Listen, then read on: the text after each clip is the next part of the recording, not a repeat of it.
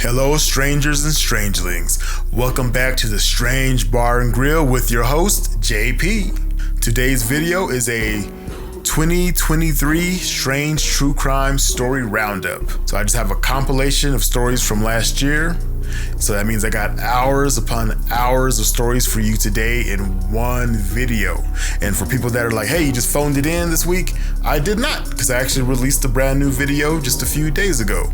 And I'm releasing this compilation. So you do got something new this week, and then you have some old stuff if you want to just kind of listen in, let it play in the background, and just hear some of my old stories again, all in one big continuous video here. Or you can just sit here and watch me for hours upon hours and look at my handsome face. No? Okay. All right. Anyway, guys, let's go.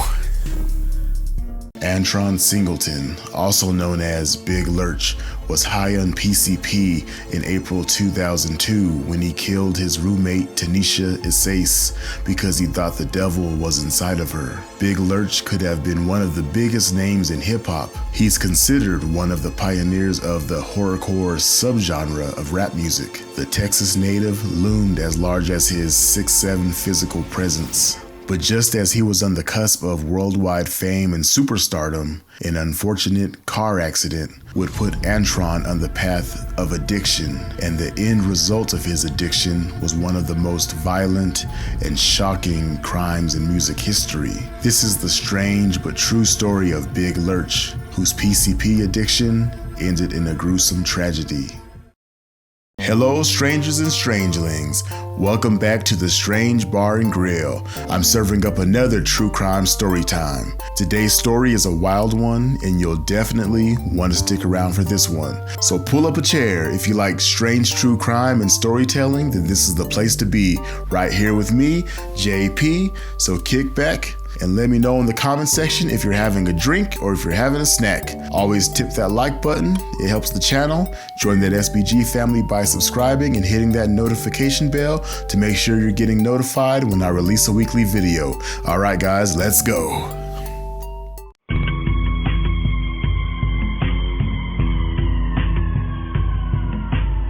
Elisa Allen looked through the window of her East Los Angeles apartment and witnessed something shocking. She saw a man running naked in the street. His face and chest and stomach were just covered in blood. As he ran, he was barking like a dog and just like looking up at the sky. She called the police, and when she hung up the phone with the police, Allen immediately ran to her friend Tanisha Issace's apartment. Tanisha had been spending time with Antron Singleton, the man that Allen had seen running in the street naked. When Allen entered Issace's apartment, she let out a blood-curdling scream upon seeing what had happened to her 21-year-old friend. Antron Singleton was born on September 15, 1976, in Fort Worth, Texas. However, he grew up in East Dallas. From the time he was a child, Singleton showed his creative abilities. By age 7, he would start writing poetry and became inspired to become the next great rap artist. And while many other artists at the time were writing lyrics about, sex, drugs, and gang violence, Big Lurch preferred to rap about things like serial killers, vampires, and even cannibalism. And by 15, he had started to perform his music to the public at any chance he could get. He started performing under the name G Spade, but would later change it to the name Big Lurch. His new stage name was inspired by the 1960s television comedy, The Addams Family. The Addams Family, for those who don't know, depicted a ghoulish family, where the character of Lurch was the family's butler. And just like Lurch, Singleton was a very large man, measuring 6 feet and 7 inches tall. Singleton moved to California as he felt it held greater promise for making it in the music business. Through the years, Singleton achieved some musical success by performing on his own and as a member of a group. His first release was with this rap collective, the Cosmic Slop Shop, which also featured fellow rap pioneer Ricardo Rick Rock Thomas.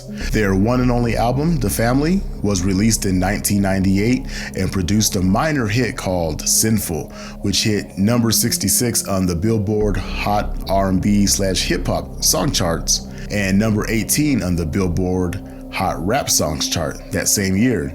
Though Cosmic Slop Shop didn't last long, Big Lurch was still interested in pursuing a rap career. So he settled in Los Angeles and began working with a variety of artists like Mac Dre, Tone Capone, and E40, a lot of Bay Area rappers. Singleton kept trying, but he was just getting discouraged.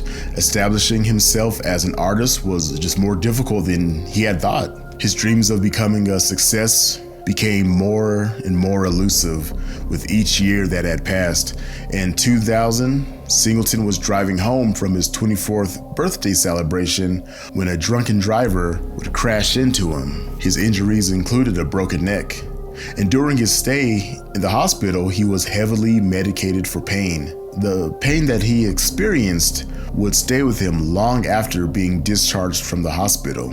It would also play a role in a gruesome murder. Thomas Moore and his 21-year-old girlfriend, Tanisha Isais, lived in southeast Los Angeles. Their apartment on 108th Street and Figueroa were in a distressed area of the city. It was located next to the Harbor Freeway, 2 liquor stores, and a cheap motel. On April 19th, 2002, Moore and Singleton got together to smoke PCP. Singleton used PCP because it relieved him of this lingering pain that he felt. Singleton knew Moore from the music business and was visiting the area to record an album. Isaias was not at the apartment at the time, as she and her 2 children were actually visiting a friend. On April 20th, in the afternoon, Singleton experienced a very powerful pain. The pain-killing comfort from the night before was rapidly fading. Looking around his shabby apartment, he realized he was out of drugs. A horrific feeling just rushed over him. It was a feeling that surfaced from the darkest part of him, a darkness that could no longer be contained. The darkness was now screaming at him, and he couldn't silence it anymore. Every pain and disappointment he'd ever had was now presenting itself to him in full force. Singleton drove back to Moore's apartment to get more PCP from him. Tanisha was alone in the apartment, and her 2 children were in school, and Moore was also out. When Tanisha heard a knock at the door, she slowly opened it, just enough to see who it was, and there was Singleton with this crazed look in his eyes. She immediately felt a chill rush through her, as she knew this man was not right.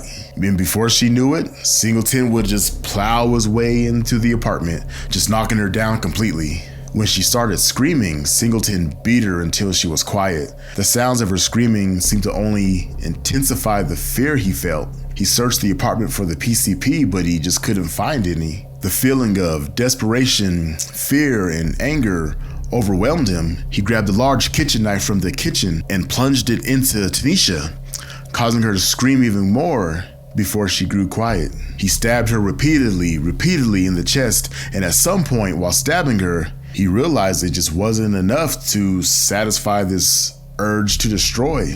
Using the knife, he sliced open up her chest cavity, and he would reach inside her chest cavity and would grab her lung and just rip it from the chest cavity, and he would begin to feast on it. And when he finished his morbid feast, he would strip off all of his clothes and go running out of the apartment. And Tanisha Isais' friend and neighbor, Elisa Allen, saw Singleton running down the street and would call the police. And of course, the police arrived and arrested Singleton, who was growling at them and barking at them like a wild animal. Allen quickly rushed to Tanisha's apartment to make sure she was all right. And it was then she was confronted with the most horrific sight that would haunt her for the rest of her life. And when the coroner examined Tanisha's body, he found that she had multiple stab wounds, her neck and jaw were broken, and she also had a fractured eye socket. Her chest had been just ripped open completely, and she was missing her right lung. A 3-inch knife blade had broken off near her left shoulder, and when Singleton, aka Big Lurch, was examined, blood and pieces of human flesh were found inside his stomach. The blood and the flesh was a match for his victim, Tanisha. This dude is sick. Singleton's trial was arraigned on June 13th in Compton Superior Court.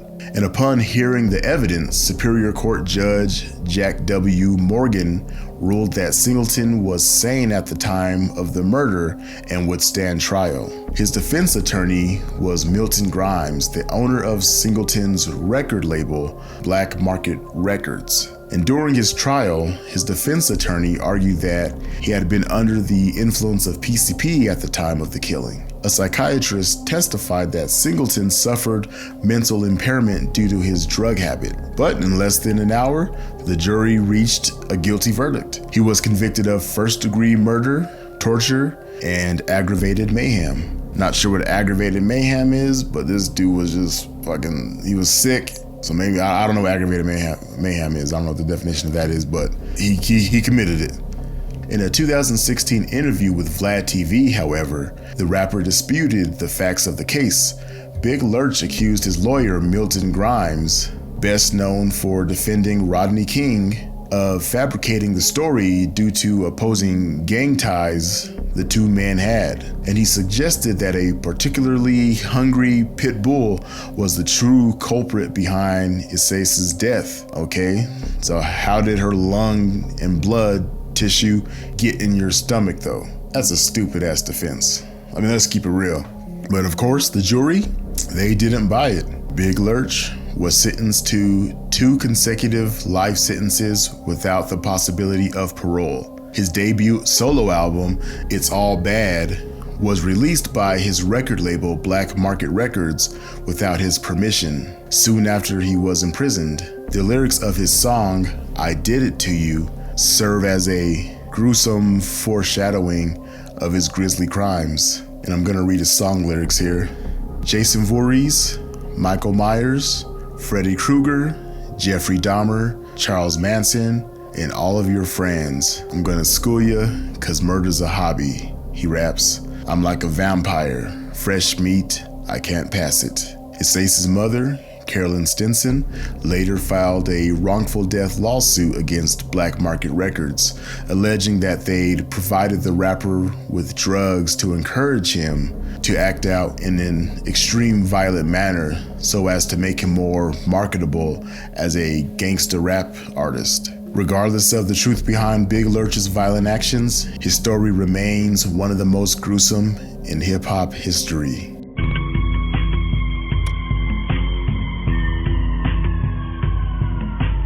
Alright guys, it's going to be it for today. If you guys liked that story, then I suggest you go check out some more of my videos. I have some more obscure cases that you might not have heard of, some higher profile cases, interesting stories nonetheless.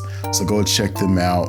Join that SBG family by subscribing and hitting that notification bell when I release weekly. Alright guys, I won't hold you. Be safe, be good. 43-year-old Carlos from São de José, Rio Preto, Brazil, laid down for bed with his wife Maria. He knew something just wasn't right. There was an awkwardness, an elephant in the room. For starters, his wife was inviting him to sleep with her. Normally, not strange at all, but their marriage was falling apart and had been for some months now. They even recently talked about divorce, but ultimately didn't go through with it. Maria would continue to beg Carlos to sleep with her. Eventually he would give in, and just seconds later, Carlos would notice Maria didn't look so well. He also noticed a strange stench coming from her body. It was gonna be a long night, and Carlos would soon find out how his wife Maria truly felt about him. Hello strangers and strangelings, welcome back to the Strange Bar and Grill. I'm serving up another true crime story time, so pull up a chair if you like strange true crime and storytelling, then this is the place to be, here with me, JP. So kick back and grab a drink or a snack, and always tip that like button because it helps with the channel. Join that SBG family by subscribing and hitting that notification bell just to make sure you're getting notified when I release a weekly video. Let's go!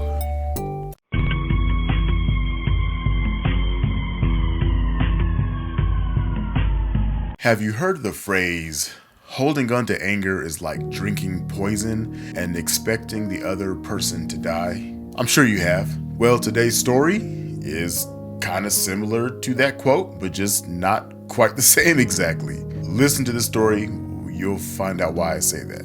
It was a little after 10 p.m. in the city of Sal de Jose Rio Preto, and Maria and Carlos were getting ready for bed. And yes, I'm pretty sure I screwed the name of that city all the way up. Maria had invited her husband Carlos to sleep with her. There was some tension there, so things felt a bit awkward. Took some convincing, but Carlos obliged and would attempt to sleep with his wife. But shortly after Carlos agreed to sleep with his wife, he noticed a strange odor emanating from Maria. He noticed Maria's body temperature was just super hot to the touch, and not like, yeah, it's freak nasty time hot, but more like, page the doctor, you're on fire, emergency. She was also just sweaty and just looked visibly ill.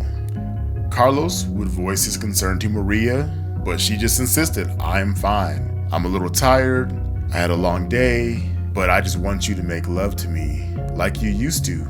Please, please, she begged Carlos. But Carlos, trying to dodge a charge here, said, no, you look absolutely terrible. There's a strange stench coming off of you. You need to go to the hospital and see a doctor immediately. Just stop arguing with me. And this back and forth went on for a few minutes until finally Maria, exhausted, clearly sick, gave in and would allow her husband Carlos to take her to the hospital. So, in the middle of the night, they gathered their things up and Carlos helped Maria into their car, and they immediately rushed towards the hospital. And Maria was just getting worse and worse as each minute passed. And Carlos would hold Maria's hand to signal to her that, everything's gonna be fine. We'll get to the hospital, they'll check you out, and I'm sure everything will be fine. Finally, after what seemed like an eternity, they reached the hospital. Carlos would walk Maria into the hospital and quickly fill in the staff as to, what's happening. And eventually the hospital staff were able to get her back into an examination room. The doctors and nurses would run multiple tests on her, but they just couldn't figure out what was making Maria sick. So they ended up sending some of the tests off for further evaluation. And then they would ask Maria, is there anything we should know about? Did you eat anything? Have you been exposed to anything toxic? Do you have any allergies, perhaps?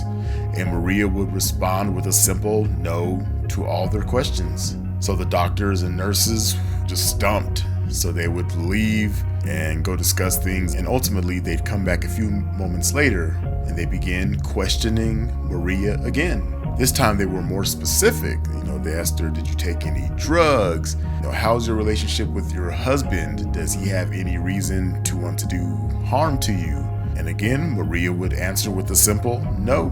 The hospital staff would leave once more and come back a few moments later, and it was at this time the hospital staff confronted Maria with their test findings. Finally, Maria broke down and confessed to the doctors and nurses as to what has been happening. So let's go back a little bit and let's try to fill in some of those blanks from earlier that night.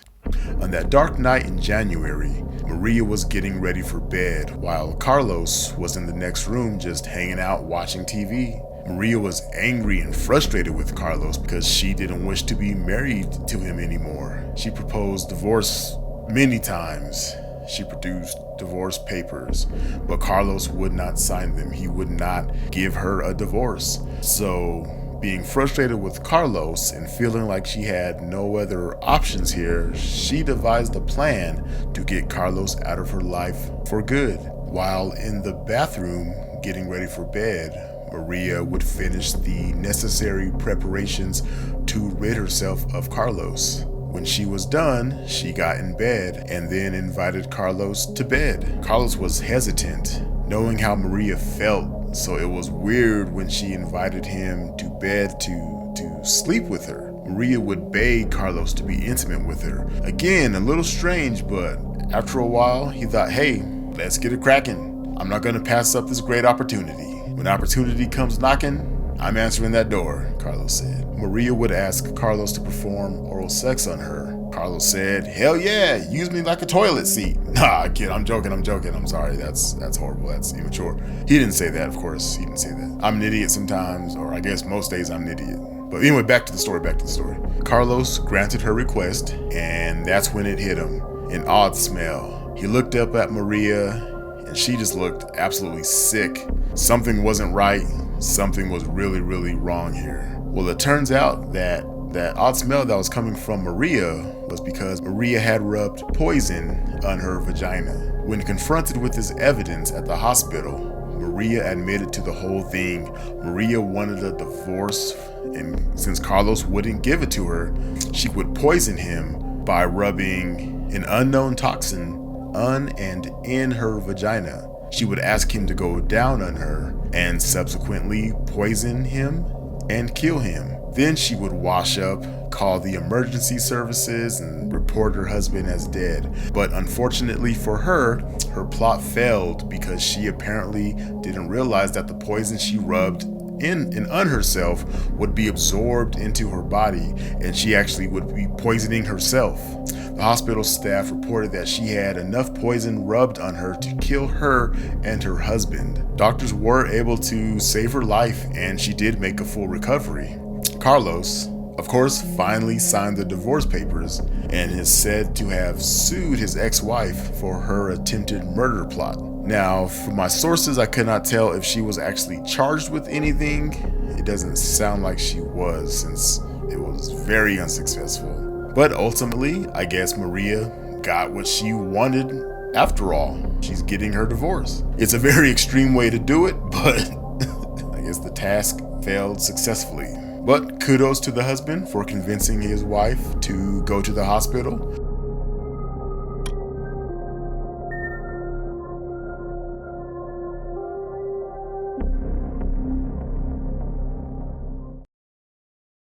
Could you imagine stumbling in on that crime scene?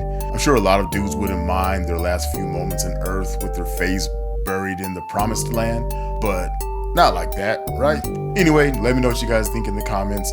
I know this was a short one. This is Halloween week. I actually wasn't gonna record a video today, but I heard the story and I figured I'd share it with you guys. It's shorter, I can get it out to you guys quicker. So anyway, let me know what you guys think about this one. And if you're new to my channel, make sure you guys subscribe, leave a like and a comment, and let me know you're here. Let me know how you guys are doing. Anyway, be safe, be good. 19-year-old Jarcha de Groot would walk outside and make his way down the street yelling, "I killed him. I gave my father what he wanted all over his body." This was just hours after murdering his father, desecrating his father's body, and pretending like everything was fine. He got tired of waiting. He got tired of not receiving the attention he so desperately needed. He needed a response to his crime. Today, we'll be talking about the horrible crimes of Jarcha de Groot, an 18-year-old who was a known jerk turned known killer. Now, this story takes place in Evergem, Belgium. It was difficult to research because all of the articles I could find in this case were in Dutch. So Google Translate was my best friend for this article. So hopefully I don't miss anything here. Hello strangers and strangelings. Today I have another strange true crime story. This one is a viewer submission. And again, this story is about a young man in Belgium who has very bad behavior, and that bad behavior brought pain and terror to a community and would also rip his family apart. But before we get to today's story, if you like strange true crime and storytelling, then this is the place to be. Here with me, JP. So kick back, grab a drink and a snack, and make sure to tip that like button. Join that SBG family by subscribing and hitting that notification bell just to make sure you're getting notified when I release a weekly video. All right, guys, let's go.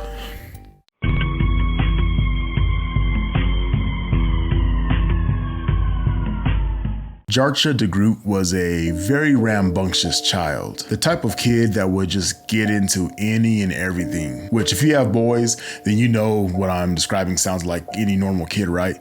But Jarcha, he was something completely different. There was just something off about him. Jarcha began to show signs of violence very early on in his life. He would always seem to be like in the middle of conflict, like with his schoolmates. He just seemed to take pleasure in hurting the other children, and he would just kind of like seemingly just pick fights almost at random. At the age of 7, Jarcha set out to hurt someone, and unfortunately that someone was another young boy around the same age as Jarcha. Jarcha was bigger than this boy, and he would bully him and abuse him. Like he would kind of like take his arm and kind of twist it behind his back, and then he would just kind of keep twisting and keep just kind of going at him, and so much that he applied so much pressure that he actually broke the arm of this little boy. And this boy would let out a blood-curdling scream, and much to Jarcha's pleasure, like he seemed to really enjoy this.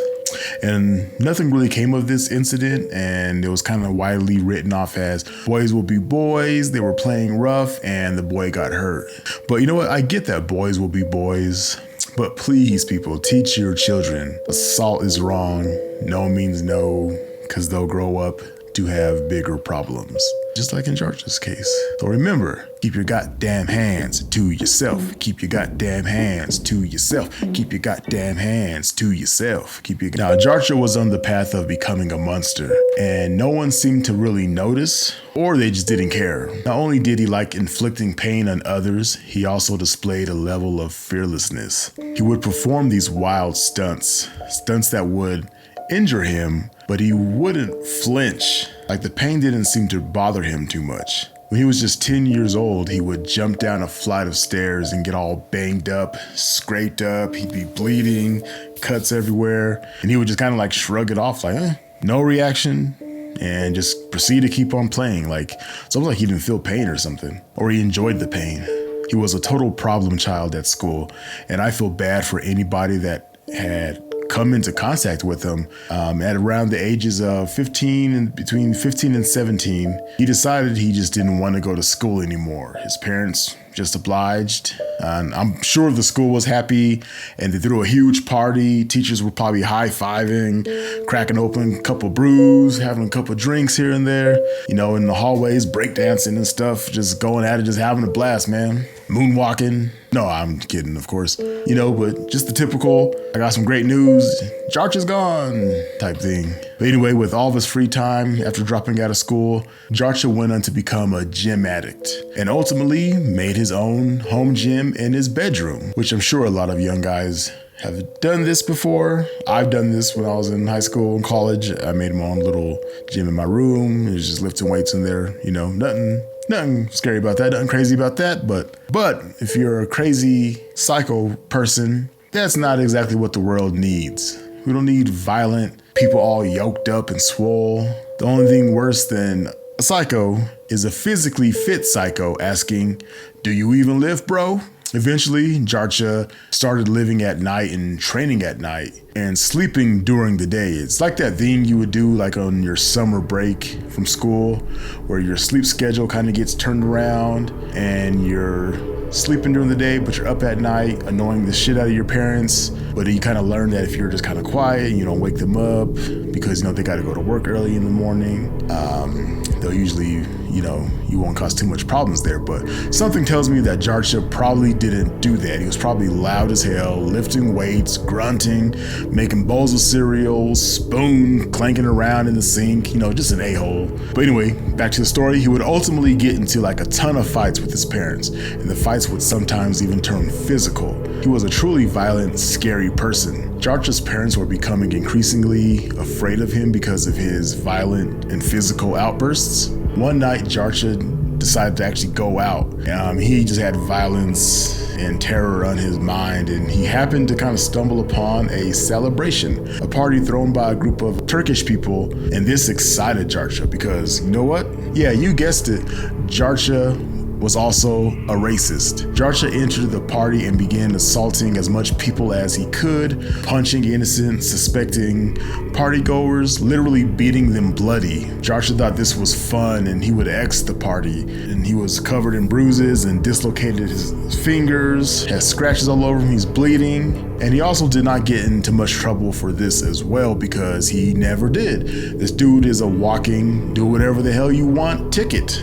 His father, Jose, took Jarcha to the hospital. The doctor informed Jarcha that he would need surgery on his hands, and just as the doctors would want to put his hand under a regional anesthesia, he screamed at the doctors, no anesthesia. I'm no punk. He demanded that they did not use anesthesia on his hand. The doctor just said, whatever, pal, you're a goofball, you're weird. Sure, I won't use anesthesia.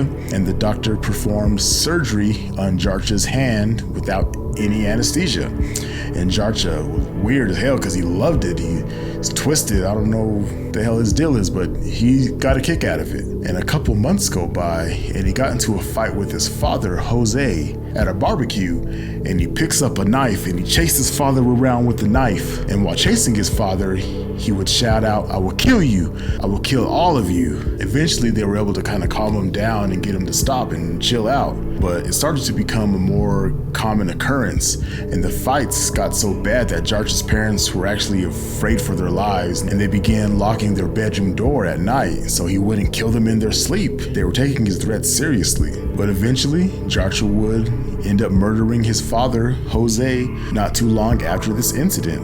His parents just knew it would happen, and that feeling would just increase and just grow stronger and stronger. And actually, on the night of the murder, Jose, Jarch's father, kind of had a premonition. He just knew it was going to be his final night. And according to one of Jose's co-workers, Lynn Van Dam, one night after their work was complete, Lynn and several other co-workers were sitting around, just having a couple drinks, having a couple beers, just to kind of celebrate just a successful work week. They had a long work week and they just wanted to blow off some steam. And Lynn, he would invite Jose to, stick around, come drink with us. They had a very close relationship because Jose was the type of boss, that got his hands dirty and, he worked with his crew. So they really respected him and they really just liked him. Jose said, "No, unfortunately, I'll have to decline your invite to hang out and have drinks. I gotta go home." Lynn kind of picked up on something was bothering Jose.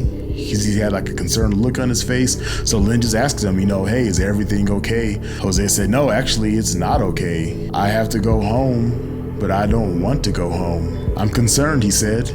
Lynn asked him, "Why? Why are you concerned?" And Jose said, "I'm just afraid to go home because I think my son will do something to me. I'm scared to go home. So I'm scared for my life." Lynn and the group of guys at work just kind of reassured him and said, "You know what? It'll probably be fine. Just go home. Sit down with your son, sit down with your wife, and just talk it out, discuss it. I'm sure everything's going to be fine. You got nothing to worry about." Jose said, "You know what? You're probably right." But deep down, he just knew it wasn't going to be easy. But Jose says, "You know what? I'm going to go home anyway. I'll take your advice, Lynn, and let's go talk to this kid. Let's just sit down and have a man-to-man and just kind of work it all out." So Jose gets in his car, he drives home, pulls up in his driveway, puts his car in park, he exits his vehicle, and as Jose is walking towards his front door, he thought to himself, "You know what? Maybe we can discuss things and come to some sort of understanding, some sort of an agreement." So he puts his key into the lock, turns it, unlocks the door, he reaches for the handle, and opens the door. But as soon as the door opens, Jarcha launches at him from behind the door. Jose didn't even have time to react. Jarcha was in a frenzy and began stabbing his father. Jose would try to put his hands up in defense and block the attacks. But Jarcha was just too powerful and the slashes were just coming non-stop, just from every angle non-stop. Jose would eventually fall down to the floor, and the attacks were still coming. Even after Jose lay on the floor lifeless, Jarcha was still slashing at him with the knives and coming at him. Eventually, Jarcha came to a stop and his father was dead. Jose was stabbed close to 30 times during that attack. Out of breath, Jarcha would sit back and just kind of admire his work. And after kind of catching his breath, getting his second wind, Jarcha would then peel out his father's eyes. And then he decided to wash his father's dead body, and then he put fresh clothes on his father, and he would sit his body down onto the sofa, and he would sit with his father and just wait. Jarcha was actually waiting for his mother to come home to give her the same treatment, but luckily she didn't come home. Maybe she had a premonition that something bad was going to happen if she walked through that door, but either way, she was lucky she didn't come home. And while waiting for his mother to come home, Jarcha grew very impatient, and all the lack of excitement finally just kind of got the better of him, and he got bored and called the police and said, "He killed his father, come and arrest me." And while waiting for the police to arrive, Jarcha just went outside and walked down the sidewalk and started shouting, "I killed my father! I killed my father! I gave him what he needed! I stabbed him everywhere. Multiple stabs. The police eventually came and arrested Jarcha. He was arrested for murder. Then later on, it was determined he was mentally ill. It was determined that he had a severe form of autism and was unable to control his actions. So he will spend the remainder of his life in an insane asylum. Alright guys, that's gonna be it for today. If you guys like hearing strange true crime stories, then I urge you to watch some more of my content and consider subscribing if you're new to my channel. It will help my channel out a lot. And again, I try to release 1 to 2 times weekly, so make sure you guys stick around. As always, be safe, be good. Do you believe in ghosts?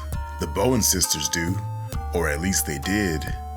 When they initially heard knocks, scratches, and whispers in their house, they thought maybe their mother was communicating with them from beyond the grave, but the truth was far more sinister. Hello strangers and strangelings, welcome back to the Strange Bar and Grill. I'm serving up another true crime story time, so pull up a chair if you like strange true crime and storytelling, because this is the place to be, right here with me, JP. So kick back and grab a drink or a snack, and always tip that like button because it helps with the channel. Join that SBG family by subscribing and hitting that notification bell to make sure you're getting notified when I release a weekly video. Alright, let's go.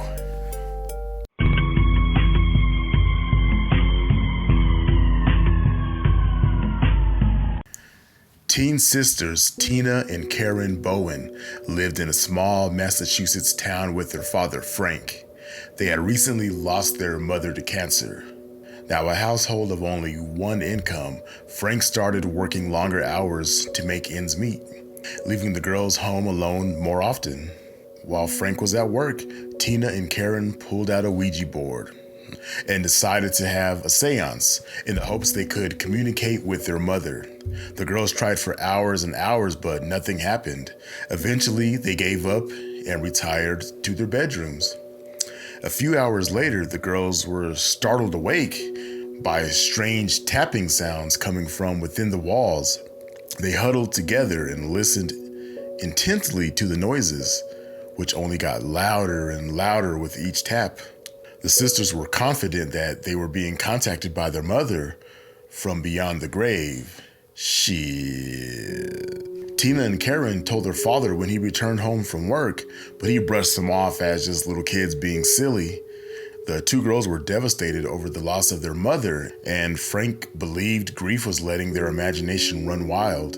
He told his daughters he would take them, to counseling if it continued. Night after night, the girls woke up to these eerie tapping sounds. They yelled for their father, but by the time Frank got there, it would just be dead quiet. And over the next few weeks, the family would often return home to find furniture moved around, food missing from the fridge, and just random items out of place. And at this point, Frank was just mentally exhausted. And Frank told Tina and Karen to put an end to whatever pranks they were up to, but the girls just insisted they had nothing to do with it, at all. And at this point, the sisters were convinced that their house was plagued by an evil spirit or a ghost. And from there, things just took a very, very terrifying turn. One cold winter evening in December of 1986, the girls heard tapping sounds coming from the basement. They grabbed a kitchen knife and rushed downstairs, only to find a disturbing message scrawled on a wall in what appeared to be blood. It read, "Come find me. I'm in your closet." Shit. Terrified, Tina and Karen ran out of the house screaming. They frantically knocked on the front door of their neighbor's home, and he allowed them to wait inside until their father returned from work. And when Frank came home and saw the writing on the wall, he told the girls that this is enough. I've had enough of this. And he immediately enrolled them in therapy the very next day. A few days went by and everything seemed like it had returned to normal somewhat. The tapping sounds had ceased and everything stayed in its place. Nothing was being moved around and shuffled anymore. That was until December 8th, 1986. That evening, the sisters heard tapping sounds coming from Tina's bedroom. They went inside, and written on the wall was, "I'm back. Find me if you can." Once again, they ran to their neighbor. And when Frank returned home from work, he decided to search the house from top to bottom to prove to his daughters that this wasn't the work of a spooky ghost. However, when Frank opened the front door, he discovered that his home had been ransacked and vandalized. Furniture was upside down and everything was just scattered all about. Glued on the ceiling, there were these hundreds of pennies, and there was a message on the wall in red that said, "Marry me." Frank slowly made his way up to Tina's bedroom, where he made a bone-chilling discovery. Standing in his daughter's closet was a strange boy wielding a hatchet, and he was wearing makeup, a blonde wig, and a wedding dress belonging to Frank's deceased wife. The boy would lunge at Frank and just push past him, and he ran downstairs and seemingly just vanished into thin air. Frantic, Frank ran to his neighbor's home and told him to call the police, but when officers arrived, they couldn't find anyone inside the house. Frank was just confused at this point.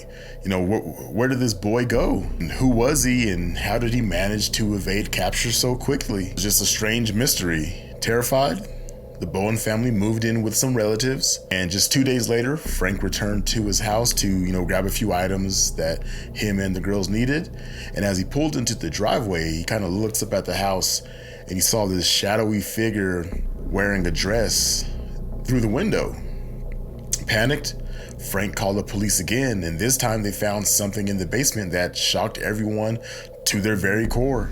Officer Bazanson said, "When I opened the door, on the right-hand wall, I saw a knife sticking out of the wall. And I see it's through a picture, a family picture. Written on it is, 'I'm still here. Come find me.' And on another wall, I saw another picture saying, 'I'm going to kill you,' with a knife through it." Now, as the police searched the house, they actually found behind the washer, there was a piece of wood that concealed a secret crawl space. It went all around the entire house, with peepholes in every room. Officers found 17-year-old Daniel LaPlante burrowed deep inside. Daniel had planned to brutally attack the Bowen sisters in their dead mother's clothing. Fortunately, Frank put an end to his twisted plot. Shit, man, can you imagine that? He's wearing their dead mother's clothing and he was going to murder them? Dirty bastard right there. As it turned out, Daniel was no stranger to Tina, actually. So one day, a few weeks earlier, Tina received a call from Daniel claiming he was a friend of a friend. He told Tina he was handsome, athletic, a popular jock who went to her school.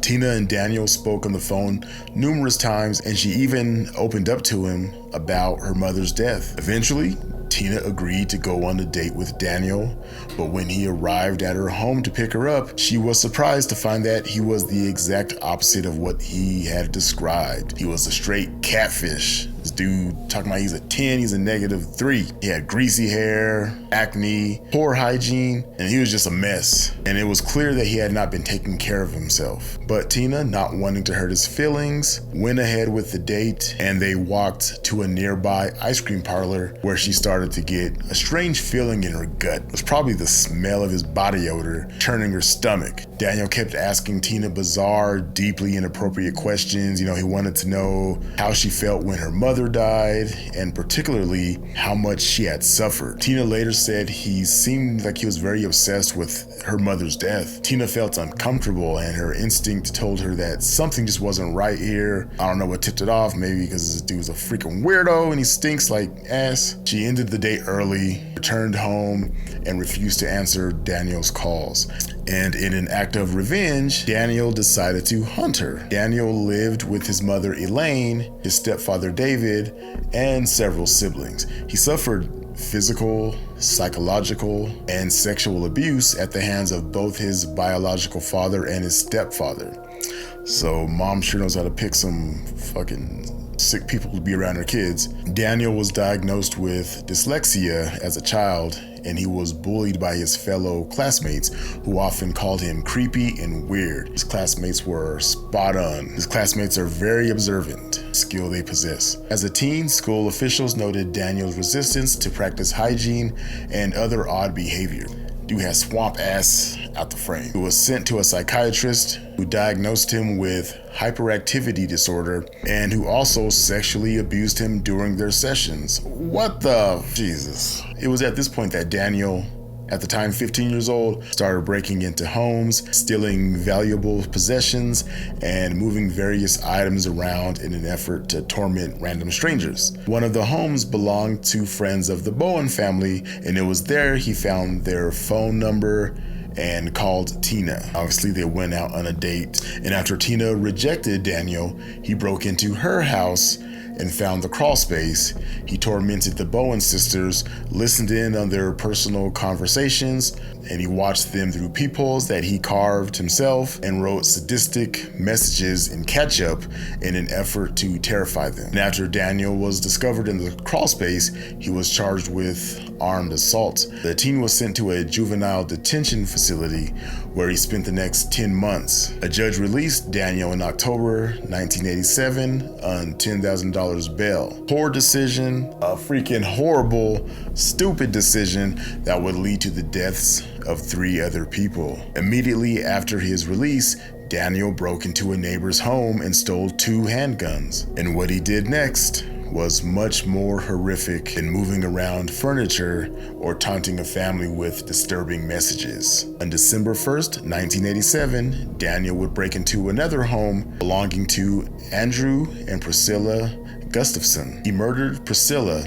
a pregnant 33-year-old nursery school teacher, and the couple's 2 children while Andrew was at work. Afterward, Daniel went to a birthday party for his 6-year-old niece, ate cake, socialized, was having drinks, laughing, having a good old merry time, just as if like nothing happened. It was just a regular day. But Andrew returned home from work. He found his beloved wife lying face down in her bed, surrounded by a pool of dried blood. She had been sexually assaulted and shot in the head twice. Their 2 children, 5-year-old William and 7-year-old Abigail, were in the bathtub, and tragically, they both had been drowned. In the blink of an eye, Andrew lost his entire family. Found inside the Gustafson home were 2 .22 caliber bullet casings, an open can of beer, ligatures made out of pantyhose, and semen stains. And aware that Daniel had just been released from a juvenile facility and that he only lived half a mile away, the authorities put him on the list of prime suspects. Daniel was standing on the front porch of his house when investigators arrived to question him.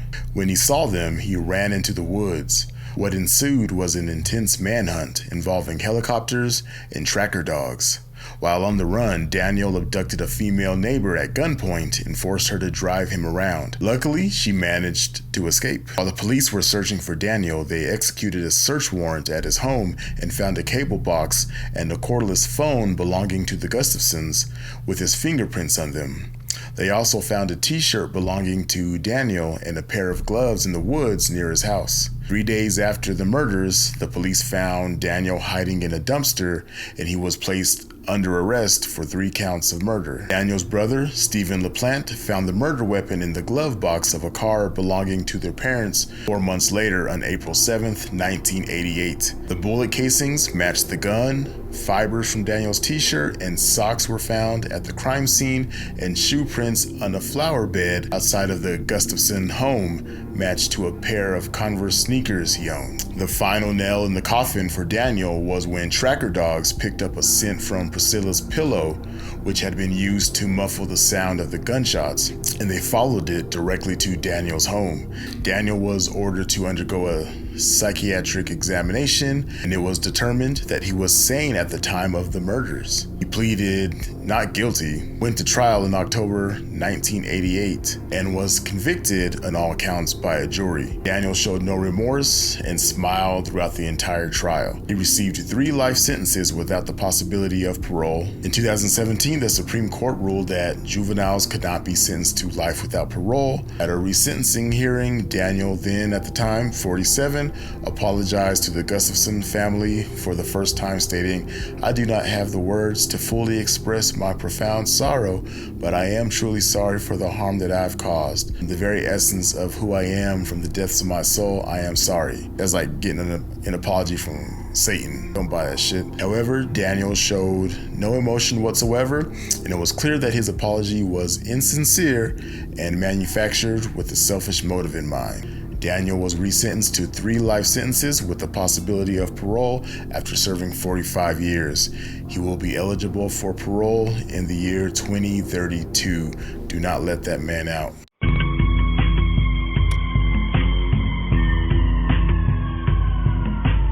Alright guys, that's going to be it for today. If you guys are new to my channel and you like today's story, please consider joining that SBG family by subscribing and hitting that notification button to make sure you guys are getting notified when I release my weekly videos. And if you're already part of the SBG family, hit that like button, share this video, leave a comment for me, let me know how I'm doing, let me know how you're doing. Anyway guys, let me know what you guys think about this case. This was a wild one, this is a scary one. Just thinking of someone living in your walls, I think they call that frogging. DHROGGING, frogging, where people live in your house and kind of sneak around. I guess you don't know it. Creepy. That's nightmare fuel right there. Be safe, be good.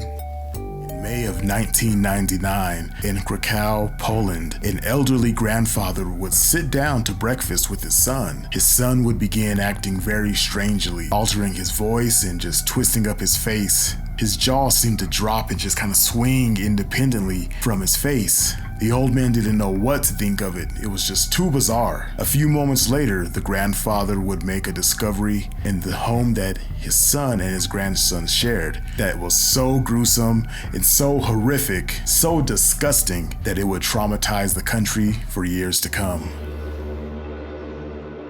Hello strangers and strangelings. Today I have a story so bizarre and twisted I almost didn't want to tell you about it. I was checking out another channel called Asinine Asylum, and he recently covered a case similar to this one actually. And the story just really drew me in, and it kind of jogged my memory of this story, which he actually mentions in that story, because we're kind of tied together somewhat. So go make sure to check out his video after you watch this one. I'll leave a link in the description for you. I won't tell you what the video is or what it's about, because then you'll know kind of what this story is about, but you'll know which one it is when you see it. But before we get into today's story, if you like strange true crime and storytelling, then this is the place to be, right here with me, JP. So kick back, grab a drink and a snack, and make sure to tip that like button. Join that SBG family by subscribing and hitting that notification bell to make sure you're notified when I release a weekly video. All right guys, let's go.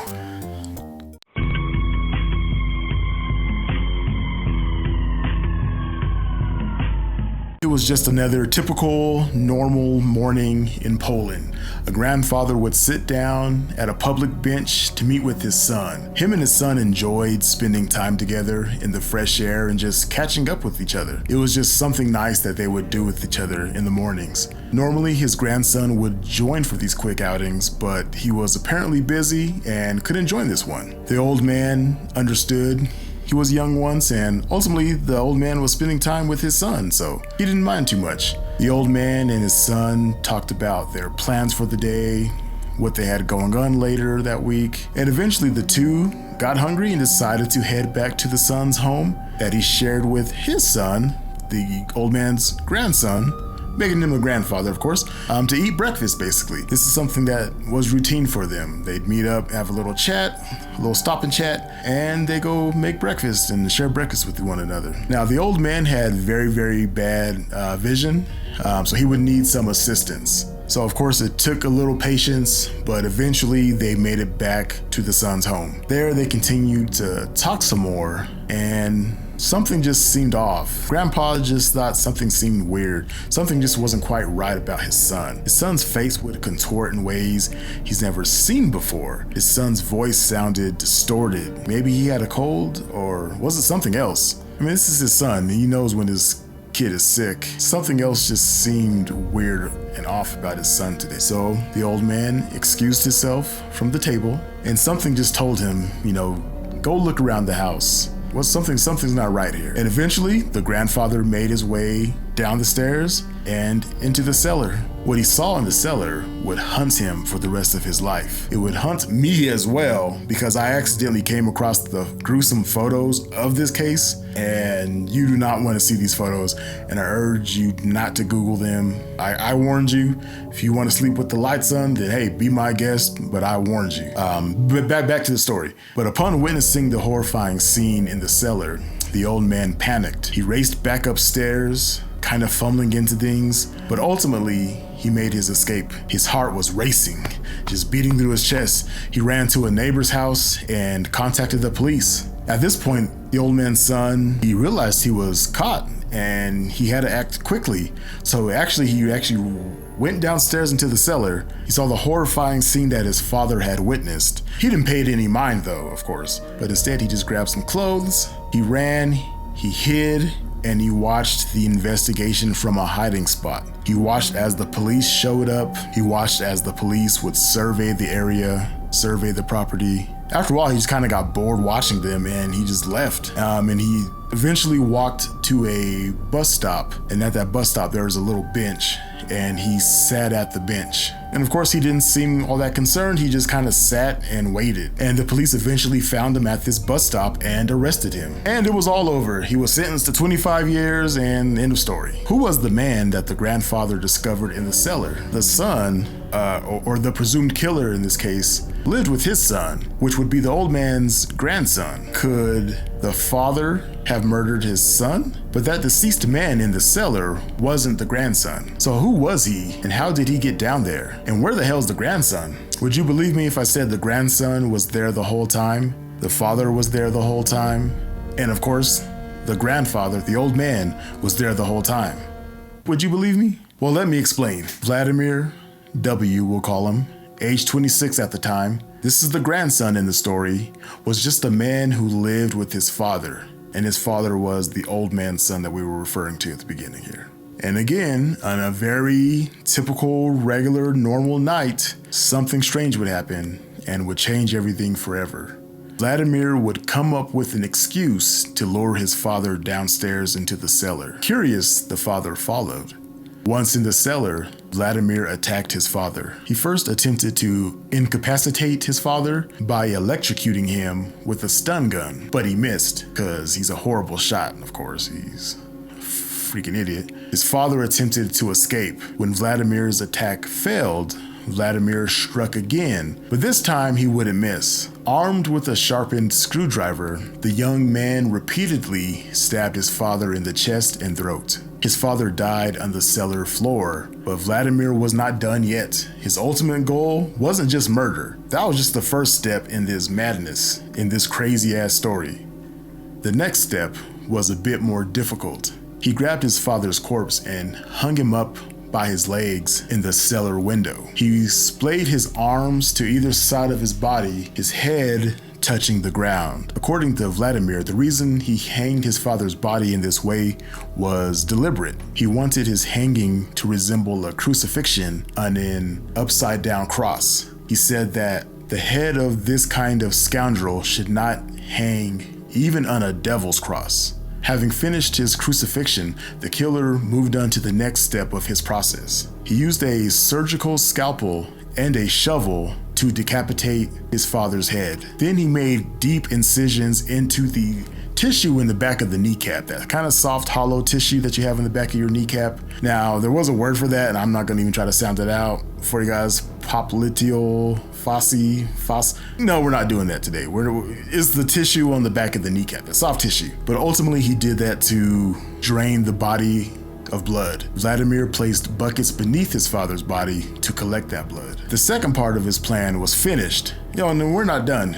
This gets more bizarre, more crazy, and more strange. This is just step 2 on his horrific plan. So let's recap here. He murdered his father, he decapitated him, so he has one more step remaining. And that final step is to create a mask. Yeah, to create a fucking mask. So he took his father's decapitated head upstairs, and Vladimir went to his bedroom, and he got down to work. He worked through the night, taking no breaks, and using what I presume would be the same scalpel that he used to actually remove his father's head. Vladimir then separated the skin from his father's skull. Once he finished, he tossed the victim's skull into the garden. And in Vladimir's mind, by tossing the skull into the garden, he was throwing away the weed and freeing the body from the presence of the head. Vladimir ultimately claimed that the head was guilty of everything, so he was doing the body a service. And we're going to get into that, his problem with his father here.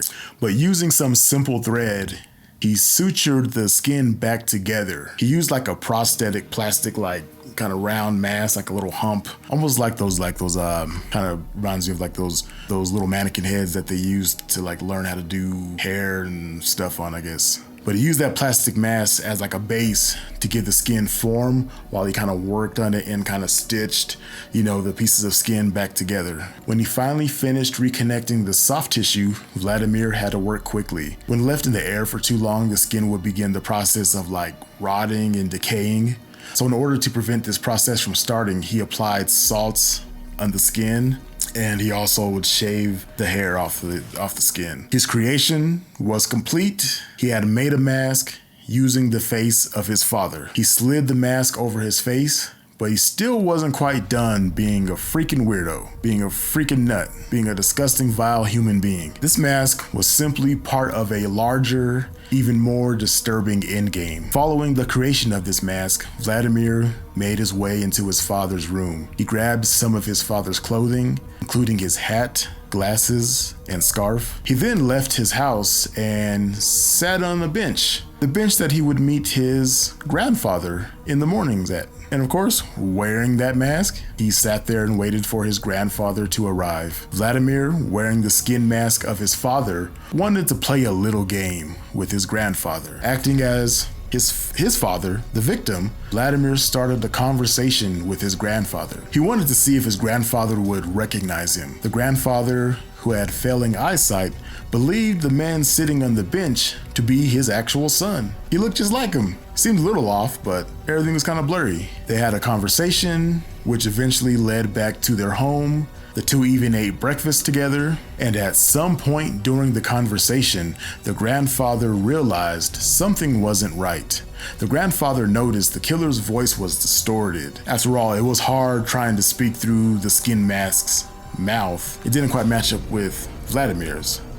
The grandfather started investigating. He would search all through the house, going room to room. All the while, Vladimir would just look at him, studying him, thinking in his mind, I wonder what Grandpa's thinking. I wonder what my grandfather's thinking as he seems like he's onto me. And the old man would continue to search, and he eventually made his way downstairs into the cellar. It was there when all hell broke loose. The grandfather found his real son, or at least his real son's body, hanging upside down near the cellar window, without a head. And of course, the grandfather would panic, fly back up the stairs, knocking into things, ultimately make it to his neighbor's house and contacting the police. And Vladimir would grab his things and flee the house. He would watch as the police conducted a investigation at his home and found his father's body. And of course, he would ultimately be caught at a bus stop, sitting on a bench with his father's face on his face, just hanging out, chilling, and waiting for the cops to come get him. Vladimir was a sick piece of trash. Ultimately, Vladimir was put on trial for his crimes. Although Vladimir didn't believe he actually committed any crime at all, like he actually admitted to the murder, but he phrased it differently. He claimed the murder shouldn't be viewed as some graphic, revolting act. That's the most graphic, revolting shit I've seen or heard and seen, because I've came across the pictures on accident. But he says it shouldn't be viewed as some graphic, revolting act. Rather, it should be seen as a work of art illustrating extreme human meanness. He then went on to say that it was an act with no holds barred. The end game had finally been revealed. To Vladimir, his father wasn't some helpless victim who had been brutally murdered. Rather, he was deserving of his punishment. Vladimir testified that the reason behind all of it, the murder, the mask, everything, was for revenge. He hated his father. Vladimir's father lived an immoral life, according to Vladimir. His father had taken him away to Poland, leaving behind his sister and mother. He was fleeing from his own actions, according to Vladimir. His father had seduced a woman 30 years younger than him, a woman that was also the daughter of one of the father's friends. When he was caught, he didn't want to face the consequences of his actions and fled to Poland. According to Vladimir, you can't believe shit this dude's saying, he's a nut. Once in Poland, his father, who was quite wealthy, refused to help his wife and his daughter. So refused to help Vladimir's mom and his sister. All of this resulted in anger so intense it drove Vladimir to take the life of his father. He wanted to see if his grandfather would recognize him if he was wearing the mask of his father. To Vladimir, this aspect was some experiment to test out a morbid curiosity. He listed his main inspiration as the killer from the movie Seven. In this movie, the killer permanently disfigured the face of a woman he considered to be prideful. But most importantly, the killer in this movie sacrificed himself, punished others. The son claimed that a man's worth can be recognized in his values rather than on his face. By scalping his father, or a man who never recognized any values, according to Vladimir, Vladimir wanted to symbolize his father's lack of face. And that was a quote by him, his lack of face.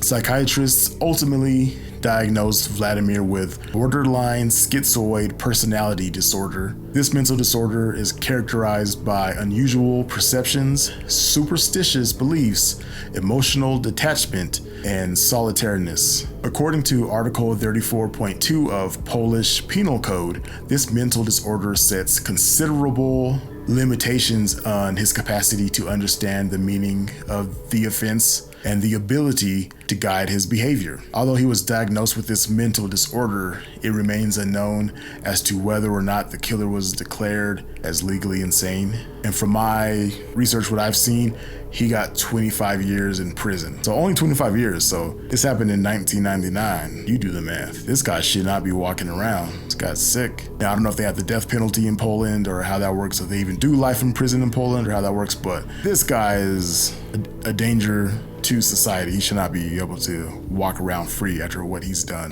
But anyway, guys, let me know what you guys think of this story in the comment section. This is a wild one, and like I said, do not Google the, and this is not like me saying don't do something because I want you to do it. I do not want you to do it. I care about your fucking mental health. Don't do it. I accidentally clicked on some stuff that I should not have clicked on. Those pictures are horrible.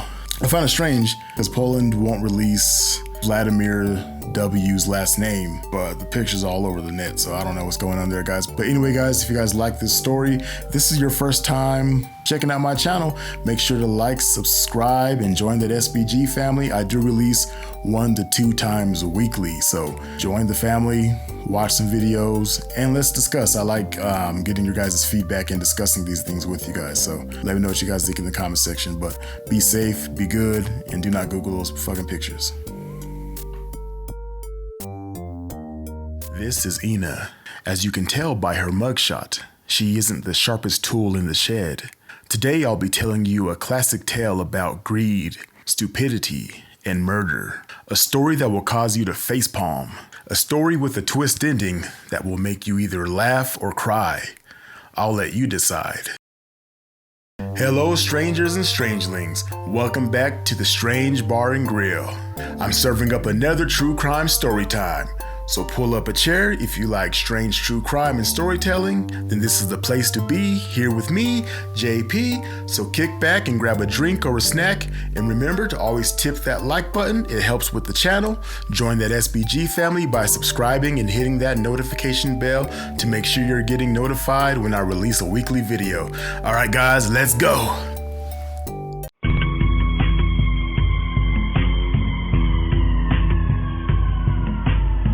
One day, Stephen Riley, aged 51, is sitting in his home in Manette, North Dakota, playing on his smartphone, when he gets this strange email. The email was from a lawyer. The lawyer let Stephen know that one of his relatives had recently passed away, a relative that Stephen wasn't familiar with. But the lawyer's email stated that this relative left Stephen some money, and not just a little bit of money, but he left Stephen $30 million. Stephen could barely believe it. Stephen didn't care if he knew this relative or not. He just knew he would be rich beyond his wildest dreams. In Stephen's mind, he was already planning what he will spend the money on. Steven's first thought is, I should invest this money, because Steven wasn't a dummy. He was a very smart guy. He thought to himself he would buy a few acres of land. I mean, they're not making new land, right? That's a good investment. And he thought, I'd build myself a house on this new land. Steven thought he would give some of this money to his sons, and make sure that they were taken care of and, they were set for life. And then maybe even buy a couple new cars, maybe a truck. But there was one more other thing that Steven would do. He would break up with his longtime girlfriend, Ina Knoyer, aged 47. He wasn't feeling her anymore and didn't want her around to spend that $30 million. Something about her just rubbed him the wrong way. And before he could put any of that plan into motion, he had to meet with the lawyer first. The lawyer would be flying into town just days later, and the lawyer would ask Steven to meet with him at the airport to sign the documents. And this would complete the transaction. And once those papers were signed, the lawyer would wire that money into Steven's account, and he would be rich beyond his wildest dreams. Steven couldn't wait. The day Steven was scheduled to meet with the lawyer at the airport, he would invite his girlfriend, Ina, and a few of his friends along with him. The group piled into their car and headed towards the airport. The group arrived at the airport and just began waiting for the lawyer. But something was wrong. Steven wasn't feeling too good. He's getting these stomach pains. His friends think maybe he's just nervous because the lawyer hasn't showed up yet. And Steven's friends assure him, the lawyer will show up and all will be fine. So they wait and wait and wait. And as they wait, Steven just keeps getting sicker and sicker and sicker.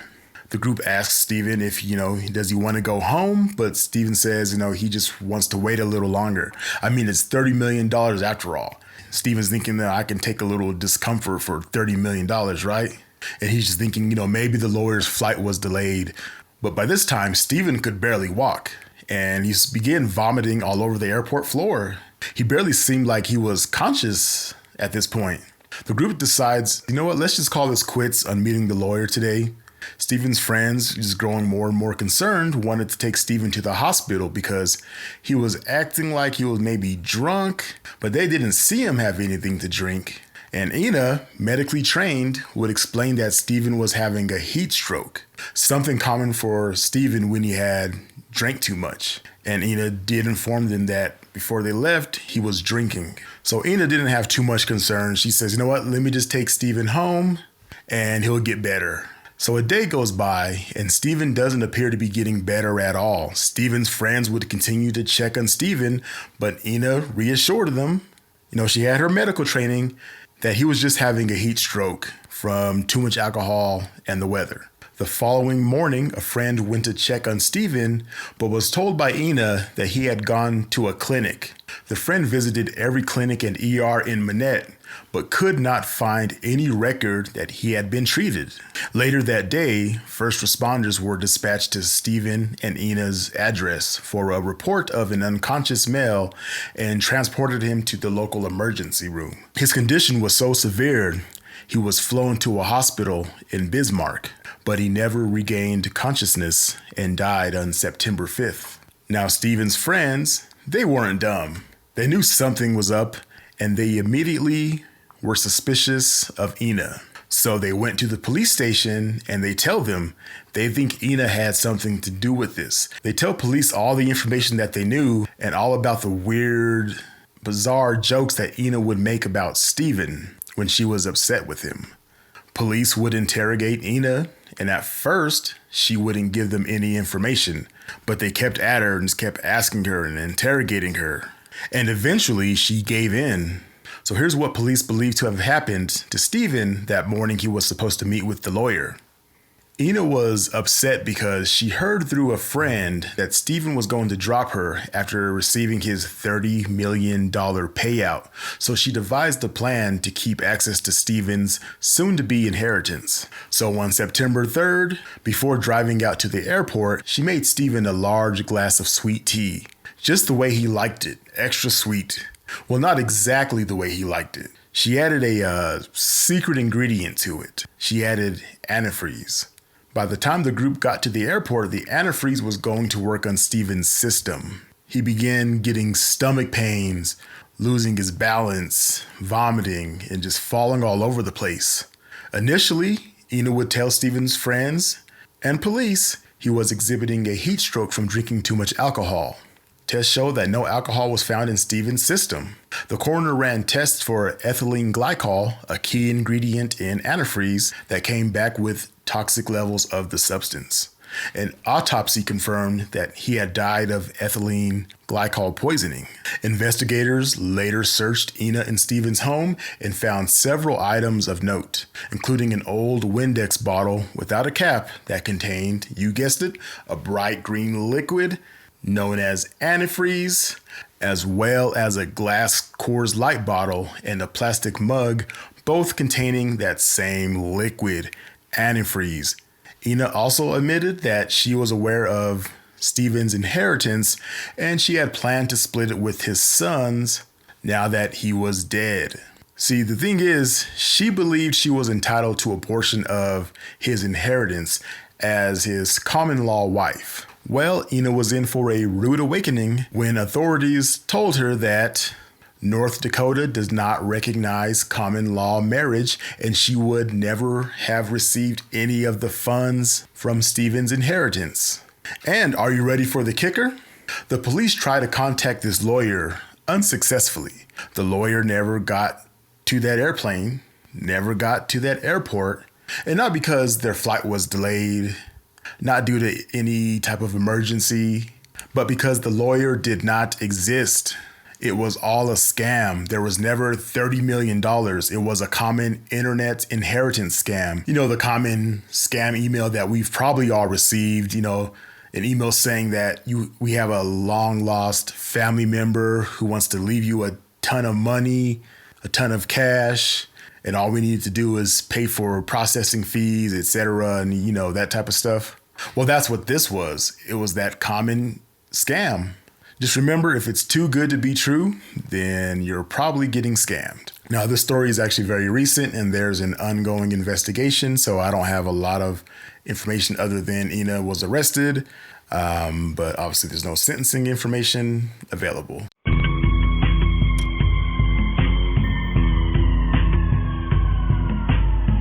But all right, guys, that's going to be it for today.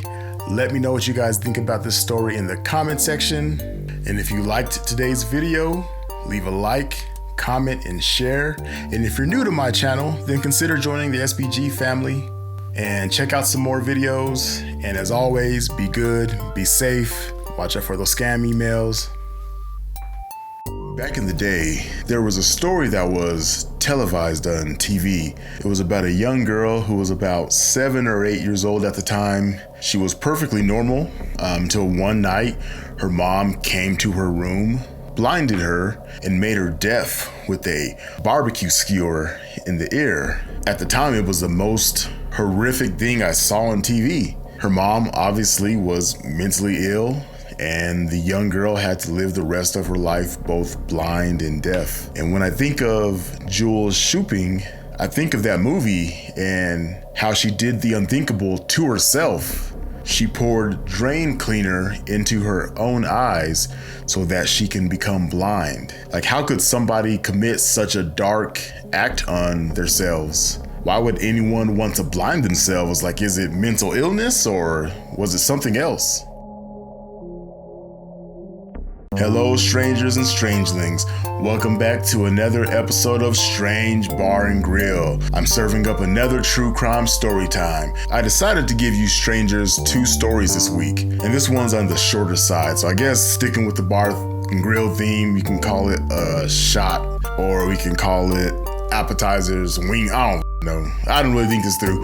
Anyway, if you guys like strange true crime and storytelling, then pull up a chair because this is the place to be, here with me, JP. So kick back and grab a drink or a snack, and remember to always tip that like button. It helps the channel. Join that SBG family and be a stranger, be a strangeling by subscribing and hitting that notification bell to make sure you're getting notified when I release a weekly video. All right, guys, let's go.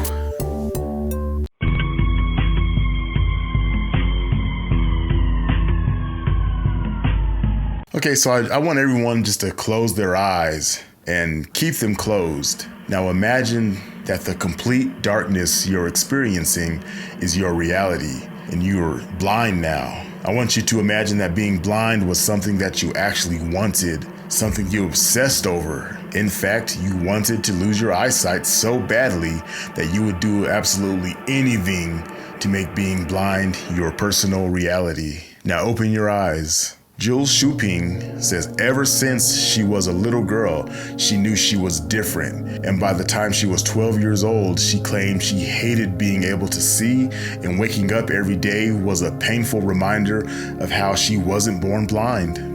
Jules Shuping suffered from something called Body Integrity Identity Disorder, or BIID for short. The term BIID describes the extremely rare phenomenon of persons who desire the amputation of one or more healthy limbs, or who desire a paralysis. I covered another story of a similar case in Queensland, Australia. I'll leave a link to that in the description if you want to listen to that story. BIID is a rare condition that is characterized by the feeling of a lack of bodily ownership over a certain healthy limb or limbs, which subsequently causes patients to report a desire to obtain an amputation in order to appear as their ideal self. Individuals with this condition often speak of having an ideal self, which refers to the physical appearance that they feel best reflects their true body schema. Commonly, patients are very specific regarding the position of the feeling of undesirability of the limb. In Jules' case, she wanted to be blind. She felt she just wasn't right unless she was blind, and she felt that way from a very, very young age. And like I mentioned before, by the time she was 12, she claimed to hate being able to see. Waking up each day served as just this painful reminder that she wasn't born blind. And determined to change her reality, Jewel resorted to extreme measures. She put liquid drain cleaner into her eyes, hoping to achieve her dream of becoming blind. As a child, she remembered loving just being in the dark, and when her mom warned her that looking directly at the sun can make someone blind, she just did it even more. She would just stare into the sun, hoping that it would actually blind her. Jewel expressed that she longed to be different, and her desire to be blind became stronger and stronger when she was around 12 or 13 years old. Jewel can't remember anything that may have triggered this desire, but the feeling gradually just built up over the years. She found herself joining internet forums where she was at ease, with people with BIID. She even did a blind simulation and obstructed her vision, like with blindfolds. And then she would pretend to be blind, and this would last for many years until she wanted more. It wasn't enough just pretending to be blind. She needed to be blind. She needed her blindness to be real. She said she met a psychologist from the online group. She began to research her disorder extensively, and she ended up moving in and living with the psychologist until she did the unthinkable. She went out and purchased drain cleaner online, and with numbing drops that she received from the psychologist, she did what she always wanted. She blinded herself. They waited hours on purpose, hoping that this would take effect on Jewel's eyes before heading into the hospital, where the doctors tried to save her eyes, even though that was something Jewel did not want. Jewel claimed it to be an accident and didn't tell anyone about the psychologist's participation. And that was until she came forward with her story publicly. Now, me personally, I think this psychologist needs a damn psychologist. Now, I want your opinion on this one, guys. Is this psychologist wrong for helping her achieve her dream? I mean, supporting her going through with this procedure seems dangerous. I mean, is there a crime here? I mean, the psychologist lacked the expertise. I mean, even a general practitioner would refer the patient to like an eye surgeon or something, or some type of specialist. Jewel, she acknowledged that, she trusted this psychologist. She didn't really fully check the psychologist's background. And Jewel later learned that he had his license revoked in multiple states. I mean, me personally, I think this psychologist was a sadist. Allegedly.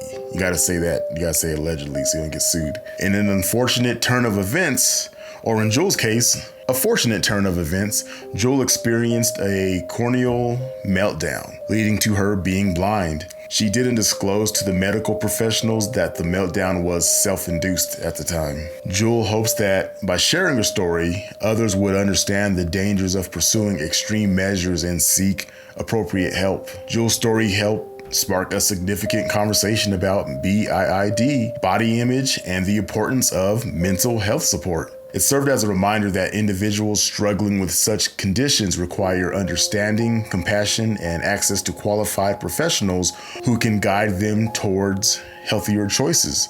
Jewel claims that she is happy. She has no regrets. She feels like she's her ideal self. She feels like this is who she's supposed to be. Her family even disowned her after they kind of found out the truth that she did this to herself. But she says, you know what? She's living in her truth. This is who she is. And she wouldn't take any of that back. And she absolutely loves being blind. But still, she does want to encourage people with the condition to seek professional help.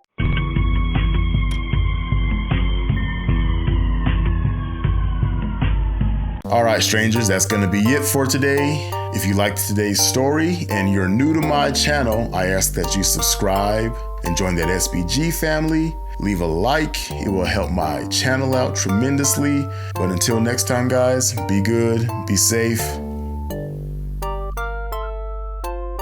On October 9th, 2020, on a bright and sunny day in Dallas, Texas, just after 7:30 a.m., Jamie Faith and his wife Jennifer were heading out with their dog Maggie for their morning walk. They had just celebrated their 15th anniversary the night before. While on this walk, a gunman in a hoodie would walk up to Jamie and shoot Jamie 7 times. The gunman would duct tape Jennifer's hands together and steal her rings, but before he could do much more damage, he was interrupted by her neighbors. Maggie, the dog, terrified, would run away as Jennifer would drop to the ground screaming. Jamie wouldn't survive his wounds and would die in a pool of his own blood in the driveway. The gunman in the hoodie would retreat and evade capture in a black pickup truck.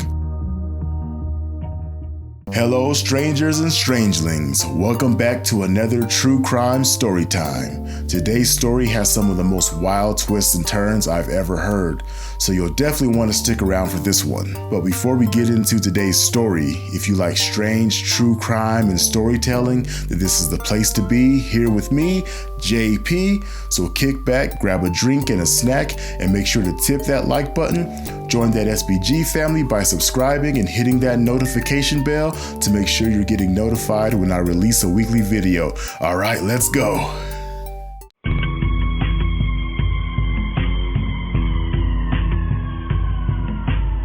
So who would want to kill Jamie and why? I know what you're thinking. The wife did it, right?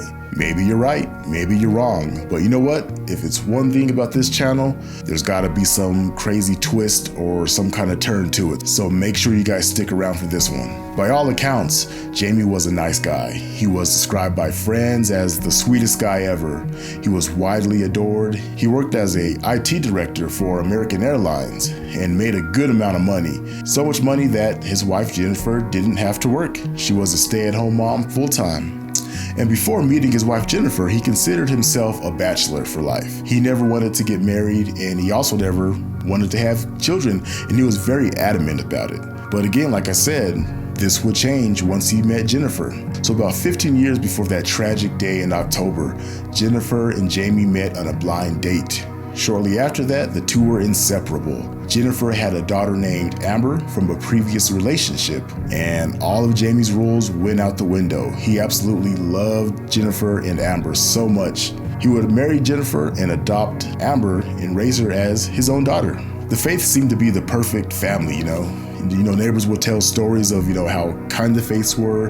They would allow the neighborhood children to use their backyard pool anytime they wanted. They would even give out the keys to their backyard just so the neighbors could come and go as they pleased. Unfortunately, this all changed on October 9th, 2020. So let's dig into this case a little bit here. So again, around 7:30 a.m. on October 9th, Jamie and Jennifer left for their routine morning walk with their dog. Jamie was shot a total of 7 times. 3 shots in the chest, 3 shots in the head, and 1 shot in the groin area. It seemed overly aggressive and personal. The gunman then turned to Jennifer as Jamie lay dead in the driveway, and he would duct tape her hands together. The gunman would also steal her rings, punch her, and then slam her to the ground. The gunman was wearing a hoodie and had a mask on, so Jennifer couldn't see his face. Surveillance footage from one of the neighbor's security cameras showed the gunman fleeing in a black truck with a T sticker in the window. A T like a Texas Rangers logo. So you have a Texas Rangers logo on a black pickup truck in the land of pickup trucks. This is going to be a tough one. It's going to be like finding a needle in a haystack. Jennifer would reach out to family and friends on social media, asking everyone to look for the black truck with the T logo. As detectives were looking for leads, Jamie's family would hold funeral services for him. Jennifer would be so distraught that she couldn't speak at the funeral. The community really rallied around Jennifer and her daughter Amber. They started a GoFundMe in their name and raised over $60,000 for Jennifer and Amber. The community really came out for them during their time of need. As time went on, Jennifer became increasingly frustrated with detectives over the lack of answers. Little did Jennifer know, the police may have already found a person of interest. As it turned out, there were more murders occurring in northern Texas. Authorities believed they had a serial killer on the loose. This serial killer was going around shooting people at random, and in one instance, the serial killer shot someone 9 times, which is kind of similar to what happened to Jamie. Jennifer believed it could be related to Jamie's case, but detectives didn't really believe this whole alleged serial killer theory. The detectives were actually chasing a lead over 650 miles away in Tennessee. Police began surveying this person's home and found a black Nissan Titan pickup truck with a T sticker in the back window. So maybe that T wasn't for Texas, it was for Tennessee, possibly. And at this time, detectives didn't tell anyone what they found. Jennifer, still frustrated with the investigation, decided to go on a campaign speaking on various news channels to find Jamie's killer. She would plead for people to be on the lookout for the black pickup truck. 8 days after Jennifer goes live on TV pleading for help finding the black pickup truck, detectives surveying that suspect in Tennessee discovered that the T sticker would suddenly disappear from the suspect's black pickup truck. They also pulled up the suspect's cell phone records. Those records placed him at the scene of the crime, actually. That suspect? Well, his name is Darren Lopez, a father of 3 daughters and a highly trained military veteran, a Green Beret actually, trained to kill. Police didn't want to go in there guns blazing to arrest this man because it could be deadly, so they devised a plan. They did not want to stand off with a Green Beret. The police decided to pull the suspect over on a traffic stop by local law enforcement. At the time of the traffic stop, one of Darren's daughters was actually driving. She was visibly shaken at the time they got pulled over, while Darren was strangely calm for some reason. And surprisingly, Darren Lopez didn't resist arrest. Police took him to an interview room where he was interviewed by Dallas, Texas detectives. You're probably asking, who the hell is Darren Lopez? And what's the connection between him and Jennifer Faith? Well, it turns out Darren Lopez was an old boyfriend and prom date from high school from over 20 years ago. So let's go back 7 months before the murder took place. During the beginning of the pandemic, Jennifer gets an email from Darren Lopez, an old high school sweetheart she hasn't seen in over 20 years. They begin catching up and sending emails back and forth. But little did they both know, this little exchange would basically be the ending of Jamie. The emails turned into text messages and quickly became super inappropriate, like some nasty, freaky, dirty talk, like a Cardi B song or something. Like they both just immediately expressed how they just wanted to sleep with each other and all the nasty stuff that they wanted to do to each other, but just like in a way that was super colorful and just stomach churning and just make you sick and ugh. It's almost like they picked up where they left off as teenagers. Just 10 days after the initial email, they would express their love to each other. Jennifer would even send a text to a friend of hers that she found the love of her life and she is having a full-blown emotional affair. Now remember that piece for later. And now it was said that they were texting and messaging each other an average about 500 times a day. So you know where this is headed. Like, you know where this is headed, but you don't know where this is headed. Unless you heard this story before, you really don't know where this is headed. A month after they began messaging, Jennifer would express to Darren the problems in her marriage. She told Darren about all the abuse that she receives from Jamie. Jennifer would say that Jamie wasn't this super nice guy, that Jamie had everybody fooled. He was mean and abusive and gave her nightmares. Darren would actually receive an email from Jamie telling Darren to stay away from his family. The email said he just doesn't want them messaging anymore because their relationship was wildly inappropriate, like super crazy inappropriate. So I understand. The emails were so nasty and dirty you could smell them. Ugh. Darren responded by email stating he was not going to stay away from Jennifer because Jamie frightens her and gives her nightmares. Darren made it clear that he would continue to be a confidant and vowed to keep Jennifer safe no matter what. But as the emails continued, things just got darker and darker. Jamie sent an email back to Darren, and in this email, Jamie said, "If you don't leave my wife alone, I will harm her. I will forcibly sleep with her, and I will lend her out to other men, forcibly sleep with her as well." Jamie would go on to describe how she would beg for the assault to stop. The emails also included pictures of bruises on Jennifer's body. Jamie even sent an email of a picture of Jennifer with a bloodied up lip. The email seemed to be taunting Darren. It was like Jamie was trying to pick a fight with him. Darren was, of course, upset and wanted to call the police, but Jennifer convinced him not to, basically out of fear and embarrassment, which is not uncommon in a domestic abuse type of situation. But Darren was insistent on getting Jennifer some sort of help. Jennifer suggested that Darren speak to her friend Rob Schmidt to see if he could help in some type of way. Darren did just that and began emailing Rob about Jennifer and Jamie's domestic abuse situation. Darren would ask Rob in an email, "Is there anything we could do to help?" He was just so worried, and Rob expressed, he'd always pop in and check in on Jennifer when needed to make sure that she was safe. And Darren expressed that, he wouldn't feel better until he could get Jennifer out of that house of horrors, or until he could put a bullet in Jamie's head. He told Rob that he keeps offering to kill Jamie, but Jennifer keeps declining. LOL. And that's what it said in the email, LOL. Surprisingly, Rob would write back and agree with Darren. He says, "I would go with your idea. LOL. A bullet in the head? Hell, I'll give you an alibi if you do it." Obviously, this was all a joke, right? Maybe, maybe not.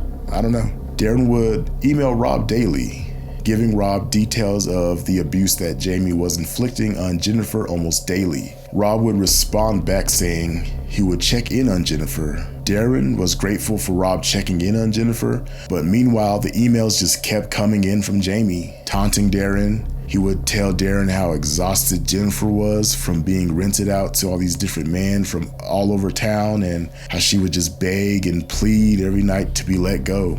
And in August of 2020, Jennifer calls Darren and tells him that things have gotten so violent and so bad that she just cannot take it anymore, and she wants Darren to kill Jamie. And it was around this time that Jennifer would turn GPS tracking on through an app on her phone that Darren had access to. He could track Jamie and Jennifer's every movement, because basically Jennifer went wherever Jamie went. So wherever Jennifer was, there was Jamie. And this was also around the same time that Darren would announce to his daughters that he would be out of town for a hunting trip. The day before Jamie's murder was the Faith's 15-year anniversary. So on one hand, you have Jennifer and Jamie, they're planning their anniversary. And on the other hand, you have Jennifer, who's planning her husband of 15 years, his murder, with her high school boyfriend, basically. And like I mentioned before, Jennifer and Darren would exchange messages about 500 plus times a day. The night before Jamie's murder, all communication goes silent. And like I mentioned before, Darren lived over 650 miles away in Tennessee. So that means in order for Darren to murder Jamie, he would need to drive approximately a little over 11 hours to get to Texas, which means he made a lot of pit stops. Filling his gas tank, buying food. I mean, the weirdo even stopped for an oil change at one point. Like, this dude does not play around when it comes to vehicle maintenance. Like, he's hitting all those important dates. And keep in mind, all of this was on camera, and he left a huge paper trail from Tennessee to Texas. Like, the police were actually able to track him from Tennessee to Texas pretty much all on camera. They can see when he stopped at gas stations, he bought snacks, he's bought drinks. When he went to the ATM, he pulled out $100 for gas. The whole shebang. They tracked it all. He also used Google Maps and entered Jennifer and Jamie's address into his GPS app. Like, I'm not making this up. This guy's a moron just for no apparent reason. He's leaving evidence everywhere. And on the day of the murder, Darren Lopez arrived at around 2 in the morning, and he's actually caught on camera in the neighbor's backyard, and he just kind of ducks down and lays there waiting all night to ambush Jamie the next morning. The next morning, Jamie and Jennifer walk down the street like they normally do with their dog Maggie. This is when Darren makes his move. Now think about this. This is the first time Jennifer and Jamie met each other in person in more than 2 decades. Since high school. And I bet Darren was disappointed. Like, I'm not trying to be rude here, but shit, she killed her husband. This chick looks like a straight up linebacker. Let's be honest here. Like, homie ruined his life over some emails and some old high school pictures. And did I mention Darren had a TBI, a traumatic brain injury? So maybe there's some judgment issues in play here. And if you look back at the videos of Jennifer crying, it's so bizarre because I can't lie, she almost had me fooled. Like, someone give this nutball the award for best nutball because she was crying like a 5-year-old dropping her ice cream in the sand. Like, she was turning on the acting juices, man. Anyway, back to the story.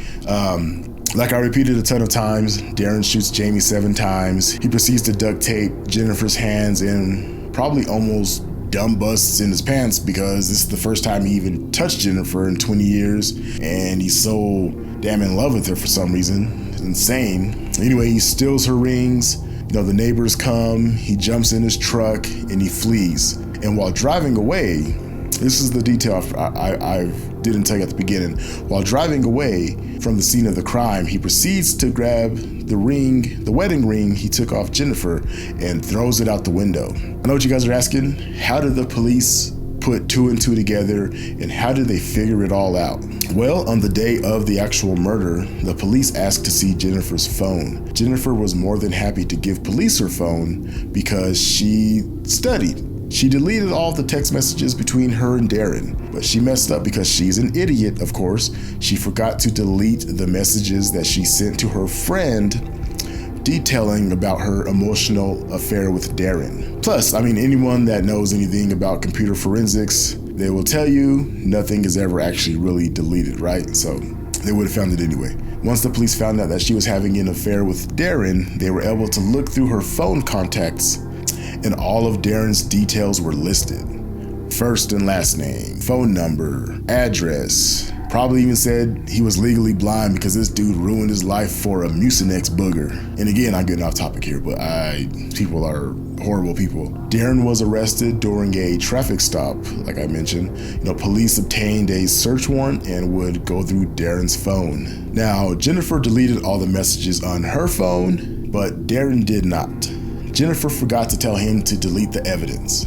Every text message and phone call was all there. Jennifer was busted and could no longer deny her role in her husband's death. Jennifer was arrested and charged with obstruction, but I think we all seen that coming, right? There's no shock here that Jennifer was involved in this, right? But that's not the plot twist. There's a little more to this. Police then discover the emails between Jamie, Darren, and Rob. It turns out the emails from Rob Schmidt were not in fact from Rob. They were from Jennifer. Rob is a real person now, but the email address that she was using was totally fake and made up. Jennifer was just pretending to be Rob in some sort of attempt to convince Darren to kill Jamie for all the horrible things that he had done to her. But except that's not actually even true either. Jamie didn't do any of those horrible things that Jennifer accused him of doing. Jamie actually was this sweet, kind-hearted man that everyone knew him to be. So yes, the emails from Jamie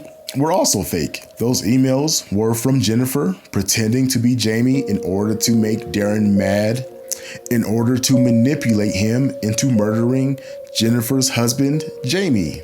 The pictures she included in Jamie's fake emails to Darren were all taken from a car accident and were stock photos. Now, Jennifer would be charged with murder for hire. All of her friends just felt betrayed because they were lied to. They just couldn't believe she would make this whole story up to kill Jamie. Like, why just not divorce him? And apparently, Jamie was more valuable dead than alive to Jennifer. And now back to Darren here. Darren did not believe the news that Jennifer made it all up. He was so busy hating Jamie that he just couldn't see Jennifer lying to him.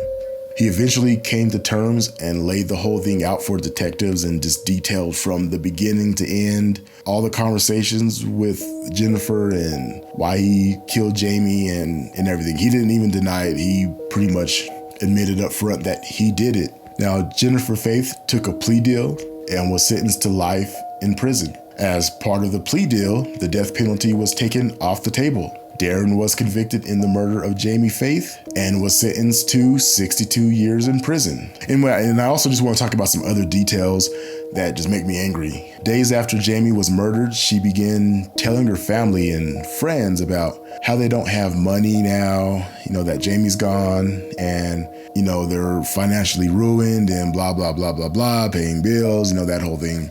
So her friends and family started a GoFundMe and raised over $60,000 for them. She also started trying to acquire Jamie's retirement funds and Jamie's over $600,000 life insurance policy. She was told by the insurance company that she couldn't access the funds because of the pending murder investigation. So, soon after that, she was withdrawing money from the GoFundMe and she is sending money to Darren. She's sending him credit cards with these high spending limits, all in her name.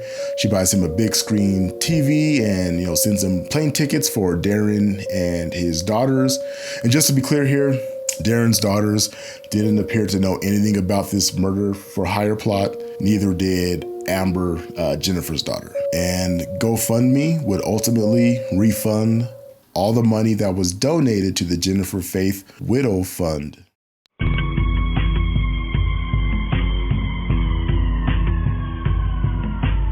Now, I personally don't think Jennifer actually loved Darren and was just using him to get rid of her husband, because why would you manipulate someone you so-called loved so much? Like, why would you set him up? Why would you put him in that situation? I mean, what do you guys think? Do you think Darren's brain injury is a mitigating factor in all of this? Do you think that brain injury allowed him to be manipulated a lot easier? Do you think him being a veteran is a mitigating factor? I mean, because there's plenty of veterans who come back and don't commit these type of crimes. But I don't know, guys. Let me know what you guys think in the comment section. But if you guys are new to my channel, make sure you guys subscribe, join that SBG family, hit that like button, and watch some more of my videos. I got a lot of interesting true crimes, story time videos out there for you. I got some stuff you guys probably never heard before. This is a higher publicized case here, so I'm sure a lot of you guys probably heard this one, but I do have some more obscure stories, so make sure you guys subscribe and go check those stories out as well. So be good, be safe. Police proceeded the grim task of exhuming Marjorie Hutchinson's casket. On that somber day in September, they delicately unearthed the casket. The air heavy with anticipation, the casket was gradually brought to the surface. Every detail was meticulously observed. Every movement was cautiously performed. They were aware that each step was as critical as the evidence it might expose. They brought the casket to the surface and they took it to a secure location. They opened the casket. As they expected, they found the remains of Marjorie Hutchinson. But that wasn't it. They found something else and had a huge problem on their hands. Hello, strangers and strangelings. Welcome back to the Strange Bar and Grill. I'm serving up another true crime story time. So pull up a chair. If you like strange true crime and storytelling, then this is the place to be. Here with me, JP. So kick back and grab a drink or a snack. Always tip that like button. It helps with the channel. Join that SBG family by subscribing and hitting that notification bell to make sure you're getting notified when I release a weekly video. All right, guys, let's go.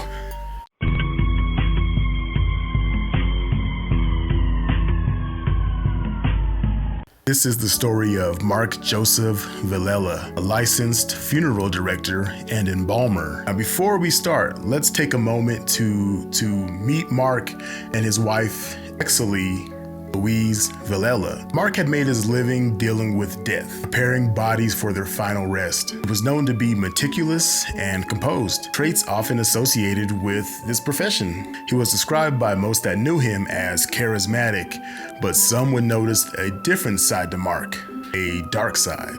His wife, Exley, on the other hand, was a beautiful and caring woman. She was a loving mother and a dedicated wife. Their relationship was like many others. It had its shares of ups and downs. There were reports suggesting that their marriage was filled with tension and that arguments between them were not uncommon. However, to most outsiders, they seemed like any other normal couple, just navigating life and the ups and downs of a marriage. So it was the summer of 1999, and normally a very quiet and relaxed vibe would be in this town of DeBary, Florida. But it would change when Exley disappeared without a trace. This vibrant, caring woman was just suddenly gone, and her absence was felt deeply within the close-knit community. Mark reported his wife's disappearance, claiming they had a heated argument at home, and she just got up and just walked off and went to her sister's house. And also, according to Mark, she had stormed out of the house on that night in August, and she didn't return home. She left behind her car, her personal belongings, and most notably, their young son. Mark said that their tiny argument had escalated, and that had led Exley to leave looking for some space to kind of clear her head, But to those who knew her, especially as this devoted mother, the idea of her leaving behind her young child for an extended period of time just seemed a little out of character.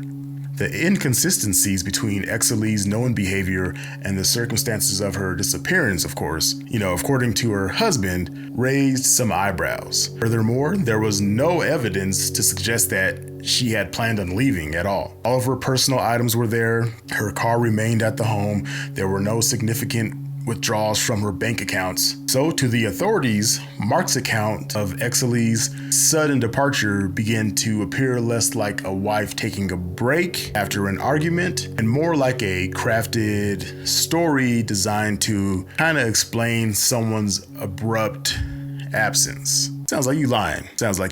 Why you always lying? Why you always lying? But with no signs of her and the inconsistencies in Mark's story, the investigation had begun to shift and the spotlight started to turn onto Mark himself. As the investigation progressed, investigators noticed inconsistencies in Mark's statements. He was unable to provide a clear and consistent timeline of events leading up to Exley's disappearance. And again, these inconsistencies, coupled with the mounting circumstantial evidence, started to paint Mark not as a worried husband, but as a suspect in his wife's disappearance. Because it's always the spouse, right? Another thing that further raised investigators' suspicions was Mark's personal life post Exley's disappearance. Surprisingly, Mark began a romantic relationship with a new woman shortly after his wife went missing. While that's not, of course, a definitive sign of guilt, scratch that. That's a sign of guilt. Mark's and we'll try to keep it YouTube safe here, an H to the Izzo. In other words, a noise that Santa makes, a noise that rhymes with ho. Mark, you're a hoe. Sorry, YouTube gods. Mark's a hoe. Anyway, back to the story. His actions were seen as unusual for a man whose wife was supposedly just missing. If your wife's just missing, why are you going out on dates? You're not concerned your wife's missing? It's because you know where she's at. back to the story. It wasn't long before police began to connect the dots at the time of her disappearance. But here's where it gets weird. Around the time that Exley went missing, Mark had arranged and overseen a funeral for an 89-year-old woman named Marjorie Hutchinson, and it was a closed casket service. A detail that would later raise some suspicions and questions by investigators. What's that thing Arsenio used to say? Things that make you go, The police theorized that Mark had exploited the situation to hide Exley's body in a shocking act of evil. Authorities believed that Mark had placed Exley's body in the same casket as, you guessed it, Marjorie Hutchinson, and then had them buried together. If this is true, this horrible act would turn the final resting place of a person who is innocent of all crimes basically into a crime scene itself, and the sacred act of burial into a means of concealing a murder. Mark, you going to hell. Can you imagine being that family and you just get this phone call and it's like, hey, we're the police. We have reason to believe that your loved one's casket is a part of a crime scene and we're going to have to do some digging. And there might be another person lying on top of them, below them, to the side of them. We're not sure, but we're going to have to dig up your mother, your grandmother, your friend, your sister. But backed with a court order, the police proceeded the grim task of exhuming Marjorie Hutchinson's casket. And of course, this process was handled with the utmost care and reverence, conducted by a team of forensic experts and seasoned investigators who understood the weight of their duty. And on that somber day in September, they delicately unearthed the casket, and the casket was brought to the surface. They observed every detail meticulously. Every movement was cautiously performed. They were aware that each step was as critical as the evidence it might expose. So they get the casket to the surface, and they take it to a secure location, and they open the casket, and as expected, they found the remains of Marjorie Hutchinson. But there was also a second body, Exley Villela. Their hypothesis, as shocking as it was, had proven to be accurate. You're probably asking yourselves, how did they know? How did they know Exley's body was in Marjorie's grave? And the answer to that is, it was the timing of Marjorie's funeral. It was a closed casket affair, and around the time of Marjorie's funeral was around the time that Exley went missing. So yes, the investigators' hypothesis was correct. Exley's body was concealed within the same casket as Marjorie, and this act left even the most seasoned investigators just absolutely stunned. So this tragedy of Exley's disappearance had just changed and morphed into this, not only a murder case, but just this story of wild desecration of this poor Marjorie Hutchinson's grave and this crazy deception. So Mark, in killing Exley, affected Exley's family, and then also affected Marjorie Hutchinson's family. But I guess if you're willing to kill someone, just popping their body in a casket with another body, this isn't really a big deal, right? I mean, Mark deals with dead people all the time. He kills his wife. He's like, hey, let's just pop her in the casket with another dead woman, and who cares? Just bury her and I get away. But you didn't get away, Mark.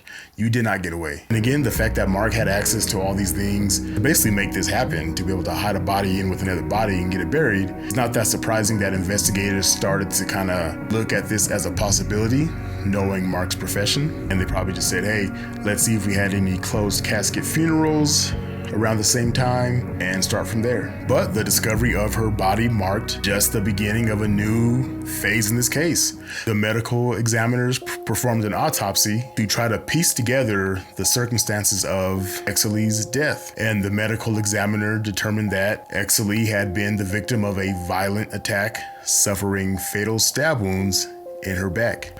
The report indicated that the stab wounds were inflicted with a significant amount of force, severing one of Exley's ribs. In fact, this finding, of course, suggests a level of anger and intent that's consistent more with a personal attack, as opposed to just some sort of, random attack. It also sadly revealed that Exley was pregnant at the time of her death. So the combination of these findings, along with, the circumstances surrounding Exley's disappearance and the subsequent discovery of her body pointed to Mark with all his inconsistent stories and his quick start to a new relationship, and of course all the actual evidence and the timing of Marjorie Hutchinson's funeral. It all just added up to be Mark. All the fingers are pointing at Mark. So, which leads to, what is his motive? Was it because his wife was pregnant?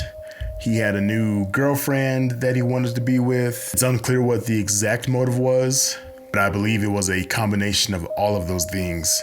But the one thing he did say to authorities was that he wanted a divorce, but he didn't want to pay for it. But you're paying for it now, you dumbass. But if you add it all up, he basically had a new relationship going. He wanted out of it. His wife was pregnant. He probably didn't want a divorce. He probably didn't want to pay child support for this baby on the way. And so he got rid of her. Mark was arrested on October 1st, 1999. He was charged with first-degree murder in what now became a very morbid tale of love, betrayal, and a disturbing misuse of trust. His trial began later in the year 2000. Mark was ultimately found guilty, and this isn't a shocker because with all the evidence, inconsistent stories, his wife's body was found in a grave with another woman. So what do you guys think? Mark murdered Exley, put her in Marjorie Hutchinson's casket.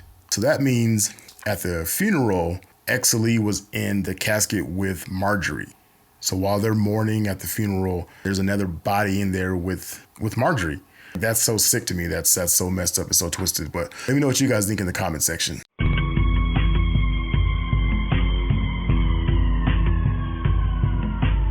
Alright guys, that's going to be it for today's story. If you're new to my channel, make sure you join the SBG family and subscribe. Leave a like and say hello in the comment section. I'll probably write you back. And if you're already subscribed, I want to say thank you and I appreciate that. Let me know what you guys think in the comment section. And as always, be safe, be good. What would you do if you and your family lived in a dark little town in Italy where most of your neighbors wanted you gone? They wanted you crushed beneath them. They wanted to know that you were suffering. You try to get along with them, but they would just keep coming for your family one by one, picking them off like some sort of game.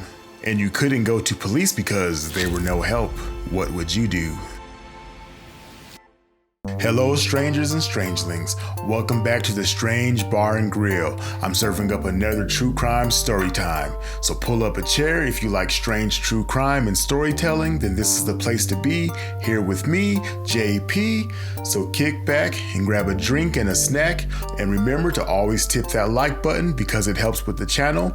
Join that SBG family by subscribing and hitting that notification bell to make sure you're getting notified when I release a weekly video. All right, let's go.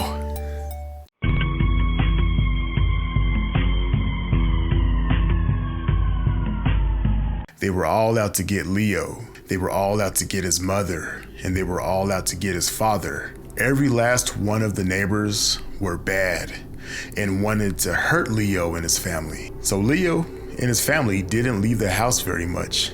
They were the outcasts in their town. On rare occasion, when they would leave to get groceries, they would be stared at. The people in town would curse them, and they were definitely plotting on them. It was bad enough that Leo's mother had gotten sick. This really made Leo worry about what him and his father would do. After all, she took care of them, but Leo's mom reassured them and said that she was fine and didn't need any medical attention. She believed that the neighbors had something to do with this. She believed that the neighbors made her ill. Somehow they poisoned her. Leo believed it, and his father did too. It was probably the house just down the street. The whole neighborhood didn't like them, but they were the worst.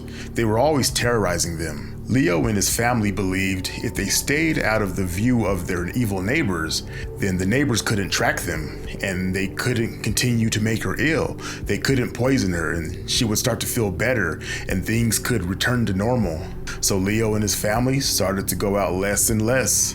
They made sure to stay out of view of those prying neighbors. The family's reclusive behavior went on for a few months, but it didn't seem to work. The family would venture out for groceries, but every time they returned, things seemed out of place. They locked the door behind them, and they made sure of it, but someone was getting in. Someone was making Mother sick. Did an outsider have a key? Was it a landlord? Possibly. And then one day it happened. The neighbors somehow got to the mother, and she passed while in her bed. The family would call the authorities to have the body removed. Leo remembers the weird looks from the police and the medics. Something just seemed off about them. Could they be in on it too? They seemed pretty friendly with the terrorizers down the street. Maybe. And according to the official report, Leo's mom died of breast cancer. But could this be true? Leo and his father thought. One thing that couldn't be questioned was Leo was very distraught after losing his mother. But he remembered what his mother had told him before passing. Leo, you have to step up and protect this family. Take good care of your father. Leo wouldn't forget his mother's last words and would assume the role his mother once did. Leo would cook and take care of the house the best he could. Part of the job of taking care of father was to keep them away and out of the view of those neighbors. They got his mom and would try to get him and his father too. And for the next 12 years, they would successfully manage to keep their distance from these neighbors. Then one day, Leo's father became ill. How did this happen? Leo thought to himself. How did they get to his father? Obviously, they had help, right? The police had to be in on it. This had to be a coordinated attack on Leo's family. How else could they have gotten to Leo's father? He promised his father that he would protect him like he wasn't able to do for his mother. So Leo would keep his daily routine, only leaving the house when he needed food. He must not let the neighbors know his father was sick, he thought to himself, because if they know, they will come for him too. Leo would keep up with his routine for several days, but his father was in pain. Leo thought about taking him to the hospital, but his father adamantly declined and did not want to go to a hospital. He did not want treatment. He knew that's what his neighbors wanted him to do. They wanted to know that his father was sick because they derived pleasure from it. They wanted to come and take them all away. Leo and his father weren't going to let them win. And with that, Leo's father went silent. He was no longer going to make noise. He did not want the neighbors to hear him. And for the next 5 months, the outside world wouldn't know a thing about what Leo and his father were up to. That's until one day Leo catches one of his neighbors snooping around outside. Leo would aggressively confront the neighbor and a heated argument would ensue. The neighbor would call the police. Police would arrive on the scene and would end up entering Leo's house that he shared with his father. This is when police would make the gruesome discovery of Leo's father's mummified remains lying on the bed. The father didn't appear to have any signs of being attacked, but Leo started becoming aggressive and the police had to subdue him. Leo was sent directly to a psychiatric hospital and was diagnosed with a psychotic disorder. He admitted his father passed away 5 months earlier. He has been trying to keep it a secret because, quote, in order to not allow the neighbors to know that they had managed to kill his father, because otherwise they would have come to take him and me with him. You see, Leo, along with his family, all shared in the same delusion of persecution. They believed that their neighbors were trying to kill them. They believed their neighbors were watching their every move in order to poison them, and then they could come take their bodies. They believed that not only the neighbors were out to get them, but also the police, Italy's prime minister, and the Pope were also out to get them. Leo thought by hiding his father's death, spraying deodorant all over the house, living with the corpse, and going about his normal routine, he thought he could outsmart everyone and they wouldn't come for him. Now, see, this type of delusion is called folie en famille, or family madness, and is a rare clinical syndrome characterized by the transference of delusional ideas from one person to one or more other people in close association with the primary affected person. So basically, a member of your family passes on their psychosis to you and you guys all kind of share this delusion together. Authorities believe that the mother transferred her delusional ideas to the father and son. And before my wife kicks the door in, old school Jean-Claude Van Damme style, and says they always blame the mother, I will say yes. We don't know what went on in that house. They could have drove that woman crazy and then just pointed the finger that, did one of those numbers. Like, I'm just reading the case notes here. But ultimately, police would ask him why he lived with his father's corpse like that. And Leo's response was, "Mom told me to take care of father."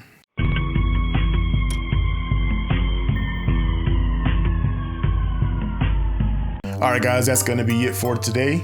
Let me know what you guys think of this one in the comment section. I know that one was a little bit shorter, but I read the story and I thought it was real interesting, so I wanted to share it with you guys. And if you're new to my channel and you like these strange true stories, these strange true crime stories, then maybe consider subscribing. And if you're already subscribed, then leave a comment, leave a like, all of those cliche things, share, whatever, or just say hi in the comment section. I like to talk to you guys, so just say hi in the comment section. I'll probably say hi back to you. But until next time, be safe, be good.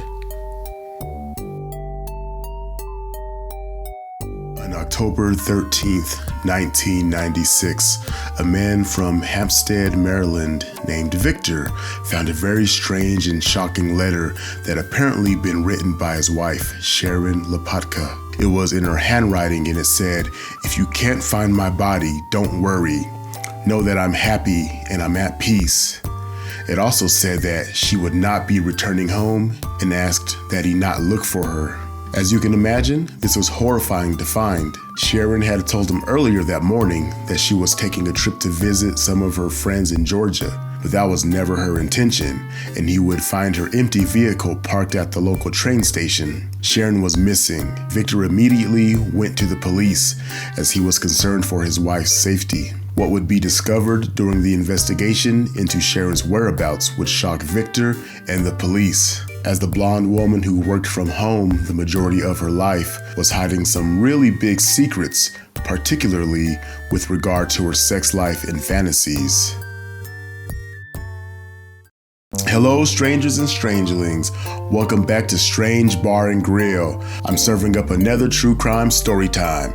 Today's story is a wild one and asks a very bizarre question. Can a fetish go too far? And at what point does your own satisfaction become selfish and destructive? You'll definitely want to stick around for this one. So pull up a chair. If you like strange true crime and storytelling, then this is the place to be. Here with me, JP. So kick back, let me know in the comment section if you're having a drink or if you're having a snack, and always tip that like button, it helps the channel. And join that SBG family by subscribing and hitting that notification bell to make sure you are getting notified when I release a weekly video. All right, let's go.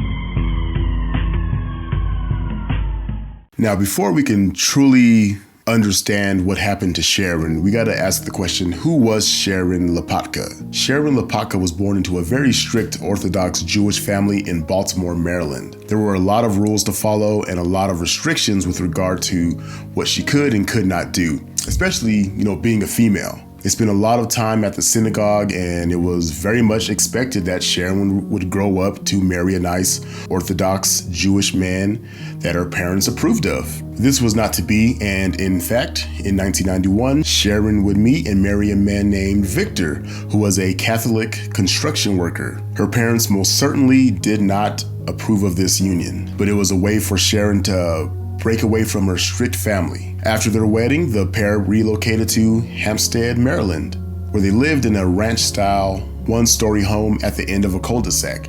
And according to neighbors, they were very private and were very rarely seen around the neighborhood. In particular, Sharon was hardly ever seen, and several neighbors would later say that they had no idea that she even lived there. Though Victor would sometimes be spotted, jogging around the area with the couple's black lab or riding his bike. The couple had no children, and Sharon, not really the type to hold down the typical job. She was very handy with a computer and very resourceful with finding ways to earn additional money for the family. One of the first gigs she started was in 1995 when she began contract work creating online advertisements for businesses. She would basically create these banners, these buttons, and like websites that would all redirect internet traffic to various businesses. And she would get a cut of that money. And if you really think about it, she was really ahead of, her time, ahead of the trend for this type of work, these type of work from home positions that many people do nowadays. And with this type of work, you can imagine Sharon spent a ton of time online and on her computer because her job, and in her spare time, she began to explore some of the darker corners of the web. She would spend a lot of time on pornographic websites, chat rooms, message boards that were geared towards people with very, very specific fetishes, including bondage, feet fetishes, and to the extreme, necrophilia. She would spend hours and hours looking at photos, reading posts, and messaging back and forth with people, and she was really, really just into it. She would use fake names or pseudonyms and pictures she found online to create these different online personas. And these sites that would allow her to enter these worlds anonymously and get off on anything and everything they had to offer. And at one point, she solicited one forum looking for someone who would force feed her until she met her goal weight of 480 pounds. She was even willing to move to where they were so that they could feed her and keep feeding her until she just weighed almost 500 pounds. This was all just a part of one of her fantasies that she had. And that's just one fantasy. There would be several others. One alias that she used frequently was this name of Nancy Carlson, who was a 300-pound strict dominatrix and disciplinarian. Under this name, she would solicit sales on the message boards looking for men who wanted to buy her dirty underwear, which again, fair enough. If there's a market for it and no one's getting hurt, do what you got to do, get your hustle on. It's a little wild to me, but whatever. Hey, make that bread. She also offered to create custom 30-minute videos in which she would just do it just about anything you ask her, she would do it, and you pay her $100 and you got you a custom video. However, she would also sell access to these pornographic videos of unconscious women being assaulted after they'd been drugged or rendered unconscious from chloroform, which I don't agree with that shit. That's wild. Sharon's tripping with that shit. And that's kind of where my understanding kind of drops. That's where my understanding stops, because it's I don't get the whole assault stuff. Whatever you want to sell your dirty ass draws, then do that. But when you come to you hurting people, then you cross the line, I feel. But now that Sharon was missing and her husband had found that strange note, police were taking a very close look at her computer and her internet history to see if they could find any clues as to what may have happened to her. This is when they found all of these fetish websites, along with over 50 posts written by Sharon under this name, Nancy Carlson, talking about her risky sexual fantasies and desires and these different role-playing things she was into. She garnered a lot of attention on these sites from people who had the same sort of fantasies, and I can only imagine what kind of people would be interested in connecting with someone who had such dark fantasies, someone who's sharing these assault videos of unconscious women. You can imagine the type of people she was attracting here. But not everyone liked what Sharon was putting out there, though. In fact, a sex workers' rights activist named Tanith, who was an active member on these same sites, was really worried about the kinds of things Sharon was posting. Tanith became so concerned with Sharon's posts that she actually messaged Sharon and asked her to stop making these posts. But Sharon replied, "I want the real thing. I did not ask for you preaching to me." But of course, this kind of attention caught the attention of the police, who were now looking for her after the bizarre letter to her husband was found. And they dug a little further. They would discover nearly 900 emails between Sharon and a man named Robert Frederick Glass, a 45-year-old computer analyst from Lenore, North Carolina. The emails were incredibly graphic and violent in nature. Sharon talked about how she wanted him to fulfill these dark, twisted fantasies with her. Basically things she could never ask of her husband, Victor. And Glass agreed, going into great detail about how he would give her what she needed and desired. The pair chatted for about a month and a half, while Sharon's husband, Victor, was none the wiser. He had no clue this was going on right under his nose. But eventually, Sharon and Robert decided they would meet up in real time to make their fantasies come true. So Sharon decided that she would make that 400-mile trip to North Carolina where Glass lived, and they would carry out their plan. All of the answers to the police's questions were right in front of them, contained in those graphic emails. It would be discovered that Sharon had met up with a man in New Jersey prior to this with the same sort of plan. However, this man could not satisfy Sharon's hunger, and they just called things off. But this time, in this meeting with Glass, everything would be different. So on October 13th, 1996, Sharon Lopatka would travel to North Carolina to meet this new man, only leaving behind an ominous note for her husband to find. At first, the police weren't really sure how to handle the information that they had uncovered. Think about it for a minute. So yes, the note is a little scary. Yes, Sharon's car was found abandoned. Yes, there were disturbing emails going into details about a strange role-playing fetish with some men that she met on the internet. And yes, it appears that she was actually going to meet this man who agreed to meet her needs and twisted desires. And on the flip side, Sharon is also an adult woman who has left on her own free will to meet up and basically cheat on her husband with a strange man who says he can take care of all her needs. Still, on the chance that Sharon is, in some type of very real danger, the Maryland police connect with the police in North Carolina, and they decided to, monitor Glass's trailer over the next few days just to see what they see. They're pretty much expecting to see, Sharon at the trailer, alive and well, carrying out this affair and fantasy with this strange man. But they watch for several days, and Sharon is nowhere to be seen. And she also has not reached out to her husband or any of her friends or her family. And they decided, you know what? It's time to knock on the door and let's ask some questions. So before we talk about what the police find when they enter Robert Glass's trailer, we gotta ask, who is Robert Glass? Robert, who went by Bobby, worked in the tech department for the county. He had no prior criminal records, nothing besides speeding ticket and a expired inspection ticket. Glass had been married for 14 years to a woman named Sherry, and the couple had 3 children together, 2 daughters and a son. Sherry had said that he had always been a generally pleasant, hardworking man, but began to change, and it turned out she never really knew him at all. The couple had only recently split after Sherry discovered what he was doing during all the time he spent on his computer. She discovered the very graphic and disturbing emails about his sexual fantasies of assault and torture, and she decided to pack her kids up and get the hell out of there. Because that's the thing, Sharon also shared these dark, twisted fantasies. She wanted to be tortured, and she wanted to be tortured to death, actually, literally tortured and then murdered by someone for sexual gratification. She had no intention of coming back home. She had no intention of being alive. She didn't want her husband to worry about her, and she didn't want him to come looking for her. Sharon and Robert were discussing the torture and murder of Sharon. This was her fantasy. On October 25th, investigators were able to get a search warrant for Glass's trailer and his property. They knocked on his door several times to serve him the warrant, but he was at work, so they just went ahead anyway. They found the trailer completely littered with garbage and dirt. It was obvious that he had let the place go when his wife and kids moved out.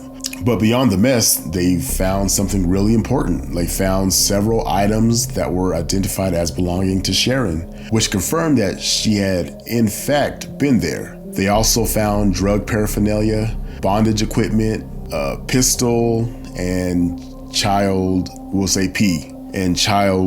P magazines. So YouTube doesn't flag this video, we'll say that. As well as his computer. Disturbing, but no sign of Sharon anywhere. Police would search for several days, but would fail to find Sharon in the home. That was until, one officer pointed out a fresh mound of soil that was approximately 75 feet away from the trailer. They dug it up and found Sharon's decomposing body in the shallow grave. It was actually quite strange that Glass had buried her body in such a visible spot. His property was quite large and had lush woodland all around it. Police would later say if he had buried it deeper in the forest, they likely would have never found her. Glass was arrested at work and initially charged with first-degree murder. This charge would be lessened to manslaughter after hearing everything that Glass had to say.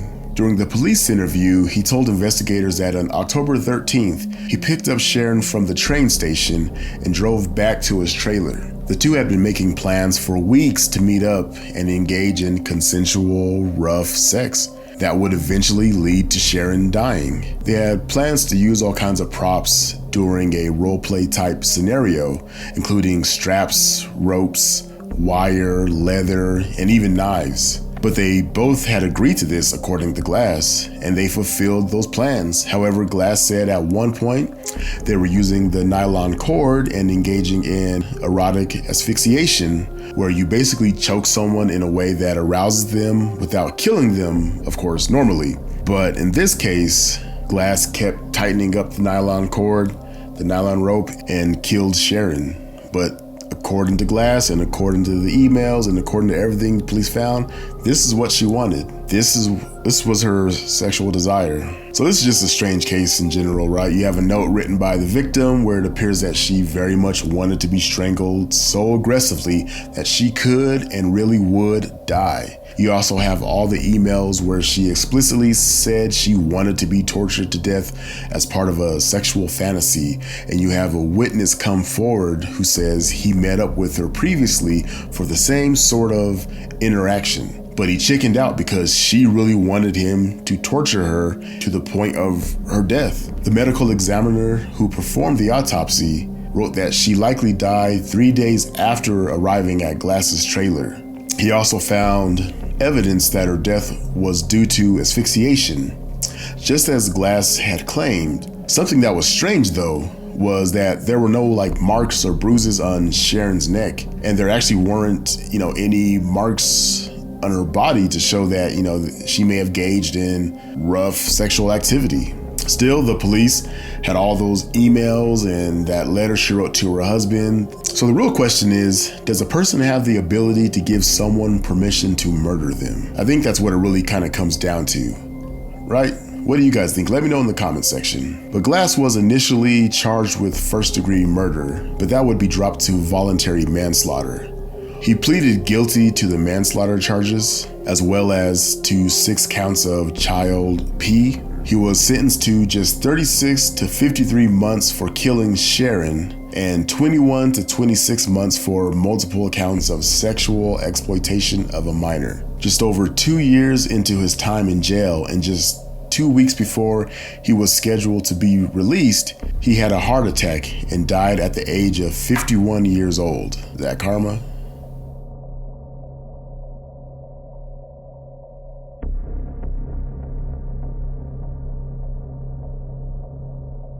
Alright guys, that's going to be it for today. If you guys like the story, if you guys like the channel, please leave a like. It'll help support my channel. Subscribe, it'll help support my channel. And again, hit that notification bell because I do release weekly. Alright guys, be safe, be good.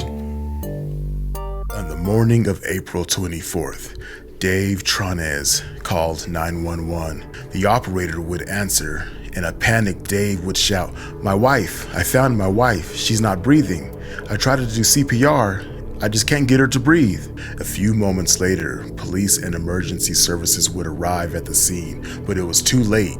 She was already gone. Dave told detectives that he'd gone out to walk the dogs, and when he got back, he went upstairs to check on his wife, Shanti Cooper. He heard water running, and upon entering the bathroom, he saw his wife floating in the bathtub in her pajamas. "I think something went wrong," he said. "Either she slipped and she fell or blacked out or something, because she just collapsed."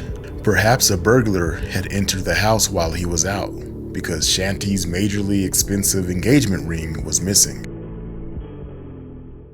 Hello strangers and strangeling. Welcome back to the Strange Bar and Grill. I'm serving up another true crime story time. So pull up a chair if you like strange true crime and storytelling, then this is the place to be, here with me, JP.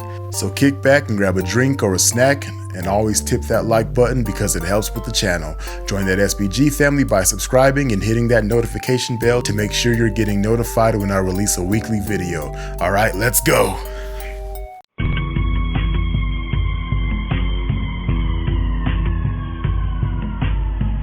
Dave Tronis, 48 years old, and Shanti Cooper, 38 years old, met through Match.com in 2013. And after a brief online relationship, Dave would move from Minnesota to Orlando, Florida to be with Shanti.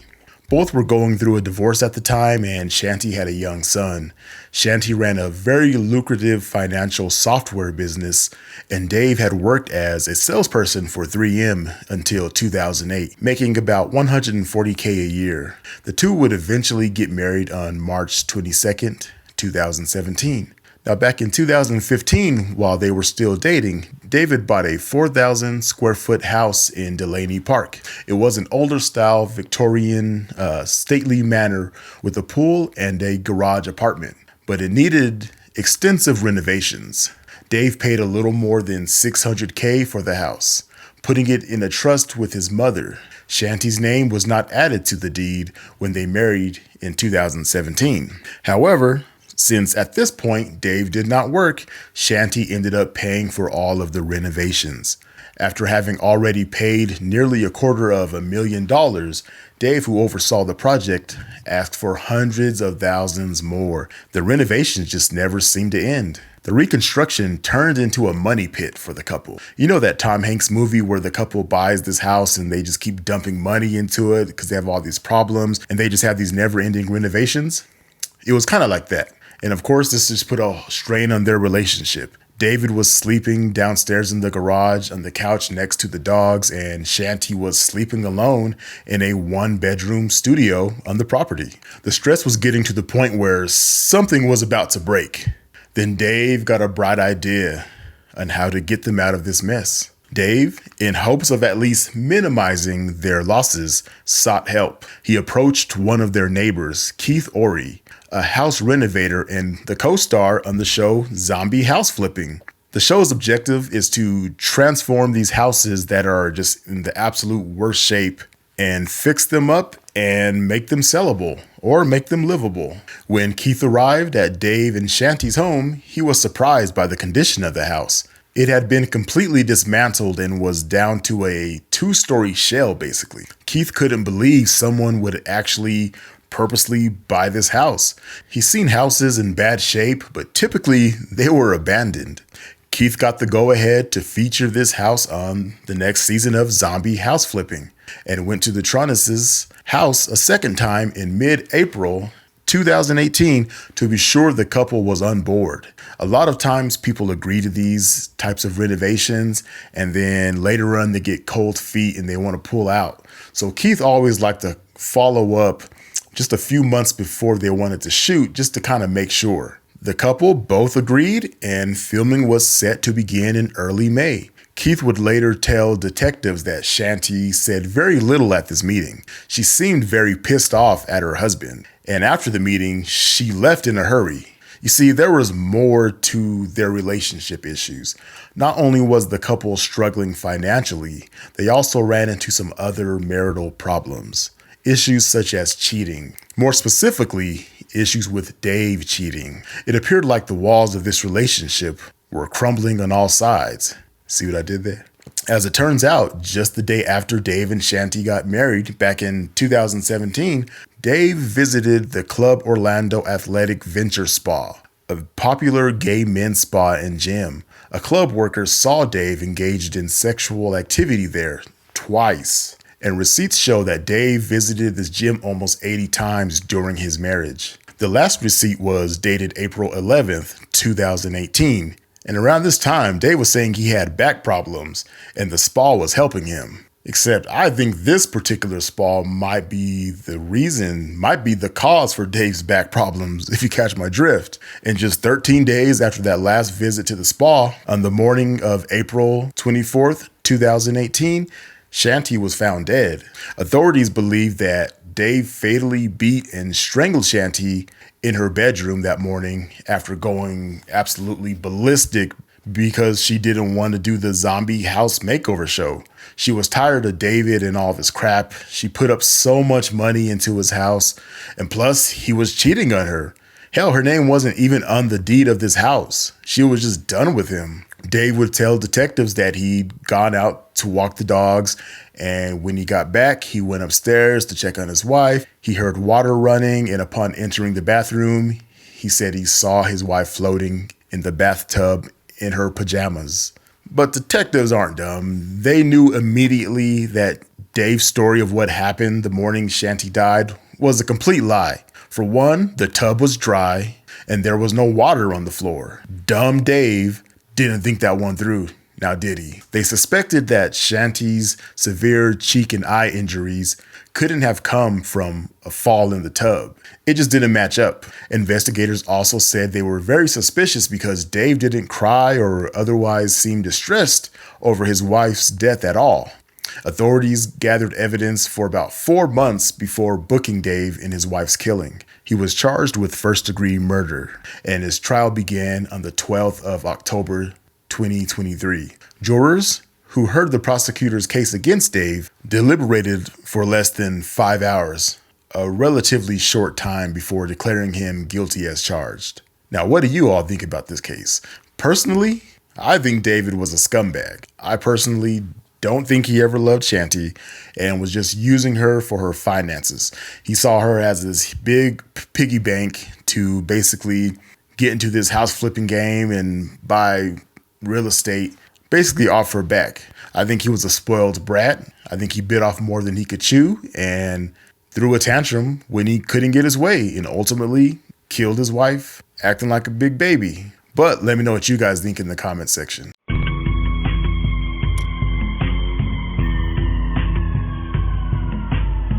All right, guys, that's going to be it for today. This was another short one. If you like today's story, then leave a comment, like, and share.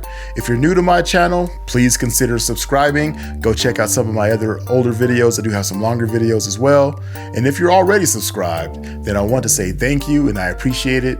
And let me know what you think about this story in the comment section. All right, guys, as always, be safe, be good. In 1988, on a calm spring morning, the usual peace of one community in Winnetka, Illinois, was tragically shattered. That morning, Lori Dan's horrifying crime spree, driven by an insane rage, would leave death, tears, and destruction in her wake, in a lasting impact felt by the inhabitants affected by her madness, and led to a loss of innocence for many.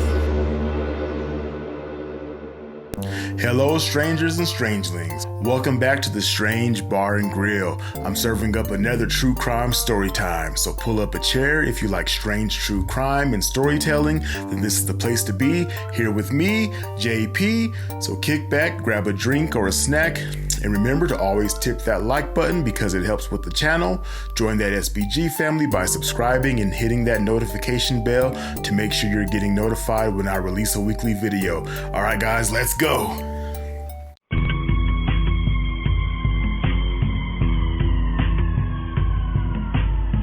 Lori was born in Chicago in 1957 to parents Norman and Edith Wasserman, where she grew up as a shy and withdrawn child in the affluent northern suburb of Glencoe. In 1975, after graduating from New Trier High School in Winnetka, Wisconsin, Lori started attending Drake University in Des Moines, Iowa. She later transferred to the University of Arizona, where she spent the following 4 years, of which she never actually graduated from. Although somewhat intended to become a teacher, Lori had more so desired to find a husband. During this 4-year period, she began dating a pre-med student with whom her relationship was fated to crumble. Once Lori started becoming possessive and demanding, their relationship was doomed. Since she had expected to get married to a doctor, even less focus was put on her academic pursuits. When her boyfriend eventually ended their relationship, he had no way of knowing it would not be the last he'd hear from his ex. After her breakup, now with even less interest in continuing her education there, Lori moved back to the Chicago area in 1980. After returning home, Lori occasionally went to some adult education classes. She never completed them either. Then on one summer day, while employed as a cocktail waitress, she met her future husband, Russell Dan, the son of a wealthy family from Highland Park, who worked as an executive in an insurance broker firm. He and Lori eventually got married in September of 1982. Following their wedding, it didn't take long for Russell to notice his new wife's quirks. After starting a new life together in a stunning $230,000 house in Highland, which, that's crazy, $230K for a house, and that's probably like upscale back in those days, because now that same house is probably worth like $700K plus, maybe even more nowadays. Who knows? That's pretty nuts. Anyway, back to the story. Lori expressed no desire to decorate their new home or even clean it. When she did do laundry, she would put it away in drawers while still sopping wet and leave it there just to become moldy and disgusting. She kept her makeup in the microwave and at least several times threw cash in the backseat of her car like trash. Russell would frequently come home from work to a messy house and no dinner waiting for him. This despite the fact Lori spent her days watching television. During the several years their marriage ultimately lasted, Lori's quirks gradually worsened. At one point, she began displaying behaviors associated with obsessive compulsive disorder, such as tapping her foot on the ground at every stoplight. She also started compulsively washing her hands.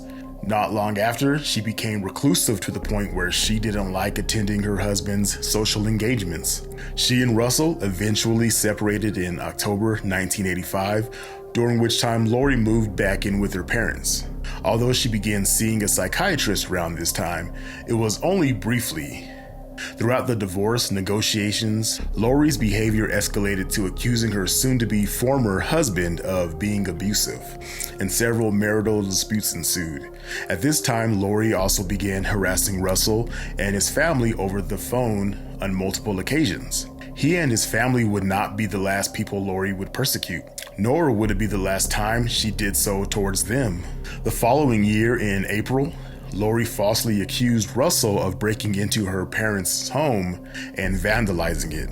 Shortly afterwards, she purchased what would be the first of several guns. She would get a Smith & Wesson .357 Magnum. At the time, she told the salesman that she was getting it for self-defense. Once the local police learned of the gun, they became very concerned and tried convincing her and her family to give it up, with no success. At another point, that same year, Russell was stabbed with an ice pick as he slept one night by an unknown assailant, of which missed his heart by an inch.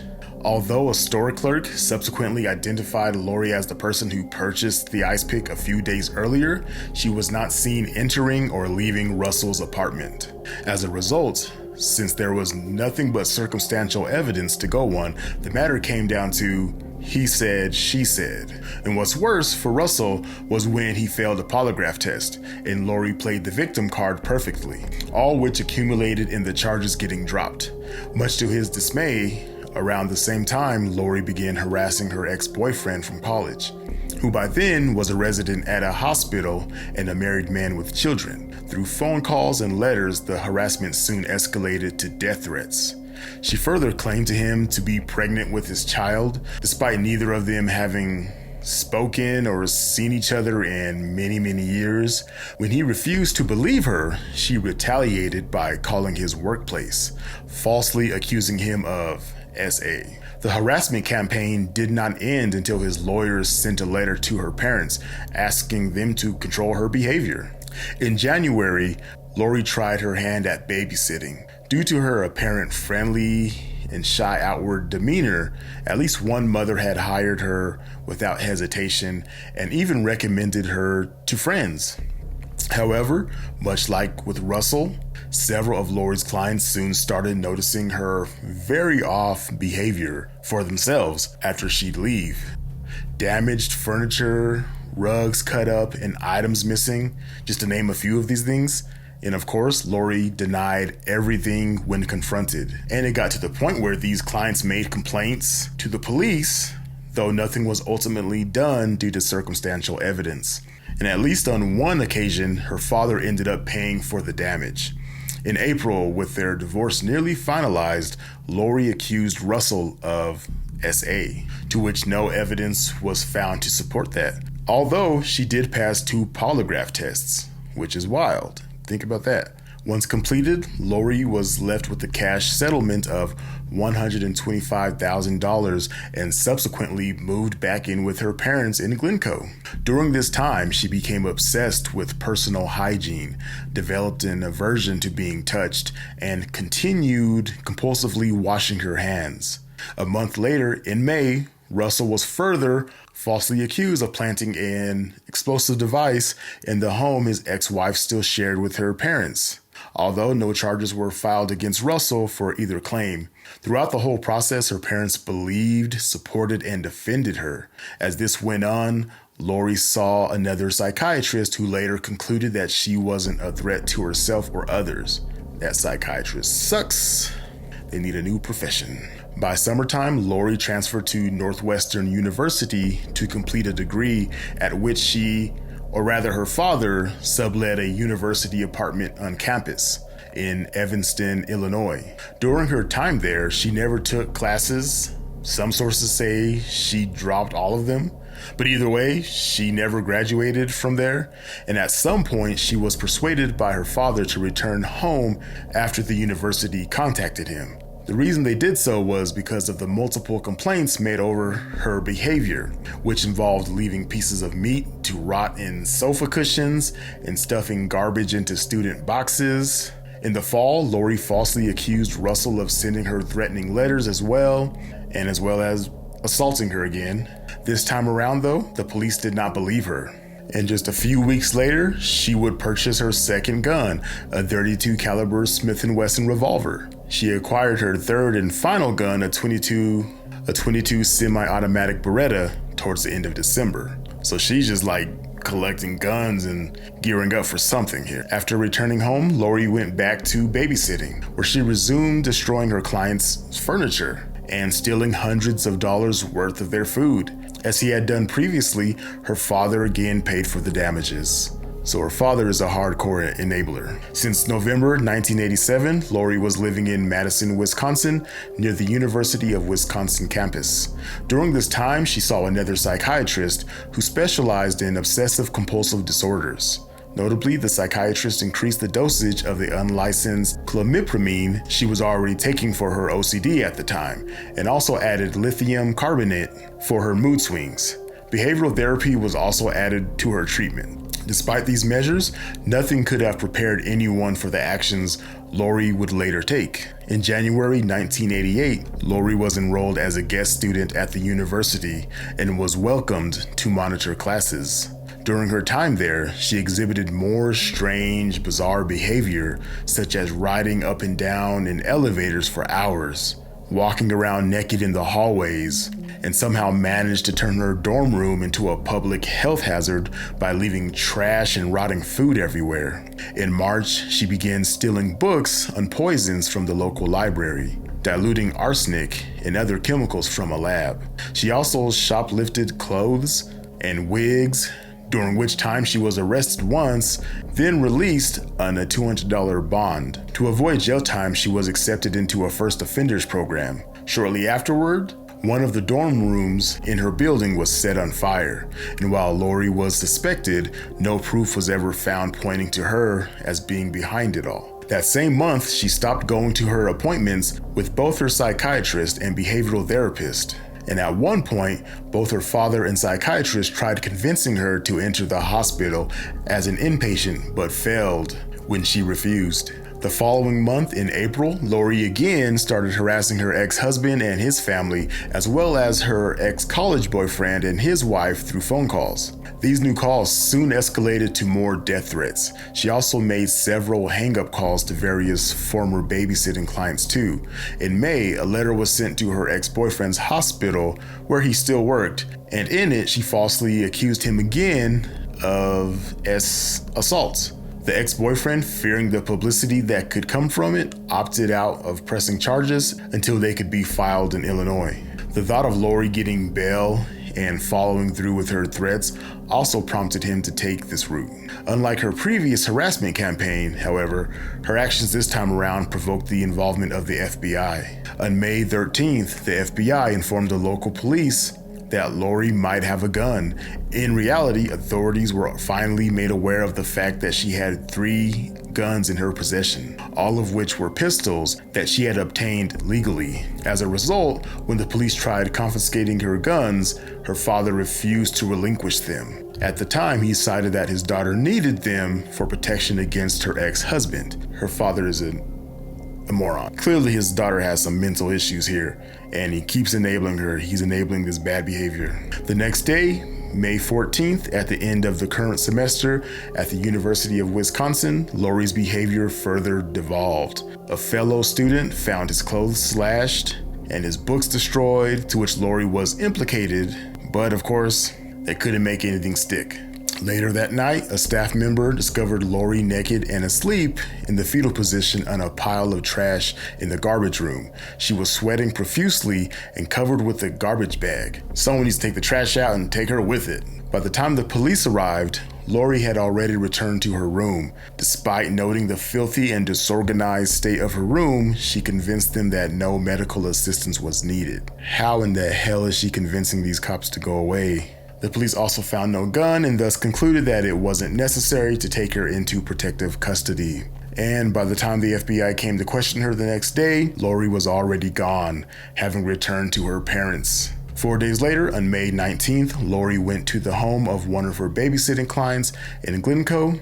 The family declined her offer to babysit as they were planning on moving to New York soon. However, they then agreed to let her take their sons to a fair the next morning, all while totally unaware of her declining mental health. Later on that night, Lori stayed up pretty much all night, making preparations for what would go down as her ultimate reign of madness. She made Rice Krispie treats and prepared packaged juice drinks, adding arsenic to the mix. Finally, on May 20th in 1988, in the early morning hours that Friday, Lori's reign of madness began. First, she mailed multiple samples of her toxic treats and snacks and juice boxes to a couple of nearby fraternities and 6 homes of acquaintances and former babysitting clients in the Glencoe, Highland Park, and Winnetka areas. Fortunately, no one died from drinking her poisoned drinks for several reasons. 1, they were found to be leaking out of their containers. 2, they had a very foul smell to them, and those of her victims who had drunk them survived an account of the arsenic being too diluted. At about 9 a.m., she drove to Winnetka to the house of one of her babysitting clients, the Rush family. The Rushes, unaware of her mental instability, went ahead and allowed Lori to take their 2 youngest children, both boys, on an outing. They just handed their kids right over to this maniac. After leaving with the Rush boys, Lori took them to Ravenna Elementary School, where she had mistakenly believed her former sister-in-law's sons were attending. Upon arriving at the school, she left the Rush boys in the car while she entered the building and set a firebomb off. As the firebomb went off, she promptly left. The resulting fire was quickly discovered and put out before any actual damage could be done. Thank goodness. She went to a local daycare where at least one of her former sister-in-law's children did attend. Once there, she attempted to get in with a plastic can of gasoline, only to be stopped by staff. After failing to get in, she fled with the Rush boys still in her care and brought them back to their home. Once back at the Rush residence, Lori offered the boys some of her poisoned drinks, though both boys actually spat them out immediately after finding out how bad they tasted. Then after taking them downstairs to the basement where their mother was doing laundry, she mumbled something about having to leave. Seconds later, the basement stairs were on fire. Although trapped, the mother and her children managed to escape through a window unharmed. While the Rush house was burned and the family had yet to escape, Lori next headed to the Hubbard Woods Elementary School, all 3 of her guns in her possession. Upon arriving on campus around 10:30 a.m., she entered the school, walked into a 2nd grade classroom where she stayed briefly. After leaving the room, Lori roamed along a corridor undetected, when a boy appeared walking towards her from the other direction. Upon walking by him, she shoved him into a nearby boys' bathroom where two other boys were in at the time, then shot the first boy in the stomach with her Beretta. After shooting him, she tried firing at the other two boys as well with her Smith & Wesson Magnum revolver, but failed when it jammed, allowing both of the boys to run out unharmed. After the boys escaped, Lori discarded her jammed revolver into a trash can along with its spare ammunition, then fled the scene. After throwing her gun away, Lori returned to the second grade classroom from earlier, where a test on bicycle safety was now taking place. When she demanded those present to line up, the female teacher in charge attempted to disarm her. In the ensuing struggle, her Beretta was unloaded. With her second gun now unusable, Lori took out her third and final gun, the .32 caliber Smith & Wesson, and shot wildly through the classroom, hitting 3 boys and 2 girls in the process. After the shooting, Lori bolted from the building. While fleeing the area, she crashed her car into a tree on a one-way street, then ditched it. And while fleeing the area, she crashed her car into a tree on a one-way street, then ditched her car. Before ditching her vehicle though, she removed her blood-soaked shorts and replaced them with a blue trash bag, which she tied around her waist. Then after reloading her .32 Smith & Wesson, she crossed a backyard before entering the Andrews residence through an unlocked door. After wandering into the kitchen, she was met with Ruth Andrews and her 20-year-old son, Philip, a college swimmer who was home for the summer from the University of Illinois. Lori tells them that the police were after her thanks to a misunderstanding after she had shot her rapist. Despite nothing about the situation actually making any sense to them, both the mother and son tried helping her out. While Ruth fetched one of her daughter's shorts to give to Lori, Philip discreetly pocketed Lori's Beretta, then convinced her to call her mother.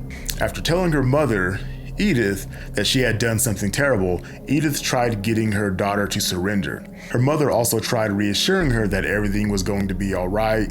From that point, Philip took the phone and suggested to Edith that she'd come and pick Lori up, to which she responded that she could not, as she had no car. And after her call to Edith, Mr. Andrew unexpectedly returned home, walking in through the back door. After calling her mother again, Lori allowed Philip's parents to leave, even when she still refused to surrender her last gun. And when Philip then tried going as well, Lori stopped him. Not long after, realizing the police were fast approaching, Lori and Philip got into a fight over the gun. After the gun went off once, Philip dove for cover in a pantry, kicking the door shut. But at this point, he realized he had actually been shot in his chest. As Lori ran to an upstairs bedroom, Philip managed to stagger out of the house through the back door with Lori's Beretta still in his hands. Responding police officers promptly rescued him. The entire rampage finally came to an end once officials stormed the Andrew residence and discovered Lori dead via self-deletion. Following her rampage, almost everyone made it out. None of the people who received her poisoned snacks or drinks actually died from consuming them. The Rush family escaped their home after Lori set it ablaze. Of the 7 people she shot, including 6 children under 10 and 20-year-old Philip, all but one, 8-year-old Nicholas Corwin, survived.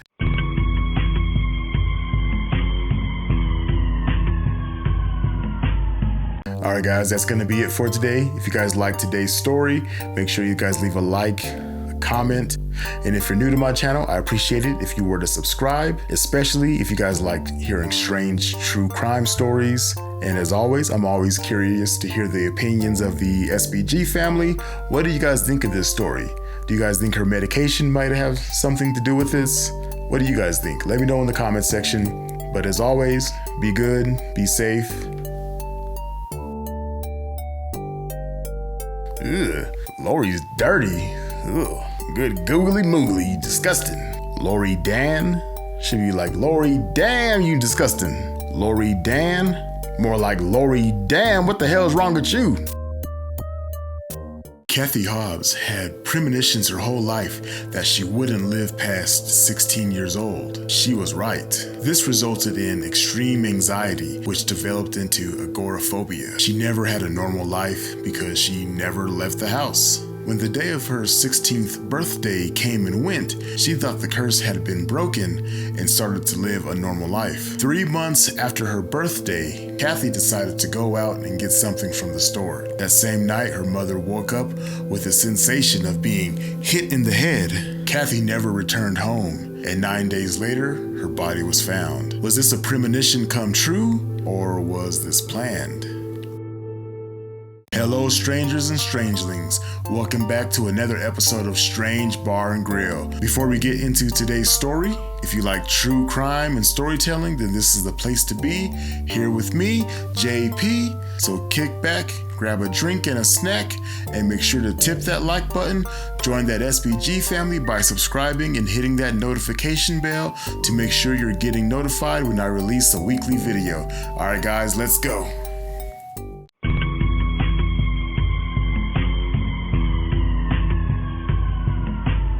Now, you see, Kathy Hobbs had a hard childhood. Her parents divorced when she was only 8 years old. This was especially difficult on her because she was close to her father. When she was in middle school, a close friend died from a heart condition. She almost always spoke of feelings or premonitions that she would never live to be 16. She and her family moved to a residential apartment complex in Las Vegas in order to help her get her mind off of her fears. She made several friends and seemed to adjust pretty well until her 16th birthday approached. Kathy once again just feared that she was going to die. She spent all of her time in her room and refused to leave the house. On the morning of her 16th birthday, however, she was surprised and relieved to realize that she was still alive. She says, "Hey, I'm still alive. I seem to have broke the curse." In her eyes, she seemed to have overcome her fears. She confided in her family that her premonitions were unfounded, and she began to live this normal teenage life. She started to spend more time with her friends and began to wear makeup. She developed an interest in beauty and makeup products, and she started pursuing a career as a beautician. She even planned to open up her own salon called Cat's Cuts. However, she would vanish without explanation on the night of July 23rd, 1987. That night, she was reading a book in her room. At around 11 p.m., she told her mom, her mother Vivian, that she was taking a quick trip to the nearby supermarket to purchase another book. The store was just a couple of blocks away. Vivian believed that she would walk to the store with her friends in their apartment complex, as she normally did. However, none of her friends were actually around this night. So Kathy went alone. And at around 3 a.m., Vivian, her mom, awoke. She heard a sound in her sleep, and she felt like she had been hit on the head. And this wasn't your typical mom's awakening. You know, if you wake your mom up, she sounds like she's been through it. I don't know what it is, waking moms up in the middle of the night. They just sound like they've been through hell. But this one was different. She felt like a physical blow to the head, basically. But then afterwards, she got this peaceful feeling, and she just felt like something was over. She had this feeling like it was over. At that time, Vivian did not understand the meaning of that experience. But the next morning, Vivian discovered that her daughter's bed was empty. She soon contacted the police, and an extensive search began. It was feared that she had been abducted. Her picture was issued to the entire police department. The local media publicized her disappearance, and volunteer organizations were mobilized to go searching for her. One supermarket employee, who was later questioned by the police, said he had sold Kathy a book and that she left. So far, nothing seemed out of the ordinary. Store receipts did confirm that someone purchased a paperback novel at 11:17 p.m. on that night of her disappearance. The evidence showed that she had made it to the store at Desert Inn Road and Maryland Parkway, but authorities could not determine where she went from there. It was believed that she was abducted. However, they were unable to find any witnesses to her abduction, despite the area being highly populated. Just 9 days later, a geologist looking for some rock crystals would discover Kathy's body in a remote field near Lake Mead, about an hour's drive from Las Vegas. Investigators found tire prints at the scene, which showed that a vehicle had pulled in, turned around, and then left. 2 rocks were found near her body They were covered in blood. The blood was analyzed, and it was determined that the blood stains matched her blood type. The coroner determined that she had died from repeated blows to her head. Again, that's the feeling that the mom felt, a blow to her head, and then this peaceful calm later coming over her.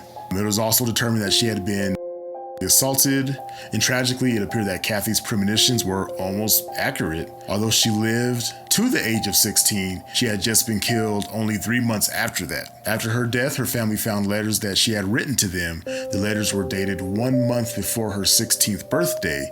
She talked about how much she loved her family and did not want them to be upset about her death. As Kathy's family mourned, the authorities continued their investigation. On October 24th, exactly 3 months after Kathy vanished, an answering machine at the Las Vegas Police Department recorded a call from an anonymous informant who claimed to have witnessed her abduction. He gave the correct location of where Kathy was last seen, along with an accurate description of what she was wearing that night. He claimed that he did not contact police sooner because he was out of town for several months. That sounds wildly suspicious. I'm sure you guys are thinking the same thing right now. Very suspicious. Like, if you guys have kids eat all the damn snacks, eat all the cookies. There's always one that has too much accurate information in their theory on like who ate all the cookies and who did what. I heard some plastic ripping at approximately 3 p.m. and I saw 3 identical crumbs all in a line. I'm like, dude, quit playing. It was you. That's why you skipped dinner. That's why your stomach hurts. Case closed. Man, I should have been a detective out here solving all the important snack crimes in the house. But anyway, back to the story. I'm getting off topic here again. Authorities theorized that Kathy was abducted by 1 or 2 individuals somewhere between the store and her apartment complex. They believed that she was driven to the lake and killed that evening. The caller's story seemed to fit with their theory. The caller explained that they'd seen 2 men abduct Kathy and that Kathy was fighting them back and she was screaming so loud, which is strange because it was a highly populated area. They also described Kathy's clothing in great detail. The caller gave them a license plate number for the abductor's car. However, the caller did not leave his name or contact information. He just hung up right after that. The police checked on that license plate number and discovered that it didn't exist. Despite everything at the time, the witness never called back and Kathy's murder remained unsolved at that time. But this case does get solved. But back to this caller, the caller is very suspicious. Like, why didn't they come forward sooner? Why didn't they provide more information? Why were they so secretive? If I was that detective, I would be thinking, yeah, you did it, man. You're the one. Like, you seem to know a lot about this crime and you're being very evasive. They didn't have Star 69 back in the day or something? I don't know. Maybe they didn't trace the call back to this guy. He probably called from a payphone or who knows? And like I mentioned before, this case is solved. So although the unidentified caller never came forward, Kathy's case has since been closed.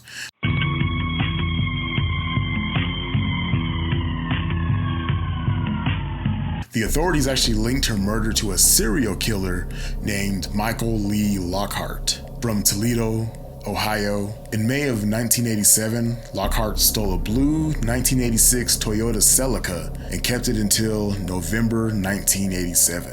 Authorities believe that during this time, he abducted and murdered Kathy. Lockhart was arrested on March 22, 1988 for burglary of an automobile and possession of marijuana. Blue fibers found at the crime scene actually matched fibers from the stolen vehicle he was in. Credit card receipts also placed him in Las Vegas at the time of the murder. And finally, when investigators questioned him about Kathy's case, he virtually confessed to the crime. I actually believe he was also the caller that kept calling in, and this was some horrible attempt to try to throw police off his trail. And like I mentioned, Lockhart was a serial killer. Poor Kathy was not his first victim. Lockhart was convicted of the capital murder of police officer Paul Holsey Jr. in Beaumont, Texas. Holsey had followed Lockhart driving a stolen Corvette to a local hotel, then followed him into his room as he was making the arrest. Lockhart then punched the officer, grabbed his gun, and then shot him. And according to a statement later given by Lockhart, he then shot him a second time and then fled. And just wanted to mention, also during his trial, Lockhart bolted and jumped through a third-story courthouse window. And of course, his escape was unsuccessful. But getting back to Lockhart's other crimes here. So Lockhart was also implicated in a series of gruesome crimes during the 5 months preceding this Texas murder, including the assault, murder, and mutilation of 16-year-old Wendy Gallagher in Griffith, Indiana on October 13th, 1987, and the assault of Lockhart's former wife in Toledo, Ohio on November 7th through the 8th, 1987, and also the assault, murder, and mutilation of 14-year-old Jennifer Callhauer in Land O'Lakes, Florida on January 20th, 1988. Lockhart was convicted of murder and was on death row in both Indiana and Florida at the time of his execution in Texas on December 9th, 1987 by lethal injection. Since he had already been sentenced to death in 3 states, Nevada decided not to pursue prosecution.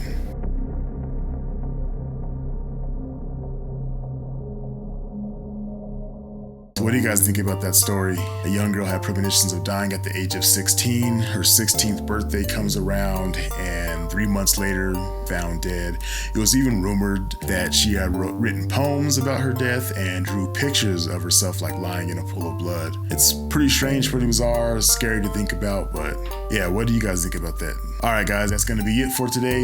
If you're new to my channel and you like today's episode, make sure to subscribe for more true crime stories. Be safe, be good. Hello strangers and strangelings, welcome back to another episode of Strange Bar and Grill. Today I'll be telling you about 3 unsolved mysteries, a story about a man who entered a pub and was never seen again, a story about a crime that was too brutal to cover on television, and the story of a young woman whose mysterious disappearance sparked a true crime phenomenon. But first things first, if you like strange true crime and mysterious storytelling, then this is the place to be. Here with me, JP, so kick back, grab a drink and a snack, and make sure to tip that like button. Join the SBG family by hitting the subscribe and hitting that notification bell. All right, let's go.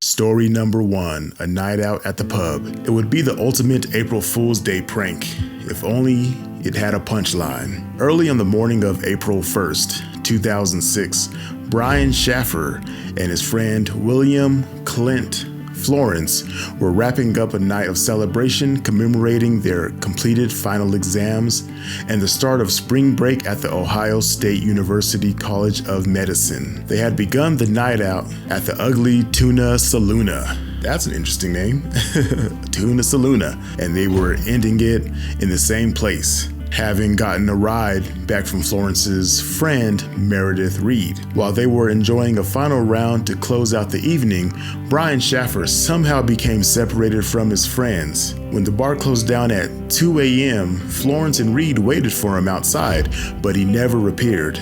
They assumed that he had simply gone home without telling them. The following Monday morning, he failed to arrive for a flight that he and his girlfriend had planned to take to Miami, where she thought he might propose. It was only then that Brian Schaffer was declared missing. Police began their search at the last place Brian Schaffer had been seen, the Ugly Tuna Saloona. What they found there was the beginning of a perplexing mystery, because the bar was located in what was considered a high crime neighborhood. It had been outfitted with a number of security cameras, including one which monitored the escalator that led to the entrance of the bar. On the security footage, Schaffer was seen standing outside the bar shortly before 2 a.m. talking to a pair of women. Then the cameras show him walking toward the bar's entrance. He has not been seen or heard from since. The bar had no other publicly accessible entrance or exit, and the only other way out was a service door out the back,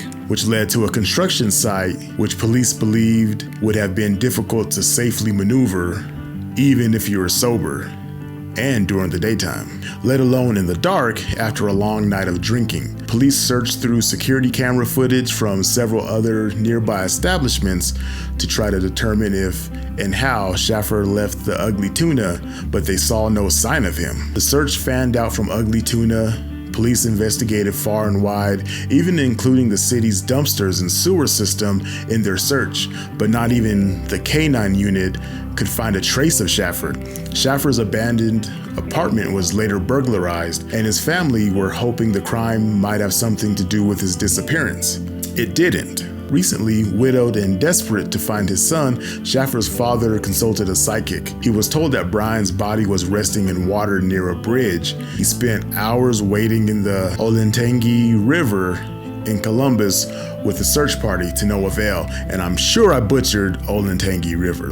I'm sure I fucked that up somehow. But for months after his disappearance, Schaffer's girlfriend, Alice Wagner, called his phone every night, though it went straight to voicemail. However, one night in September, she was thrilled to hear the phone ring at the other end of the line. It rang 3 times, and in her excitement, she called again. There was no answer, but a ping from the cell phone was later traced to a cell tower in Hillard, about 14 miles from Columbus, where Schaffer disappeared. Schaffer's cellular carrier later admitted that the ringing and the tower ping could have been a glitch in the system, rather than a sign that Schaffer had turned his cell phone on. So false hope, man, Jesus. That's horrible. Almost everyone involved in Brian Schaffer's life, or who had been with him on the night of the disappearance, agreed to take a lie detector test. Except for Clint Florence. That seems a little bizarre. According to Florence's attorney, his client had nothing to hide and simply felt that he had told police all he could about the subject. The 2 women who Schaffer was last seen with were identified by police and cleared of any suspicions. They also stated that they were not asked to take a polygraph test. For years, the search for information about Brian Schaffer's fate continued.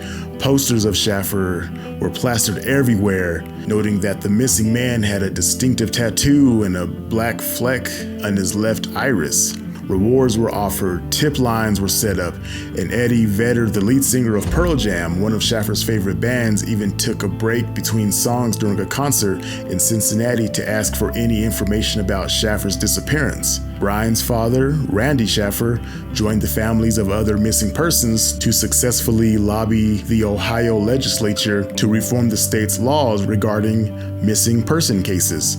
Now, Ohio has a more organized protocol for investigating missing persons cases, a small relief for Schaffer's loved ones. In 2008, Randy Schaffer was struck by a branch while cleaning up debris from a windstorm in his backyard and died. Fuck, that's horrible.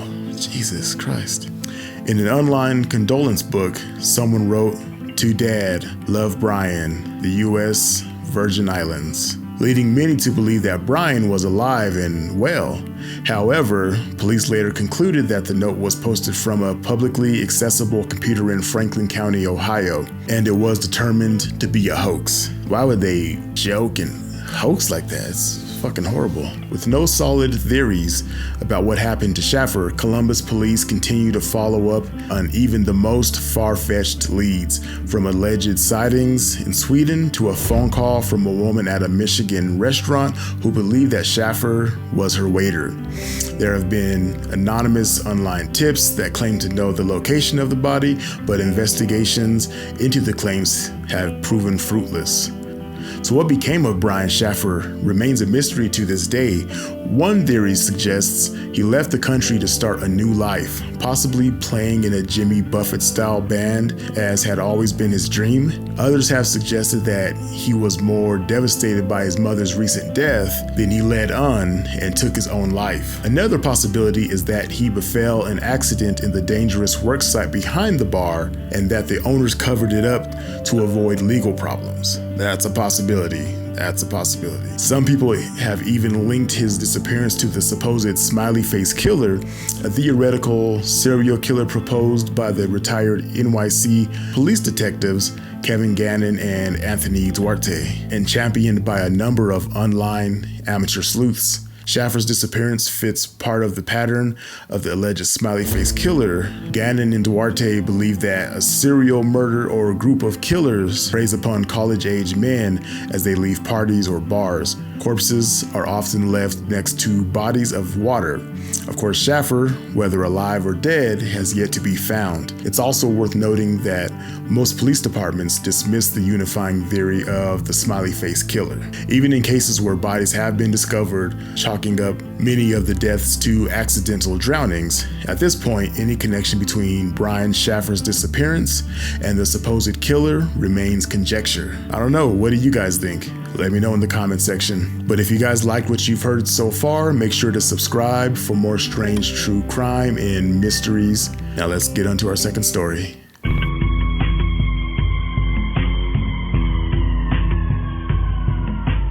Story 2. Too gruesome for TV. Now, this particular crime was, at one point, considered too brutal and too gruesome to be reported on daytime TV. The Dardeen family met a truly disturbing end in their small town of Ena, Illinois, in 1987. More than a decade later, a serial killer sitting on death row in Texas would claim he committed the crimes, along with more than 70 other slayings. Yet the truth of the Dardeens' final moments remains as uncertain today as it was on the evening of November 18th, 1987. When police first discovered their brutalized bodies, the police visited the trailer because Russell Keith Dardeen, at the time 29 years old, hadn't shown up for his job as a water treatment plant operator at the nearby Rend Lake Water Conservancy District. Reportedly, Keith, he preferred to go by his middle name, was an extremely reliable worker. When he neither appeared for work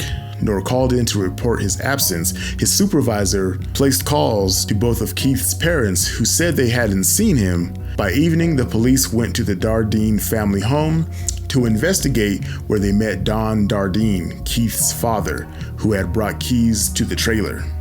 What they found inside was a crime scene so violent and so gruesome that it would haunt everyone involved for years to come. Elaine Dardeen and her 3-year-old son Peter had been beaten to death with a baseball bat that had been a birthday present to Peter from his father earlier that year. Jesus Christ, that's freaking horrible.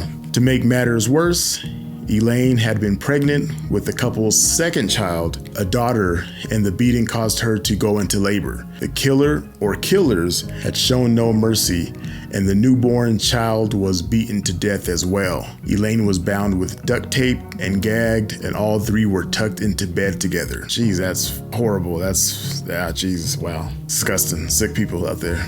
The area had even been cleaned up, indicating that the killer or killers had been in no hurry to vacate the crime scene. The initial suspicions that Keith Dardeen had brutally murdered his own family were quickly laid to rest when his body was found the following day lying in a nearby field. He had been shot 3 times and his penis was cut off. Ugh. Police found Keith's car parked outside the police station in the nearby town of Benton, some 11 miles from the Dardeen home. Blood on the interior indicated that it was the likely site of Keith Dardeen's murder. Such a brutal crime would have been enough to shock a rural community, but the fact was that the Dardeens were not the first victims in the area. Over the past 2 years, Jefferson County had been home to 15 homicides, including one particularly grim case in which a teenager living in Mount Vernon killed his parents and 3 siblings. While the spate of murders seemed unrelated, it was enough to drive locals into an intense state of fear. During the days and weeks following the discovery of the Dardeen family murders, locals took to open carrying shotguns, and the coroner in nearby Franklin County was quoted as saying that locals were so afraid to let strangers into their homes that if you ran out of gas on a country road, you wouldn't even bother knocking on the door and would instead simply walk to the highway and hitch a ride. I wouldn't even hitch a fucking ride at that point. Everyone's strapped up with shotguns and who knows what else, right? In spite of a massive investigation involving 30 detectives dedicating full-time work to the case and interviewing more than 100 people, the police were not able to determine a motive for the killings, let alone find a likely suspect. As time passed and the case grew colder and colder, Joanne Dardine, Keith's mother, continued to pressure authorities to try to solve the murders of her son and his family. She gathered more than 3,000 signatures in an attempt to get the Oprah Winfrey Show to do a segment on the murders, which were deemed too graphic for daytime television. Similarly, America's Most Wanted also initially passed on the case, though they later did a segment in 1998 that produced no new leads. Which that's insane. When America's Most Wanted initially passed on your case, that's pretty graphic. It's pretty wild, it's pretty scary. It wasn't until the year 2000 that new light was thrown upon the brutal slaying of the Dardine family. That year, a serial killer named Tommy Lynn Sells, who had been arrested after cutting the throats of 2 girls near Del Rio, Texas, began confessing to other murders that he claimed he had committed over the years while riding the rails and working at a traveling carnival. One of the killings that Sells claimed responsibility for was the murder of the Dardine family.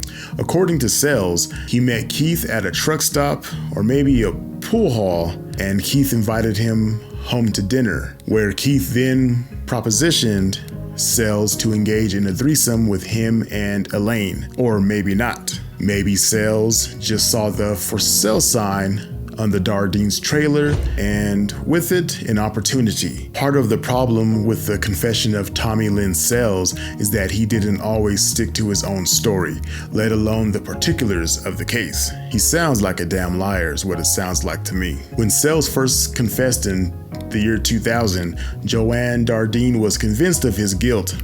As the years went by, however, her conviction waned, and by the time Sells was executed in 2014, her doubts were significant. Tommy deserves to die for what he did, but I wanted him to stay alive until I knew positively he didn't do it, she told the Associated Press shortly after his execution. Though Sells confessed to more than 70 murders at the time of his execution, authorities were only convinced of his guilt in 22 of his supposed killings. So he's one of those fucking weirdos that likes to try to take credit for random murders. He's a freaking weirdo. The brutal slaying of the Dardine family wasn't one of them, and to this day, the chilling Illinois murder case officially remains unsolved.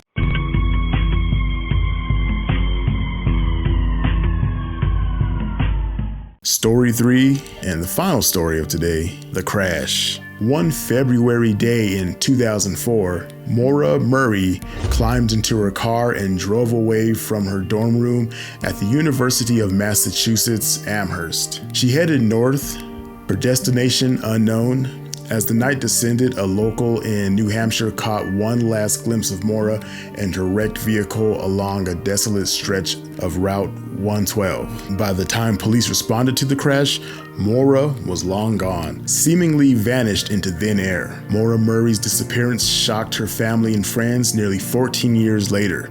The cold case continues to baffle authorities, armchair detectives, and internet sleuths around the world. It has inspired everything from books and podcasts to an increasingly bizarre web of conspiracy theories and true crime message board threads. Yet the mystery remains. What do we truly know about the disappearance of 21-year-old Maura Murray? On the surface, Maura Murray's life seemed ideal.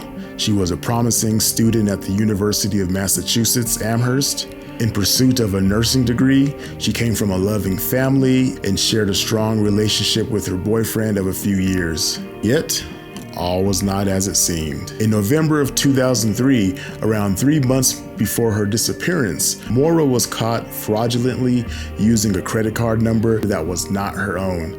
The young woman had to have been desperate. She used the card only to order pizza, charging less than $80. Then on February 7th, 2004, 2 days before her disappearance, Maura's father, Fred, arrived in Amherst, Massachusetts for a visit.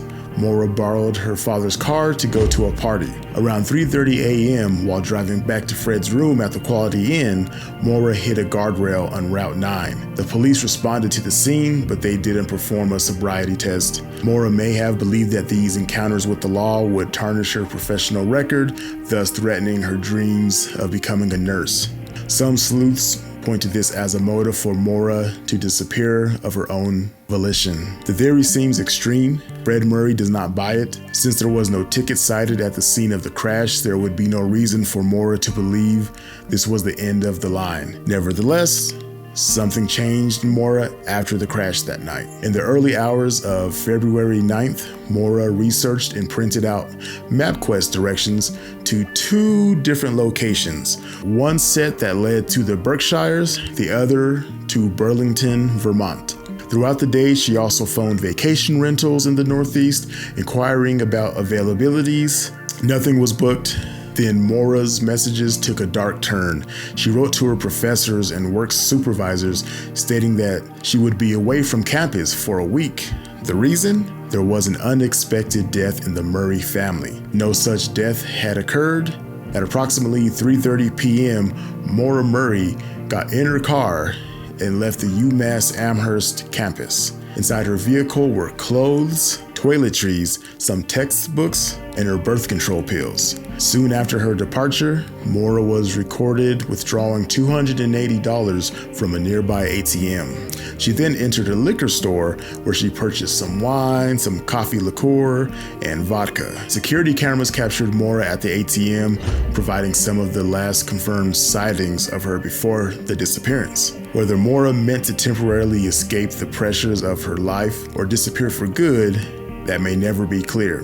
Upon leaving the liquor store, Maura drove north and then left Massachusetts. Sometime after 7 p.m., 145 miles north of Amherst in Haverhill, New Hampshire, a resident heard a heavy thump outside her home. She peered out her window to see a car crashed against a snowbank on Route 112. The witness immediately phoned the police. Meanwhile, an area bus driver who lived down the road came upon the scene of the accident.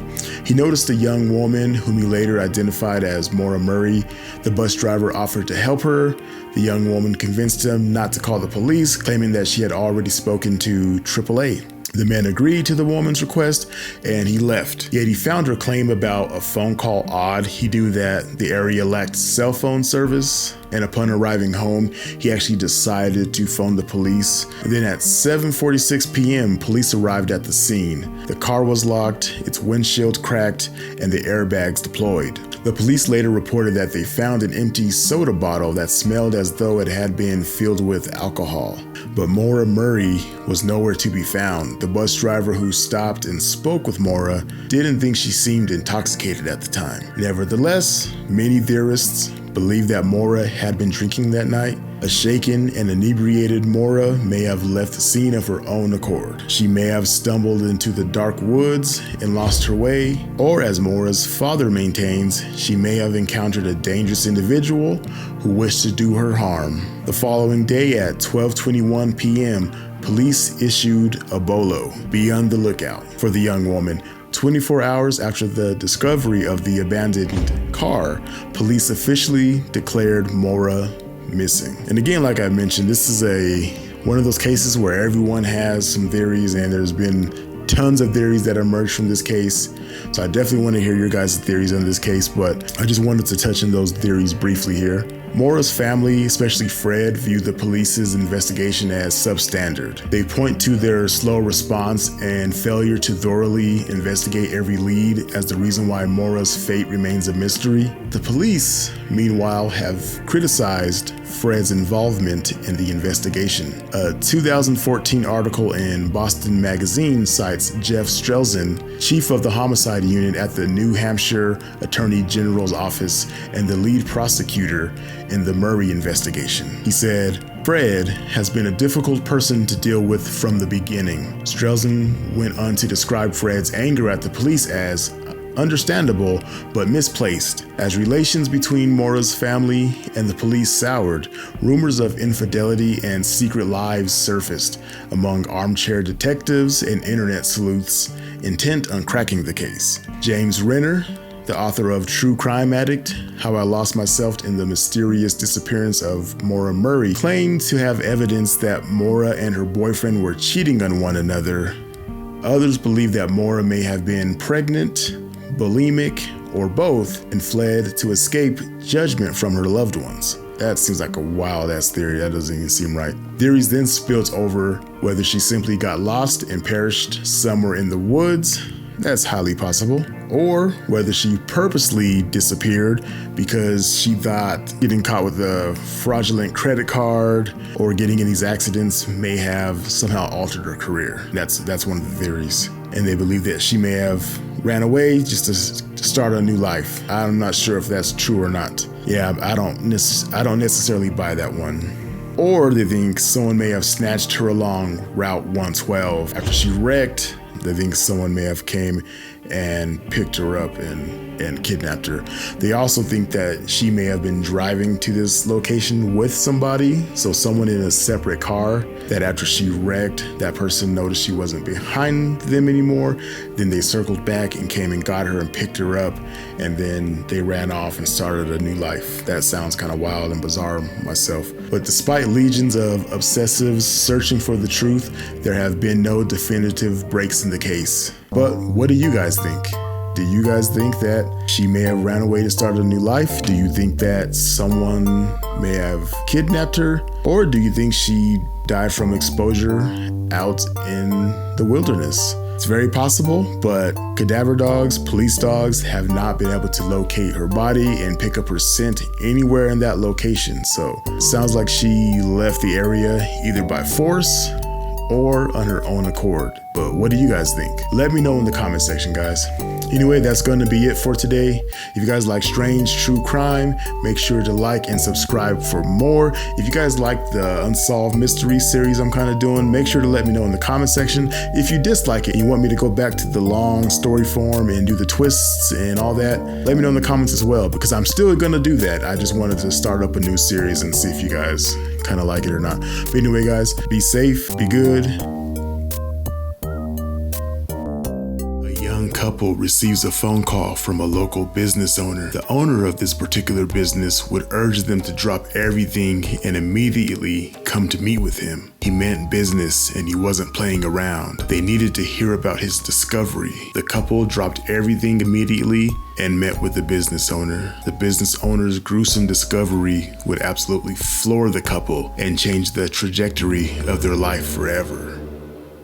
But first things first, if you like strange true crime and mysterious storytelling, then this is the place to be, here with me, JP. So kick back, grab a drink and a snack, and make sure to tip that like button. Join that SBG family by subscribing and hitting that notification bell to make sure you are getting notified when I release a weekly video. Let's go.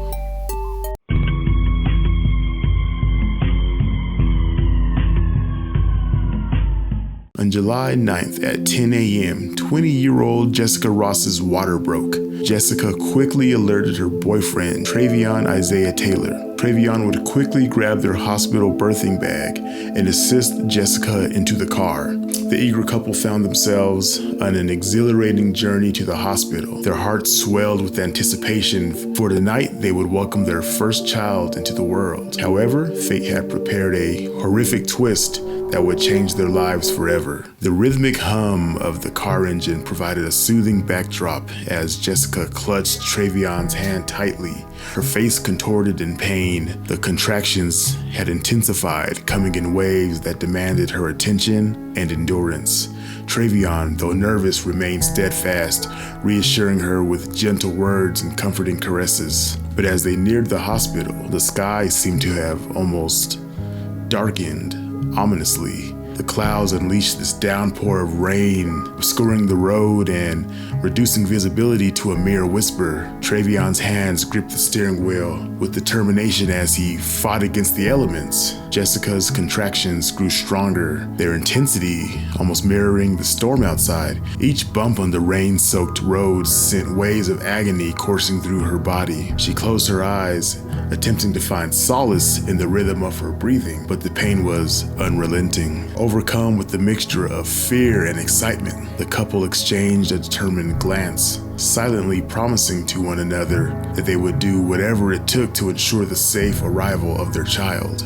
Finally, they made it to the hospital. With their adrenaline pumping, Travion helped Jessica out of the car, shielding her from the rain with his body, ignoring their soaked clothes and the piercing wind. They trudged forward and made their way towards the hospital entrance. Their arrival was met with a flurry of activity as medical personnel rushed to their aid. Jessica was whisked away to the delivery room while Travion, drenched and shivering, was left to pace the sterile hospital hallway, his heart pounding through his chest. Hours passed like a lifetime as Travion anxiously awaited news of his wife and child. The storm eventually subsided and a hushed eeriness settled over the hospital. Finally, the doctor emerged, her face a mixture of this coldness and just lacking emotion, came to Travion and said, "I'm sorry, there was a problem. Your baby didn't make it." Travion felt his heart sink and he immediately ran to Jessica. Travion and Jessica would hold each other and would just sob uncontrollably. The pain they felt, I can't even pretend to imagine what they were going through at that moment.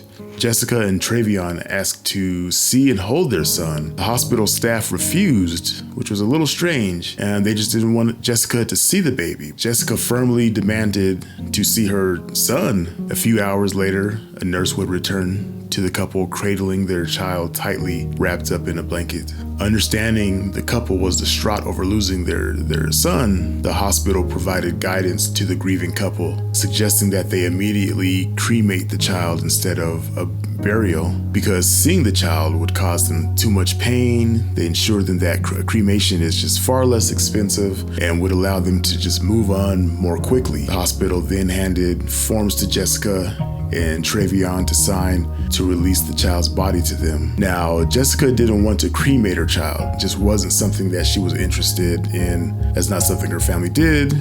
She spoke to Travion and they both decided that they wanted their child buried. They didn't care about the cost and say, hey, it's less expensive, let's cremate our child. They wanted to do what was right for them or what they felt was best for them. So they took their child to the funeral home to make the necessary preparations. Later on that day, they would receive a call from the funeral home owner urging them to drop everything and immediately come down to the funeral home. The funeral home director sounded serious, so Jessica and Travion did just that. They dropped everything immediately. What they would discover would absolutely floor them. Once they arrived at the funeral home, the owner would break some gruesome news to them. He would tell them that their child didn't die of complications during the delivery, but was actually decapitated.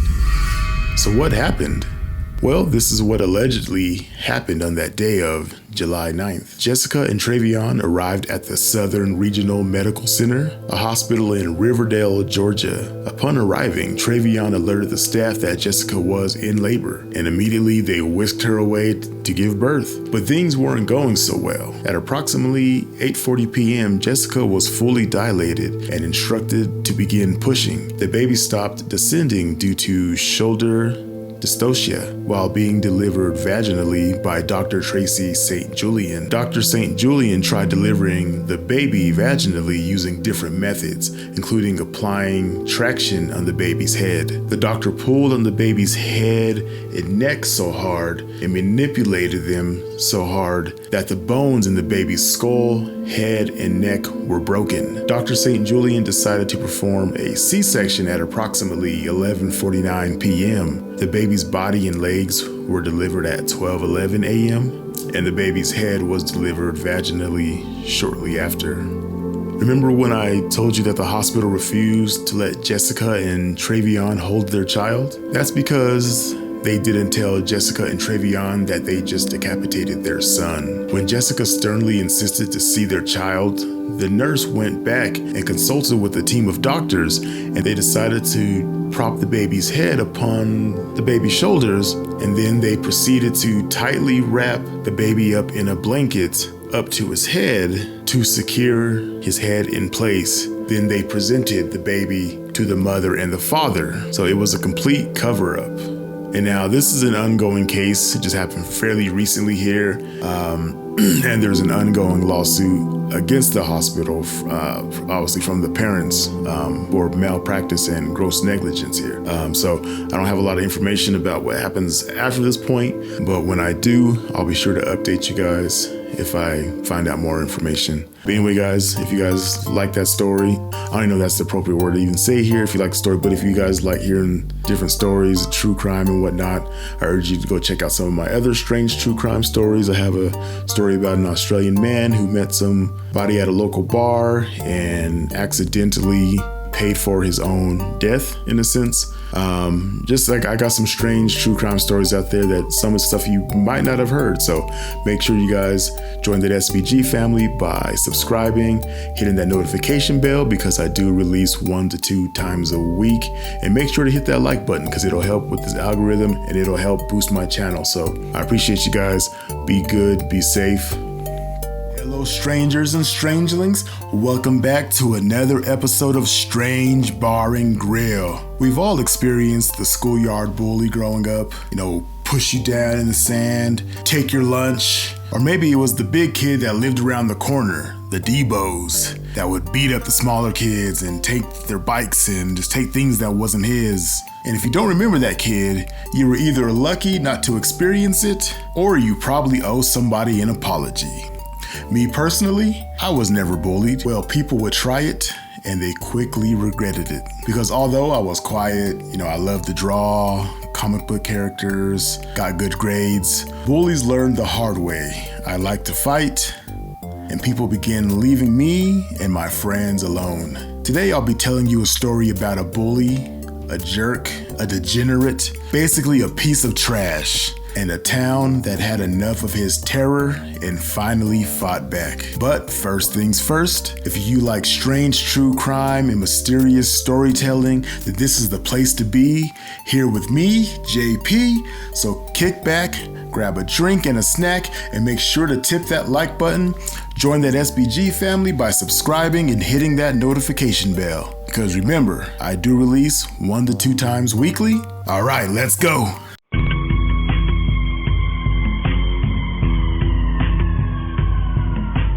In 1949, 15-year-old asshole Ken Rex McElroy dropped out of school in the 8th grade and moved to a tiny farming town called Skidmore, Missouri. He quickly established a local reputation as a cattle rustler, small-time thief, and a womanizer. At night, he would drive his truck onto Skidmore residents' property and he would steal their livestock, their alcohol, grain, their food, and antiques. Just basically anything he can get his dirty hands on. If he could sell it, he stole it. And if the owners ever caught him in the act, he would just raise his gun at them and tell them to take their sorry asses back inside and never report it to the police, or he would put a bullet in their head. Did I mention that Rex was a big 265-pound Shrek-looking son of a bitch who was known for having a bad temper and for being really over-the-top aggressive? People generally just said, screw this, and did what he asked. They just did not want trouble from this guy. And for the most part, his crimes went unreported. The rare times that victims would report Rex's crimes to the police, Rex would begin his intimidation tactics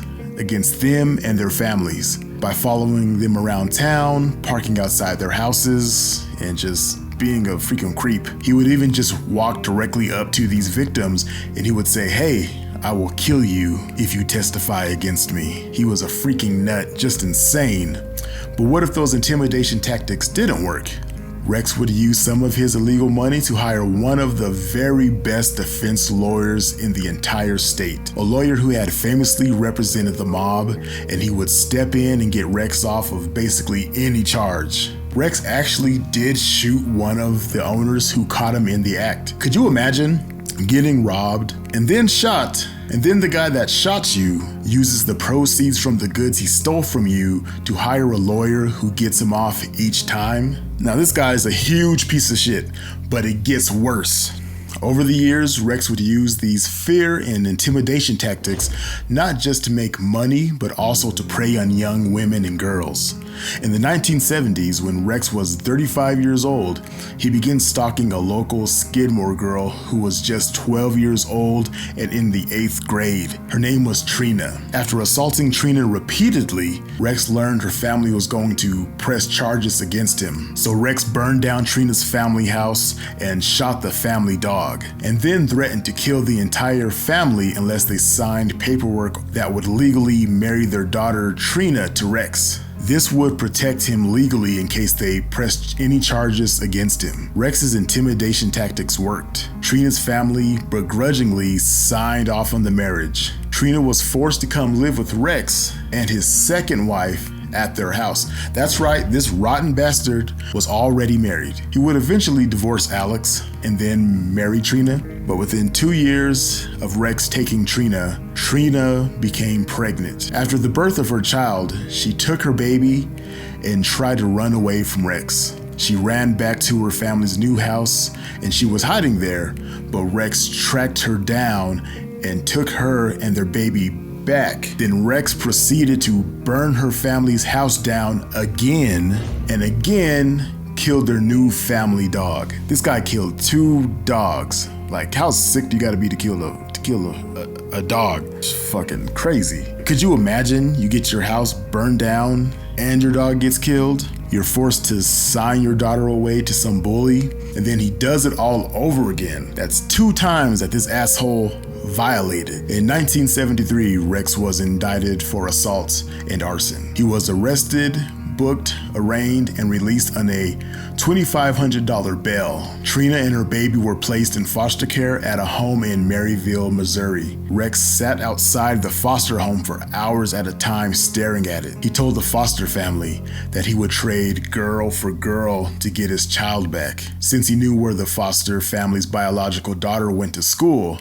and what bus route she rode. Additional charges were filed against McElroy, but he ultimately got off scot-free because of that fancy mob lawyer. Also, on July 27, 1976, a Skidmore farmer by the name of Romaine Henry said McElroy shot him twice with a shotgun after Romaine challenged Rex for shooting weapons on Romaine's property. Dumbass Rex was charged with assault with intent to kill. Rex denied he was at the scene, and as the case dragged on without a court date, Rex would stalk Romaine and he would park outside Romaine's home. He would show up at all hours of the night, making sure Romaine could see his shotgun just pointed at him. He must have done this at least 100 times, according to Romaine. At the trial, Rex convinced 2 raccoon hunters to testify that they were with Rex the day of the shooting and were nowhere near Romaine's property. Of course, Rex was acquitted. Rex was always acquitted. Everyone knew he was trouble, and he always got away with it. I don't know this for a fact, but Rex had to be one of the most hated men in Skidmore, and he was a cancer to this small town. He had hurt so many people in town, but it seemed like no one could do anything about it. It was like he was untouchable, like the mob, until a single piece of candy changed everything in 1980. One of Rex's children was at a local grocery store in Skidmore when they were caught stealing a piece of candy. When the store clerk asked the children to put the candy back, they refused because they were also assholes, like their father Rex.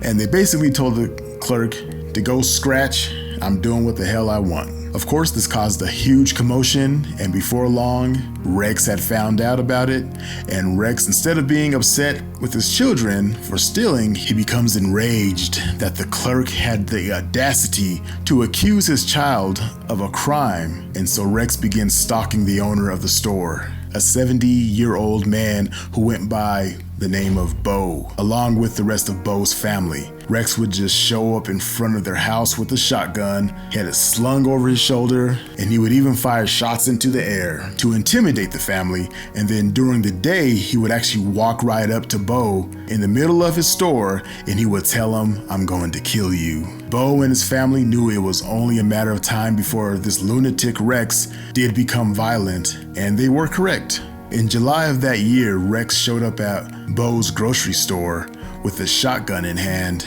and Bo, who was in the back of the shop loading up groceries through the back door, he turns around and he sees Rex walking up to him, and the shit goes down. At some point during the confrontation, Rex just raises his shotgun and fires a shot into Bo's neck. Bo was wounded badly, but he would survive, and Rex would actually get arrested and would be charged with attempted murder, and it seemed like for once, maybe just once, Rex was actually going to be charged and convicted of attempted murder, but he didn't. The attempted murder charge was lowered to just an assault, and he was given 2 years in prison, but he would only serve 1 day in jail before being released on bail pending his appeal. And as soon as he was out on bond, he went right to the D&G Tavern, which was a little local tavern in the middle of Skidmore, the only bar in Skidmore. And he carried with him his rifle that had a bayonet attached at the end of it. And basically, to anyone who would listen, he began describing in very, very graphic details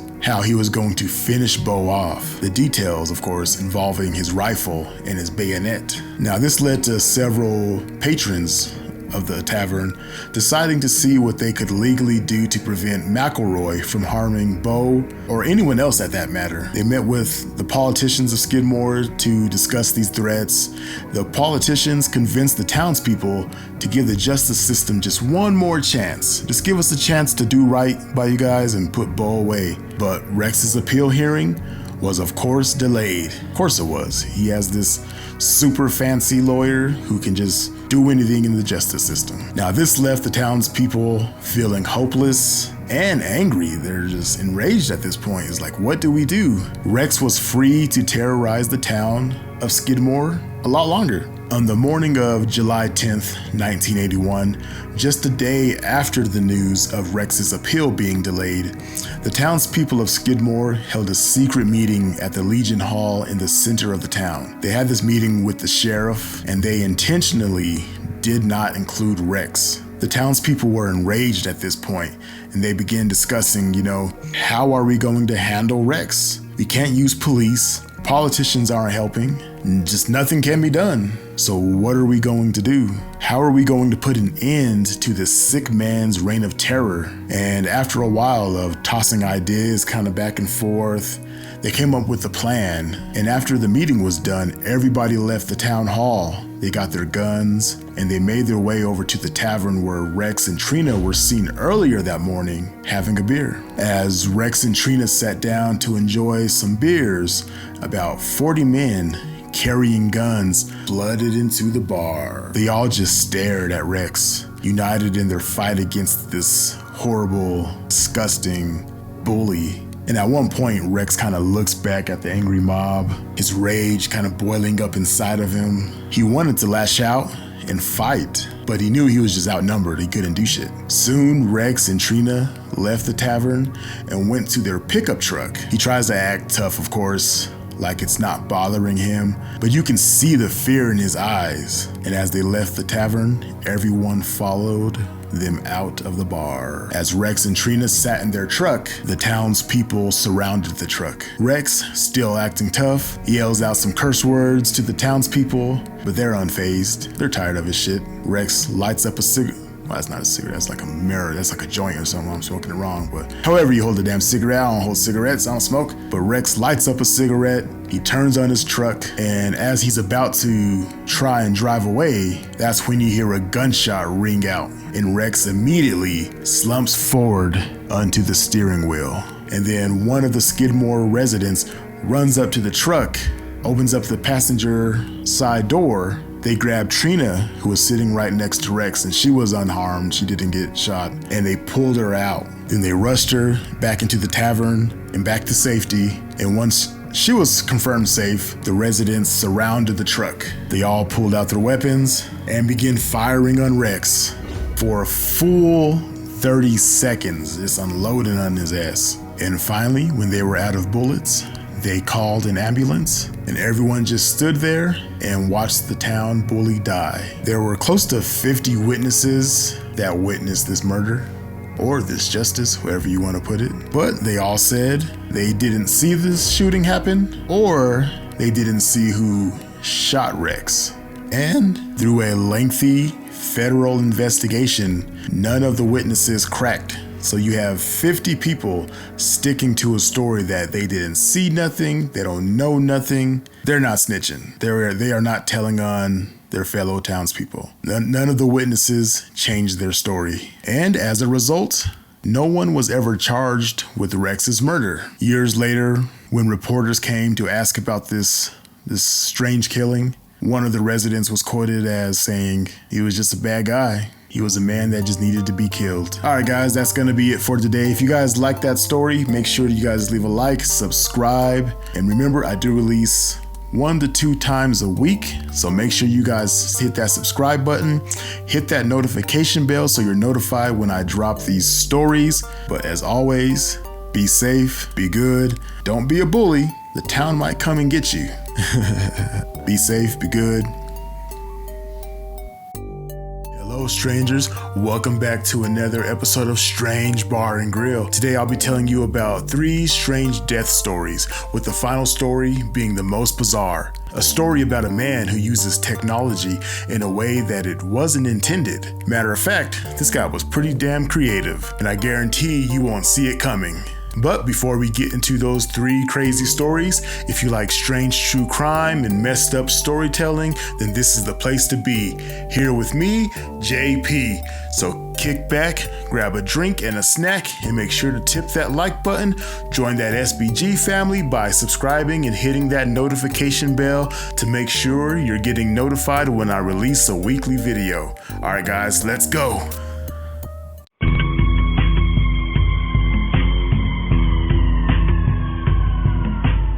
When the genre of cheesy humor is dedicated to fathers alone, it's clear that it's something of a requirement for dads everywhere to indulge in it. The dad joke can range of anything from a quick, cheap pun to something more physical and dramatic. In 1992, Greg Austin Gingrich saw a wonderful opportunity for the latter, and he jumped straight into it with every ounce of energy he could muster in true dad fashion. Some parents will go to great lengths to amuse or annoy their children. I'm sure a lot of fathers can relate. I know I sure can. Most fathers are guilty of telling dad jokes and pranking their children. Greg, he was no different. He loved to pull pranks on his daughter any chance he could get. It didn't matter the time or place. He was joking or he was pulling a prank. He was the type of dad to break out in song and dance in the middle of a crowded supermarket if it meant he could embarrass his baby girl. He loved her so much and would do anything to make her laugh or annoy her.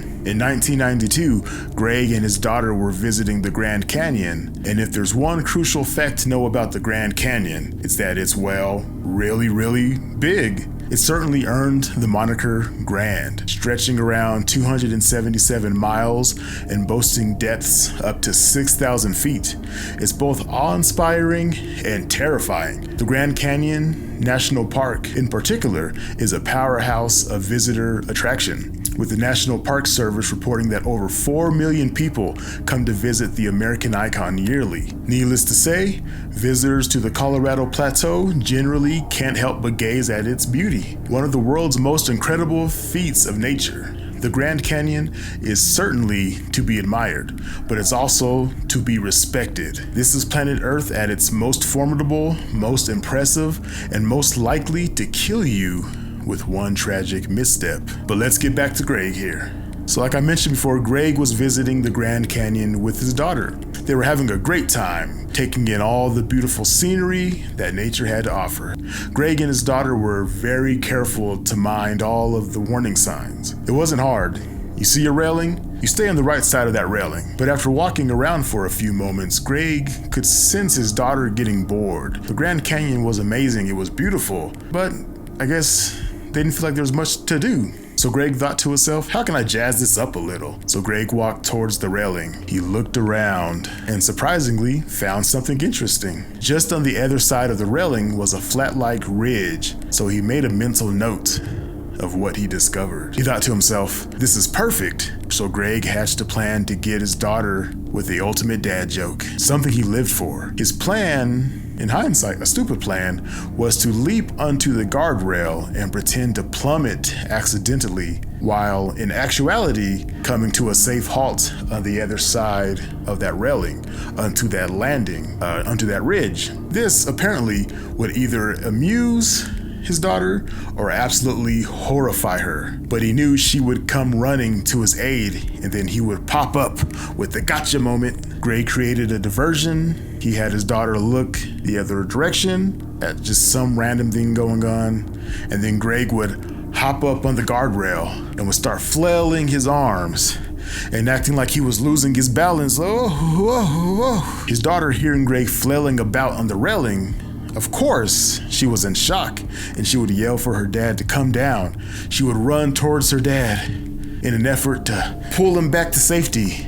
But it was too late. Greg would pretend to lose his balance, and with a smile on his face, he would purposely tip over the railing and go to the other side. Now, see, Greg's intent was to fall down a small slope where he could, catch his balance. The slope was located just beyond the edge he was standing on, but what happened next was horrifying and unimaginable for both him and his daughter. You see, while his daughter was making her way towards him, Greg lost his footing while he was pretending to fall, and he actually fell off the ridge and plummeted 400 feet to his death. See, Greg had miscalculated. He wasn't able to land on the ridge safely, and his teenaged daughter witnessed her father's horrible death, and his body was later found by the park authorities. The majestic Grand Canyon has long been and will long be the unfortunate site of such accidents. According to the Grand Canyon National Park's trips, approximately 12 people die at the Grand Canyon each year. It is reported that in the past incidents, warning signs and such were not forthcoming. According to a representative of the National Park Services, people walk behind the railings, over the top of the railings. They're sitting there hanging their feet and dangling them over the edge. So more signs is not necessarily going to encourage more safety. But just know, the Grand Canyon is not a place for practical jokes, people.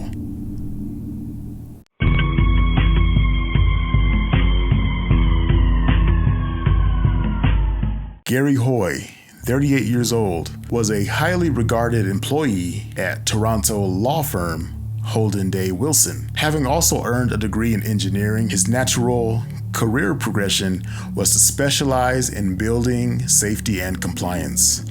The robustness of modern building techniques was something he took a particular interest in. It was when his high-flying career took him to the 24th floor of a financial district skyscraper. Built in 1969, the office windows really caught his eye. It wasn't the breathtaking view from the panes that caught his attention, however. It was more about their tensile strength. These windows were unbreakable, so Gary thought. He was so keen to demonstrate their sturdiness, he soon had a new party trick to whip out at gatherings. It involves the windows. On July 9th, 1993, the firm threw a welcome party in their conference room for their new intake of summer interns for the summer. They were keen to explore the field of law they were studying and potentially decide on a special for their future. Gary saw this moment to impress, and as he'd done countless times before, out of nowhere he would run past the interns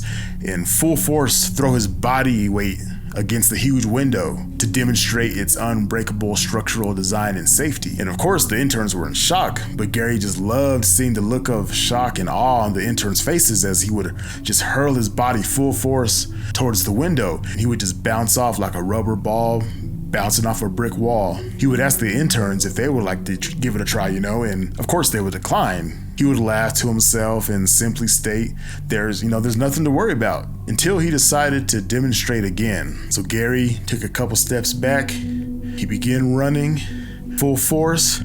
He would leap into the air and crash into the window. However, the second time, he didn't bounce back as he had before. To the horror of the interns and other onlookers from the firm, rather than the window standing firm, the pane popped out of the frame. Hoy, as shocked and surprised as anyone, fell 24 floors, dying instantly as he collided with a stone block on the pavement below. A structural engineer questioned about the incident told the Toronto Star, "I don't know of any building code in the world that would allow a 160-pound man to run up against a glass window and withstand it." Gary's death was classified as accidental auto-defenestration, aka throwing yourself at a window by accident. There's actually a term for that. But thankfully, that's a very rare way to die. Unfortunately for Gary, he actually later on won a Darwin Award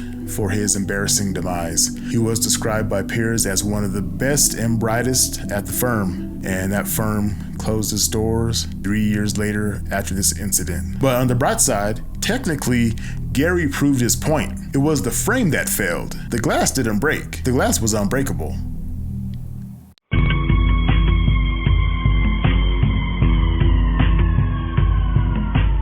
Have you ever heard those stories about the old stubborn man who's lived on this particular block for years and maybe decades, and out of nowhere, someone comes and offers him money to sell their house? And not just his house, the whole block, the whole neighborhood, because they're planning on doing some kind of major construction, whether it's a shopping mall or, let's say, an overpass or something. And the man just holds out and will not sell his house. And finally the developer says, screw it, you can stay here and we'll just build around you. And then you see those pictures on the internet and it's just some random house in the middle of like an overpass or intersections and highways and whatnot, or like a shopping mall, and it's just a random house just sitting there.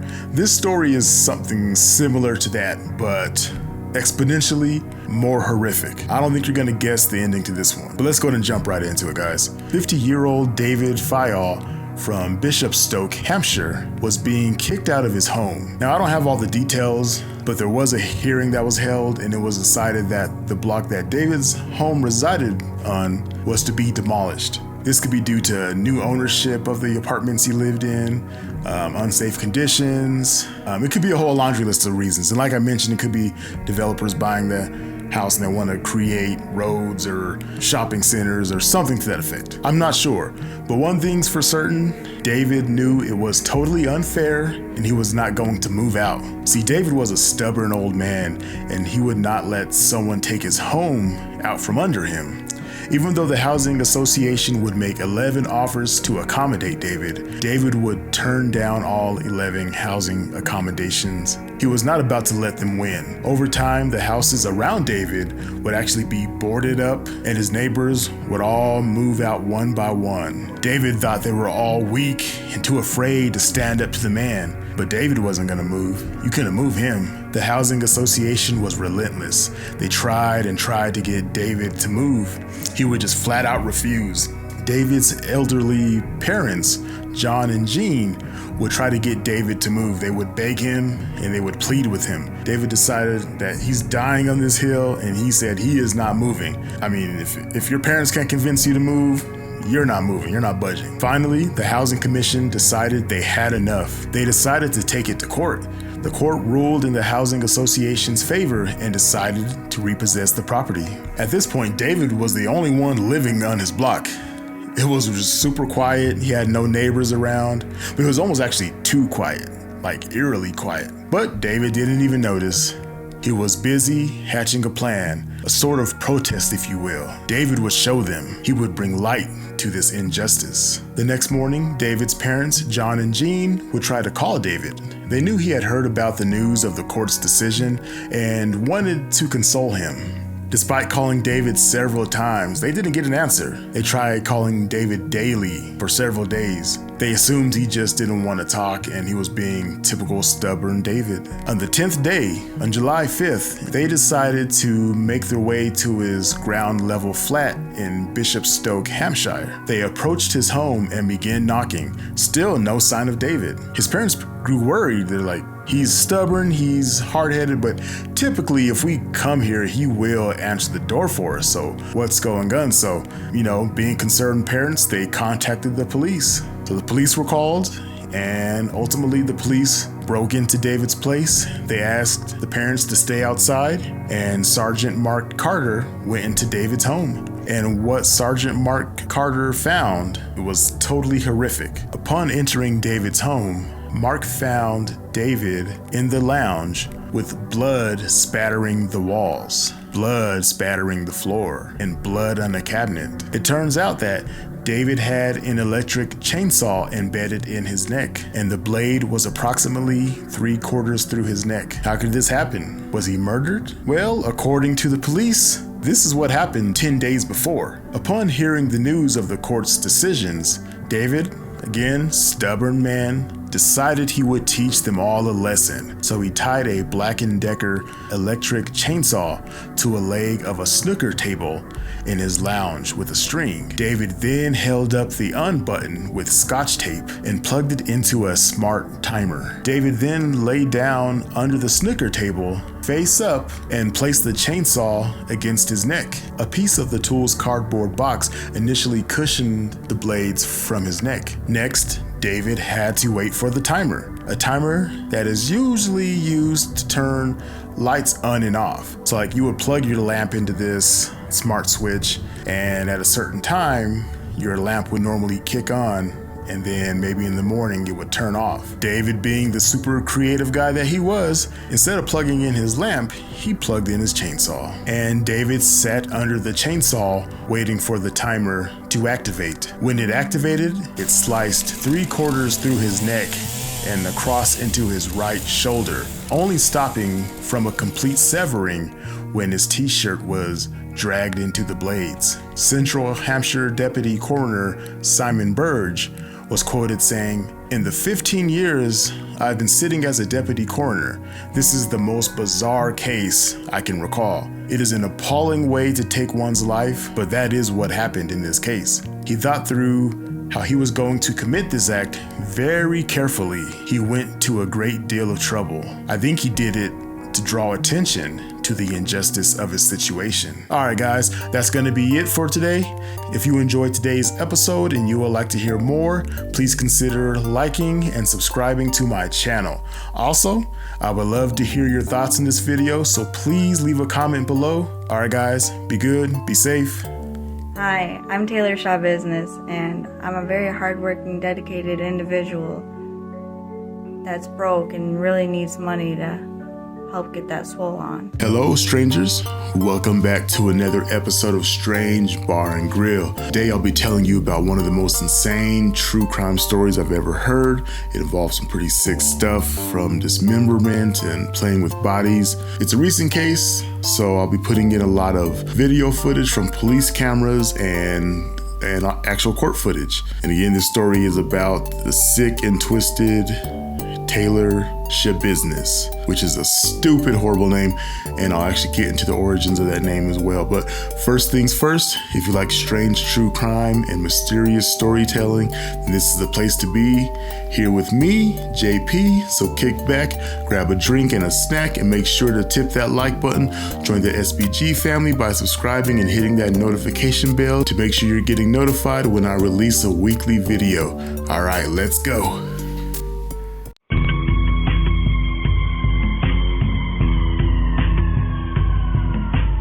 So today's video takes us to Green Bay, home of the Packers. Probably one of the craziest stories I've covered in a while. And I've covered some wild ass stories. On the west side of Green Bay lies a nice neighborhood, and one of the streets in that nice little neighborhood is Stony Brook Lane, a nice quiet neighborhood with modest homes for hardworking people of Wisconsin. It was from one of those nice quiet homes that a 911 call was made at approximately 3:25 a.m. on February 23rd, 2022. This is that call. How may I help you? Yes, I'd like an officer at 829 Stony Brook. Girlfriend just woke me up and swears that she found her severed head of her son in the basement. Did you go down there? No, fuck it. I went down, I can't tell what the fuck it is. Pardon my language, I'm kind of a little freaked out. Whose head is it? She's claiming it's her son. How old is your son? 24, 20, 25? Has he been missing, or? No, he was here yesterday with some chick, and then all of a sudden nobody's here. Where's the rest of the body at? No idea. He was here a couple hours, then he left with Taylor. And they had some big Taylor, Who's that? girl, Taylor Coronado. You know how to spell her last name? Living in this house was Tara. And earlier on in the night, she heard a door slam, boom, and a car drive off. And now her son and her son's friend had been staying over for like the last day or 2 days. And so she was just a little bit curious of kind of what her son may have been up to. So she's like, oh, well, my son's friend left, so let me go ahead and head downstairs and just see if everything's all right and see what's kind of going on. It was in the middle of the night, so she was just a little bit curious because heard the door slam middle of the night and it was like, okay, maybe they're fighting, what's going on? So she thought, I'm gonna go investigate. So she went down to use the bathroom and she saw the light on in the basement. So she went down the steps, and as she went down the steps, she opened the door into the basement. And on the right, that's probably your left, but on the right, on the other side of the door, was a black bucket on the ground, and on top of the bucket was a towel, and it just seemed weird and out of place. So she lifted the towel to kind of see what was in there, and what she saw just shocked her and chilled her to her core. It was crazy. Inside was a head, a severed human head, her son's head. She then ran back up the stairs and she began talking to her partner, Steve. I opened the towel, I picked up the towel and dropped it because I don't know what the fuck it is, man. I had bad vision, and she's like, is that what I think? I'm like, I don't fucking know what the fuck it is. Do you want to stay with those two? I'll just go see it. Where's it at? So right there. Look right, there's a bucket with a towel on it. Now, Tara believed it was her son, Shad Tyrion. Shad was 24 years of age, the son of Tara and Michael Tyrion. He was a native of Wisconsin, growing up with two sisters, one brother. He was from the Green Bay area. He reportedly left school without graduating and apparently attended some school actually with Taylor.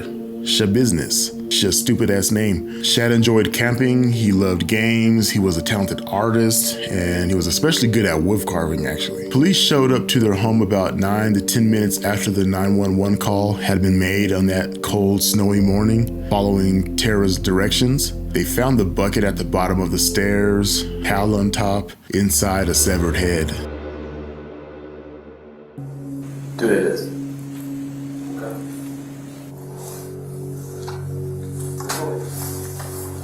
Let's just... Okay. The two responding officers were so shocked by this entire situation that they had to double check to make sure that the head was real. Like, the officer just could not believe his eyes. He just did not believe it. Any more units here? Hold on, just...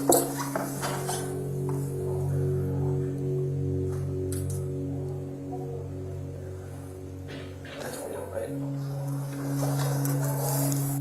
That's real.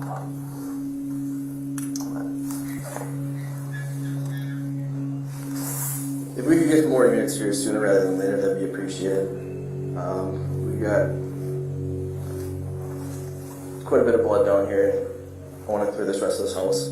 There was a lot of blood in the basement, on the mattress, on the floors, and later when checking the bucket fully, it was filled with blood as well. And there was a severed penis also inside, as well as 2 knives. Later, bags would also be found in the basement containing body parts, the upper torso, internal organs, and more knives would be found. And of course, police wanted to know who was the last person to be with Shad to see him alive. And that was a person Shad's mother, Tara, called Taylor Coronado, better known as Taylor Shabusiness. I hate that stupid ass name. Upon hearing that, they made their way to where she lived, also in Green Bay. It was about an hour and a half after the first finding of the severed head, and before they even spoke to her, or saw her, or knocked on her door, they could follow the trail of blood from her vehicle.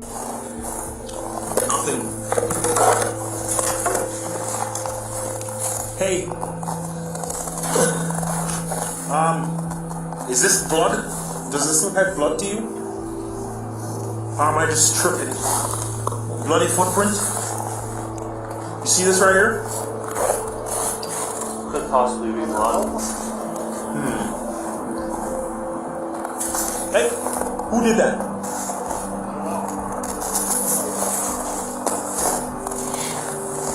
Hi, Taylor, how's it going? Officer Russell with the Green Bay Police Department. Just make sure you ain't got nothing on you here.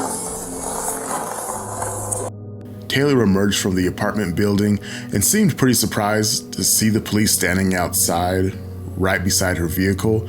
She had blood on the front of her sweatshirt, her sweatpants, and her hands. So this nasty fucking bitch didn't even change or clean. Yeah. Taylor Schabusiness was born Taylor Coronado on the 23rd of November 1997. Her and Shad were high school classmates together at Bayport High School. Now, Taylor's upbringing wasn't the greatest. It wasn't easy. Taylor's mother, Marla, she passed away when Taylor was about 12 years old. She passed away of cirrhosis and alcoholism. After then, Taylor went to live with her grandparents who lived in Catella down in Texas. Since she was a child, she's been receiving mental health treatment, something which when she moves back to Wisconsin, the drugs, more specifically the meth, didn't really help much. Surprisingly, in her own spare time, she would make dream catchers, some shitty art, and take weird selfies with pictures of like serial killers. Here's a picture of local Wisconsin celebrity killer Jeffrey Dahmer. Now Taylor, she's actually in fact married to a man named Warren Chabot. That sound familiar? Who was at the time and is currently in prison. Taylor and Warren married in February 2020, and it appears that Warren Chabot is the reason Taylor changed her name from Coronado to Schabusiness, because she likes the Shaw part and she means business, I guess. It's so stupid. It's such a stupid name. I can't stand the name. But she's stupid, so it fits, right? Warren Chabot also changed his name from Chabot to Schabusiness. He is currently incarcerated on drug charges. Warren has a criminal history of domestic abuse, drug dealing, resisting an officer. Taylor actually has one too. Resisting an officer, possession of drugs, and all that stuff. So while Warren is locked up, Taylor and Shad started hooking up. Like I mentioned earlier, Taylor and Shad were longtime friends. They'd known each other from high school. They were dating previously. They broke up, and they just recently kind of got back together before this crime happened. When confronted by the police that night, February 23rd, after they found Shad's head in a bucket, Taylor, her reaction was like, "Oh, you got me," just like real nonchalant and just indifferent to the whole thing. Well, they found part of Shad at his house, his mom's house. Found his head. Where's the rest of his body? It's there. It's at his house. It is in the house? It's at his house. Okay. Can you tell me what happened? It's a good question, because I blacked out during that time. And where'd you do the body? The body's there. Yeah. It's, So we're gonna take the head somewhere? I like that. You liked it? So you dismembered the body too? Yeah. Well, what did you do with the body parts? Oh, they're in the house. I know, I forgot the head. I wanted the head. Did you bring anything with you? Yeah, it's in the van. What? It's in the van. Did you want Shad to be dead? No, it was out of random. Like, I wasn't expecting that, and it kind of threw me off guard. And it was in an open place and all that. You went in the basement, right? Mm-hmm. It's pretty open. Well, I haven't been down there, but is it? It is. Okay. So, like, it was weird. It was really weird.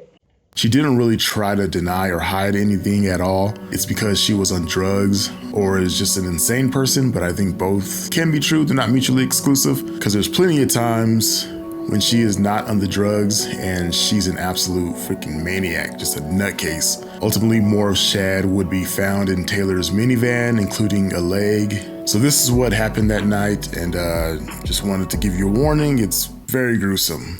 On the night of February 21st, Taylor went and she picked up Shad from his mother's house where he lived. And together, they went back to Taylor's house and started doing drugs. They started smoking weed, probably some shitty weed. They also did meth, good meth. I don't know how that works. Green Bay, shitty weed, good meth. I don't know. I'm just talking shit here, guys. So don't be offended, Green Bay. I don't know, but Taylor refers to meth as the bitch. Like, we were smoking the bitch, right? Then they also shot up some antidepressants, which I didn't even know that was a thing. Apparently I'm old and a square. Then they went back to Shad's basement sometime on February the 22nd. Tara let them in. They went downstairs. A couple minutes after going downstairs in the basement, Shad pulls out 2 metal chains. Police describe them as being like dog collars. They were into that erotic choking stuff, that erotic asphyxiation, I guess is what you call it. Now, I've met girls that were into that stuff, but it's not really my thing. I'm not trying to catch a case and end up on some YouTuber's channel. Anyway, Shad and Taylor were now taking it to the next level, and they were using metal chains to choke each other. So they both were higher than giraffe chins, and then Chad was laying down on the bed, face down, with Taylor on top of him, choking him from the back, basically. Here comes the chain, right? And then we put it around his neck. Well, we were like playing around and shit, and then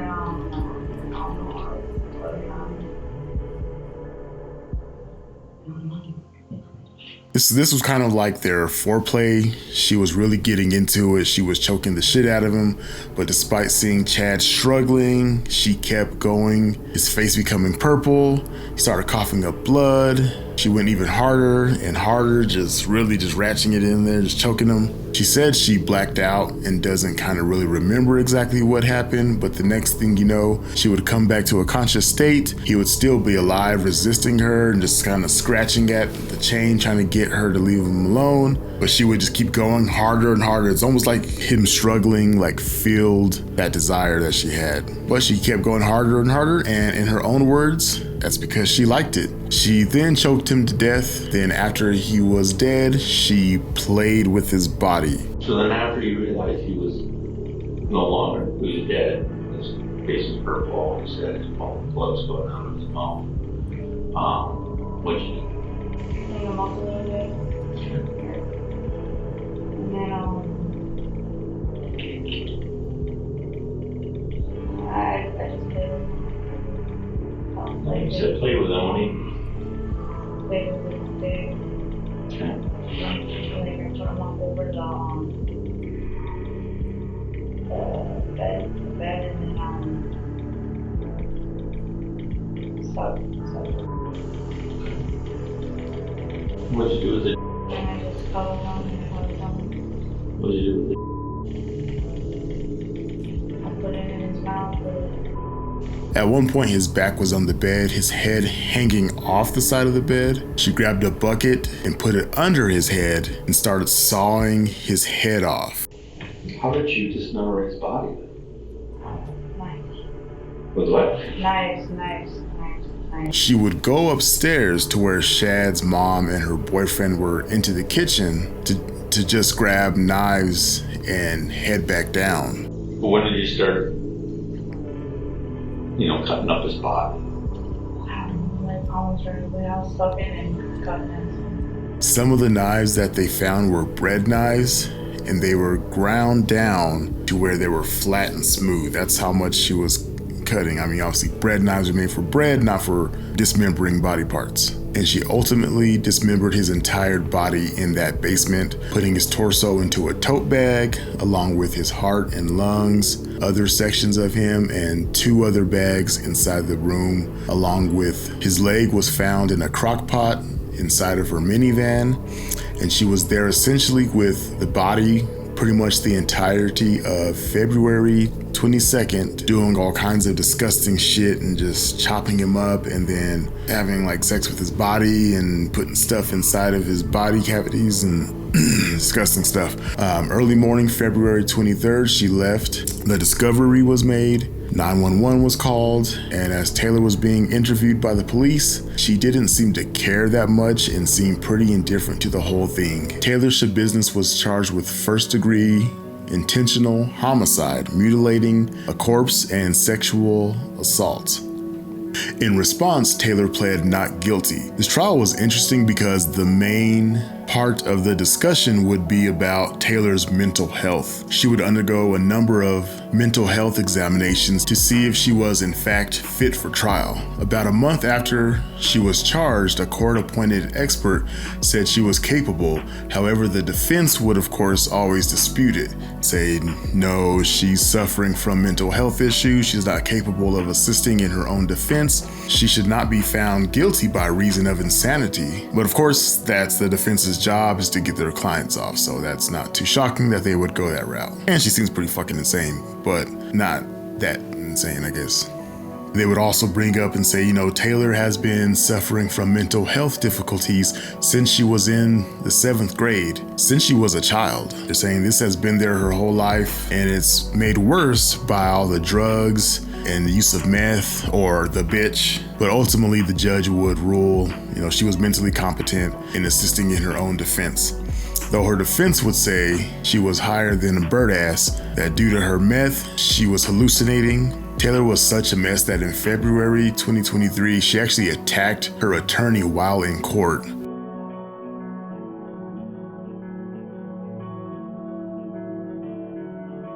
An accused killer attacked her own attorney in court. Taylor Shabiznes is accused of killing and mutilating her boyfriend a year ago in Wisconsin. You went off on your attorney, Taylor. You went crazy on your attorney. You can't do that. But was this a ploy to seem insane? Probably was. I mean, some defense experts would say when you're talking to Taylor, she's fine, she's coherent, she's good. Other times they say they would go in and speak to her and she's just screaming nonstop. When she presents herself, do you have comments about that? Yes, my comments about that are that it's very unusual, what we call presentation. How is she looking? How does she talk? How does she interact? She's been described as smirky. Smirky. She has inappropriate, grinning, weird grinning. When she's talking about the crimes, people have interpreted it to be like laughing at what she did. Other times looking, I can mimic it, very scowly. A lot of people interpret it superficially to be grinning. Grinning at all, but getting a kick out of everything. Not me. Based on my experience and training, that's a psychotic person right there. But the judge wasn't having any of that bullshit, and finally, towards the end of July 2023, her trial began. Taylor was pleading not guilty, and not guilty by reason of mental disease or defect. The defendant strangled her friend Shad Furian to death using a dog collar. Then after he was dead, engaged in sexual acts with him, with his body, subsequently dismembered him using kitchen knives found in the home. But ultimately, the case comes down to choices and responsibility. The defendant made a series of choices, February 21st, 22nd, and 23rd. Choices to use methamphetamine, choices to kill her friend Shad, choices to then utterly degrade him after the fact. The choices the defendant made. Please keep an open mind. Listen to all the facts, listen to what every witness has to say carefully, and weigh what they have to say.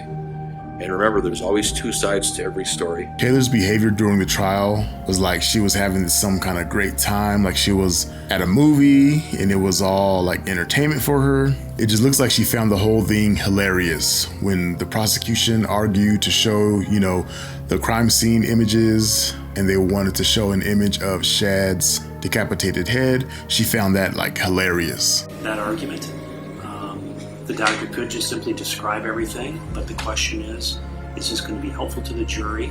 Or when a friend of Shad was testifying and makes like an accidental slip up with the use of his words, she thought that was hilarious. Specifically, when I got there, we were just chilling, chopping it up, like how we always do.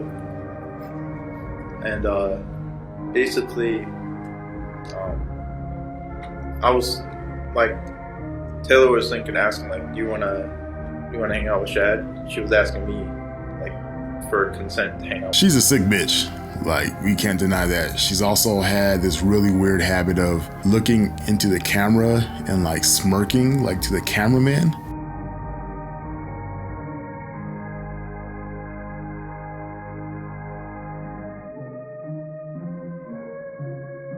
It took the jury less than an hour to decide if she was guilty or not. I assume they ordered some lunch or something just to kill most of that hour before reaching a verdict, because I feel like that was a slam dunk case. This bitch is guilty. You can literally see the smile fall off her face as she's read that verdict. The first verdict reads as follows. We, the jury, find the defendant, Taylor Denise Shabusiness, guilty of first-degree intentional homicide as charged in count 1 of the information, dated this date, July 26th, 2023, signed by the foreperson.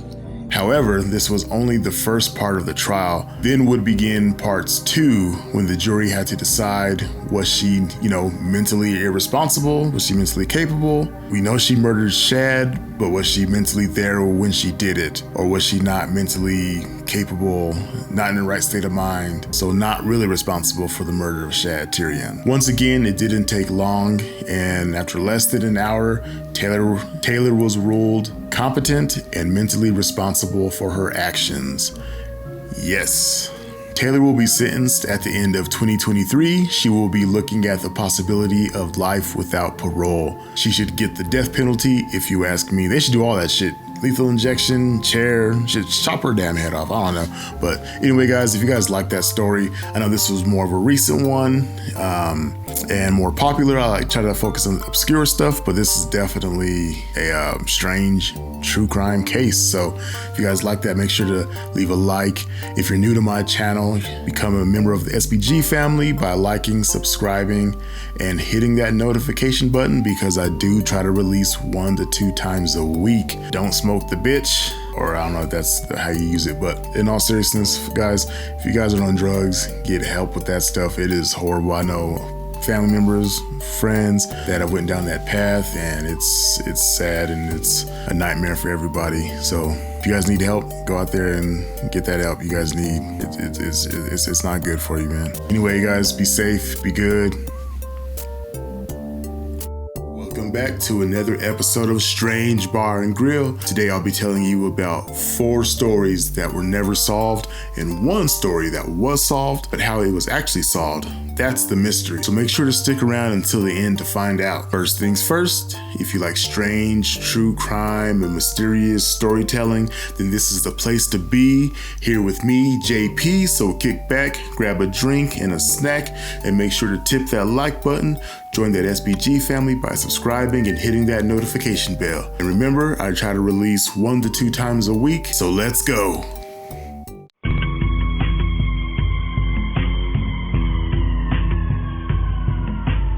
So let's jump right into our first story. This story is called The Cape Intruder. So back in 2005, in the affluent town of Cape Elizabeth, Maine, the community experienced something unnerving. During the night, victims who kept their doors unlocked would wake up in the morning to catch a brief glimpse of a man staring at them. Before they could react, the man would flee the scene, leaving the house just as it was before he entered it. Nothing was stolen. Nobody was injured or killed. All that he took was their privacy when he snuck into their bedrooms to watch them sleep. A rough sketch depicting a man in his early 20s played on the local news. Everybody seemed to think they knew who it was, and the police received a number of calls from concerned citizens naming possible suspects. Although 2 people named the same person, the police never did catch the Cape Intruder. After some intrusions in August, December, and February, he never did break in again. Perhaps he had his fill of staring at sleeping bodies during that time period. But the thought that such a person existed and still walks among us is enough to give anyone chills, and of course, serves as a grim reminder, always lock your doors.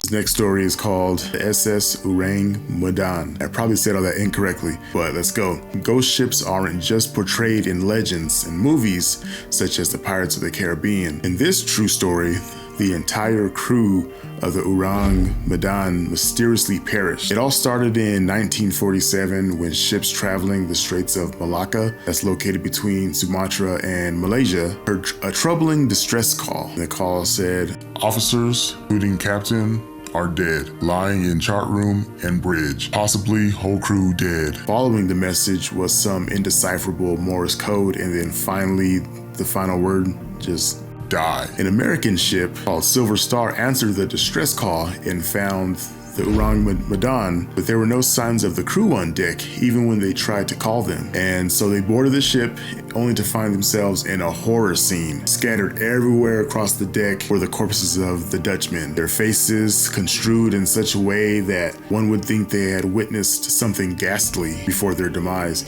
Even the dog was dead, and his face also twisted and contorted in agony. The captain's body was found on the bridge while the communication officer was still at his post, his cold fingers still pressing the telegraph. The American crew went down to the boiler deck to find the same situation. Just bodies everywhere and their faces contorted in this look of agony and pain. Despite it being over 100 degrees down there, a cold chill just came over everybody. So they retreated back to their ship again. They decided, you know what, let's tow this ship back to port. But as soon as they attached the tow line, smoke began billowing out of the ship. Moments later, it exploded in this huge explosion, sinking into its watery grave, taking all the secrets along with it. What horrible thing did this crew witness? Like, what the hell did they see? What happened to them? Some believe it was the work of something paranormal, perhaps a band of ghost pirates raided the ship, or aliens decided to drop in, but there has to be some sort of scientific explanation around this. Many theorize that this Dutch ship was smuggling hazardous materials such as potassium cyanide and nitroglycerin. Seawater may have interacted with the cargo, causing the toxic gas to release and ultimately poisoned the crew. The nitroglycerin would later cause the explosion. Or maybe there was trouble in the boiler room and carbon monoxide killed the crew and a fire got out of hand and destroyed the ship. What is most troubling is the fact that although the Silver Star is very real, there isn't any registration records of the ship. Did the ship even exist, or is it merely a sailor's tale?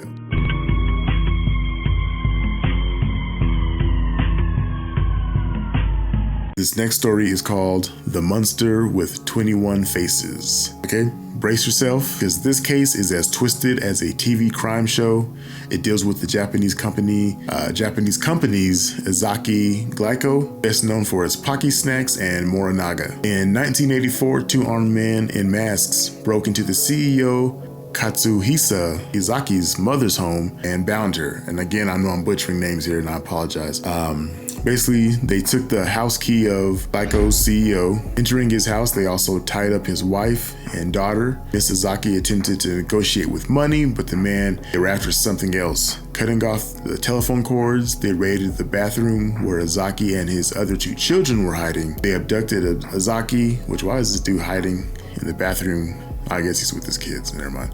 So he kind of dipped out while his family was taken hostage, but I guess he was hiding with his kids. But anyway, they abducted Izaki and held him hostage at a warehouse. They also issued a ransom for 1 billion yen and 100 kilograms of gold bars. Their plans were discovered when Izaki managed to escape 3 days later. A few weeks later, just when the company thought it had escaped extortion, vehicles in its headquarters parking lot were set on fire. Then a container with hydrochloric acid and a threatening letter addressed to Glyco were found in Ibaraki, where the warehouse was located. This began a string of letters from a person or group that dubbed itself the Monster with 21 Faces, named after a villain in a Japanese detective series. The letters threatened the company's products, claiming that their candies were laced with potassium cyanide soda. Glyco was forced to pull the products off the shelves, resulting in a $21 million loss and the layoff of 450 part-time workers. Jesus. After months of tormenting Glyco, the Monster with 21 Faces decided to look for fun someplace else.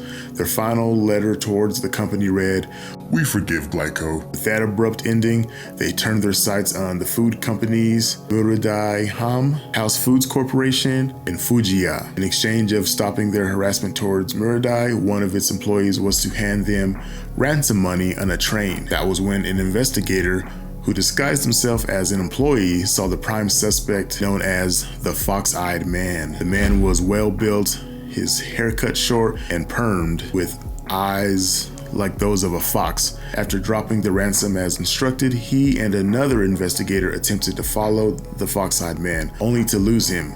They would get a second chance later on, but he again evaded them. After continuing harassment towards the police, a year later, Police Superintendent Yamamoto committed suicide by setting himself on fire, ashamed of his failure to capture the Fox-Eyed Man. 5 days following his death, the monster with 21 faces sent his final letter to the media. Yamamoto of Shiga Prefecture Police died. How stupid of him. We've got no friends or secret hiding place in Shiga. It's Yoshino or Shikata who should have died. What have they been doing for as long as 1 year and 5 months? Don't let bad guys like us get away with it. There are many more fools who want to copy us. No career Yamamoto died like a man. So we decided to give our condolence. We decided to forget about torturing food making companies. If anyone blackmails any of the food making companies, it is not us, but someone copying us. We are bad guys. That means we've got more to do other than bullying companies. It's fun to lead a bad man's life. Monster with 21 faces. And with that final statement, the monster with 21 faces disappeared, never to be heard from again.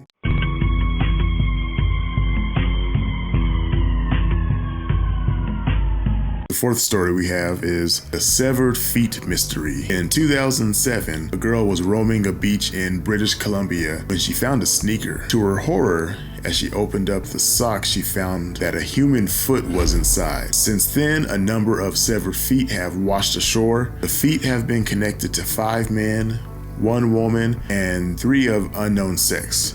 The case has never been completely closed, with many theories floating around as to who the feet belong to.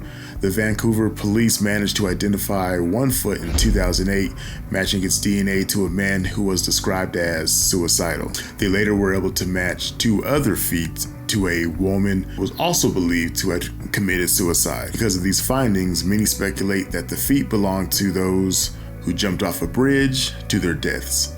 However, because of the rarity of only feet and no other body parts showing up, some believe that the feet were connected to a plane crash by a nearby island. Others suggest they were those of the victims of the Asian tsunami in 2004, since the make of the shoes were all manufactured before 2004. So when a body spends a long time in the water, it comes apart at certain weak points. Ankles and wrists are the weakest of those points, while hands are usually not attached to anything. Feet are in shoes. Shoes can either have very buoyant rubber soles, or they can trap pockets of air that lift the feet upwards, letting it kind of float to shore. So that leads to the question of why the feet just started turning up now. Like they just kind of started randomly out of the blue. You would think if this was the case, these feet would be showing up all the time previously to that. So why are they showing up now? What's going on in this area? I know it's kind of strange. But whatever sources these feet are coming from, they have left the world baffled for years.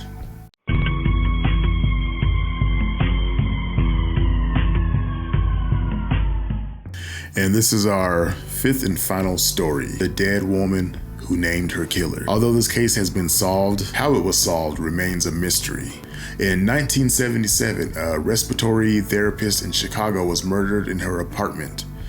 Teresita Bassa was found under a flaming mattress, a butcher knife buried in her chest. Police attempted to track her stolen jewelry with no luck. They also failed in trying to link any of the suspects to the crime. It seemed impossible to find the perpetrator, that is, until Remy Chua, a co-worker who barely knew the victim, involuntarily became a leading source of information. Where's this going? Chua began having frequent visions and nightmares about Bassa. It started in the locker room of her work, where she experienced seeing a man's face behind Bassa. This would repeat in her dreams. Chua then began channeling Bassa's spirit when conversing with her husband. While channeling Bassa's spirit, Chua told her husband that the entire story of Bassa's murder, she claimed an orderly at the hospital named Alan Showery was helping Bassa with her television when he assaulted her. He then killed her and set her mattress on fire. The spirit was even able to give the details of what happened to her jewelry, which was given to Showery's common-law wife. Mr. Chua convinced his wife to give these details to the police. The police were skeptical at first, but after seeing Basa's jewelry on Showery's wife, Basa's cousin was able to confirm, just as the spirit said she could. The police were able to convict the man for 14 years in jail. Unfortunately, there was not enough evidence to convict him longer. But was it really Basa's ghost who named her killer? Perhaps Chua had knew some facts in the case and disguised it as a spirit possessing her. Whatever led police to the killer remains a mystery. Alright guys, that's gonna be it for today. If you guys like some of these short compilation videos, let me know in the comment section. But that last story, what do you guys think? Do you guys think he was actually having nightmares and somehow solved the case? Or did she actually witness something and at the time she didn't say anything and maybe guilt got to her and she decided, you know what, let me go ahead and report this. I mean, that seems likely to me, that she may have witnessed something and she couldn't just keep it to herself. So the only way she can find a way to bring it out now at the time is to say, hey, I'm having nightmares and this is what I think happened, and go check out. What do you guys think? Let me know in the comment section. If you guys are new to my channel and you guys like that, make sure to tip that like button. Make sure to join that SBG family by subscribing and hitting that notification bell, because I do release 1 to 2 times a week. So make sure you guys are getting those notifications so you can keep coming back and watching this content. All right, guys, have a good one. Be safe. Be good. The morning of February 13th, 2017 was like any other at Malaysia's hectic Kuala Lumpur International Airport. So it would have been easy to miss Mr. Kim, a lonely North Korean man clad in a blue polo shirt and jeans. Mr. Kim, age 45, was on his way to airport security to check into his flight to Macau. Mr. Kim was used to traveling, so this whole thing for him was routine.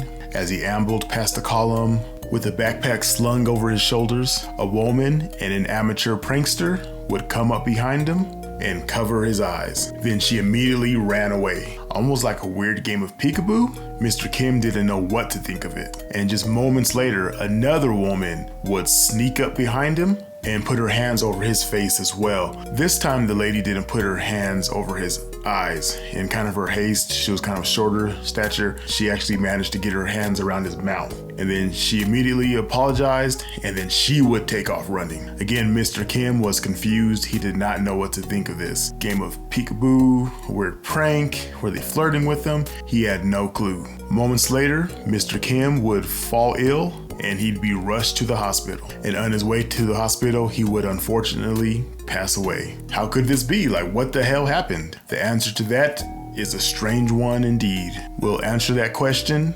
I'm also going to show some surveillance footage of this incident at the airport, so you'll definitely want to stick around until the end. But first things first, if you enjoy strange true crime stories, then this is the place to be. Here with me, JP. So kick back, grab a drink and some snacks, and make sure to tip that like button. Join that SBG family by subscribing and hitting that notification button. All right, let's go.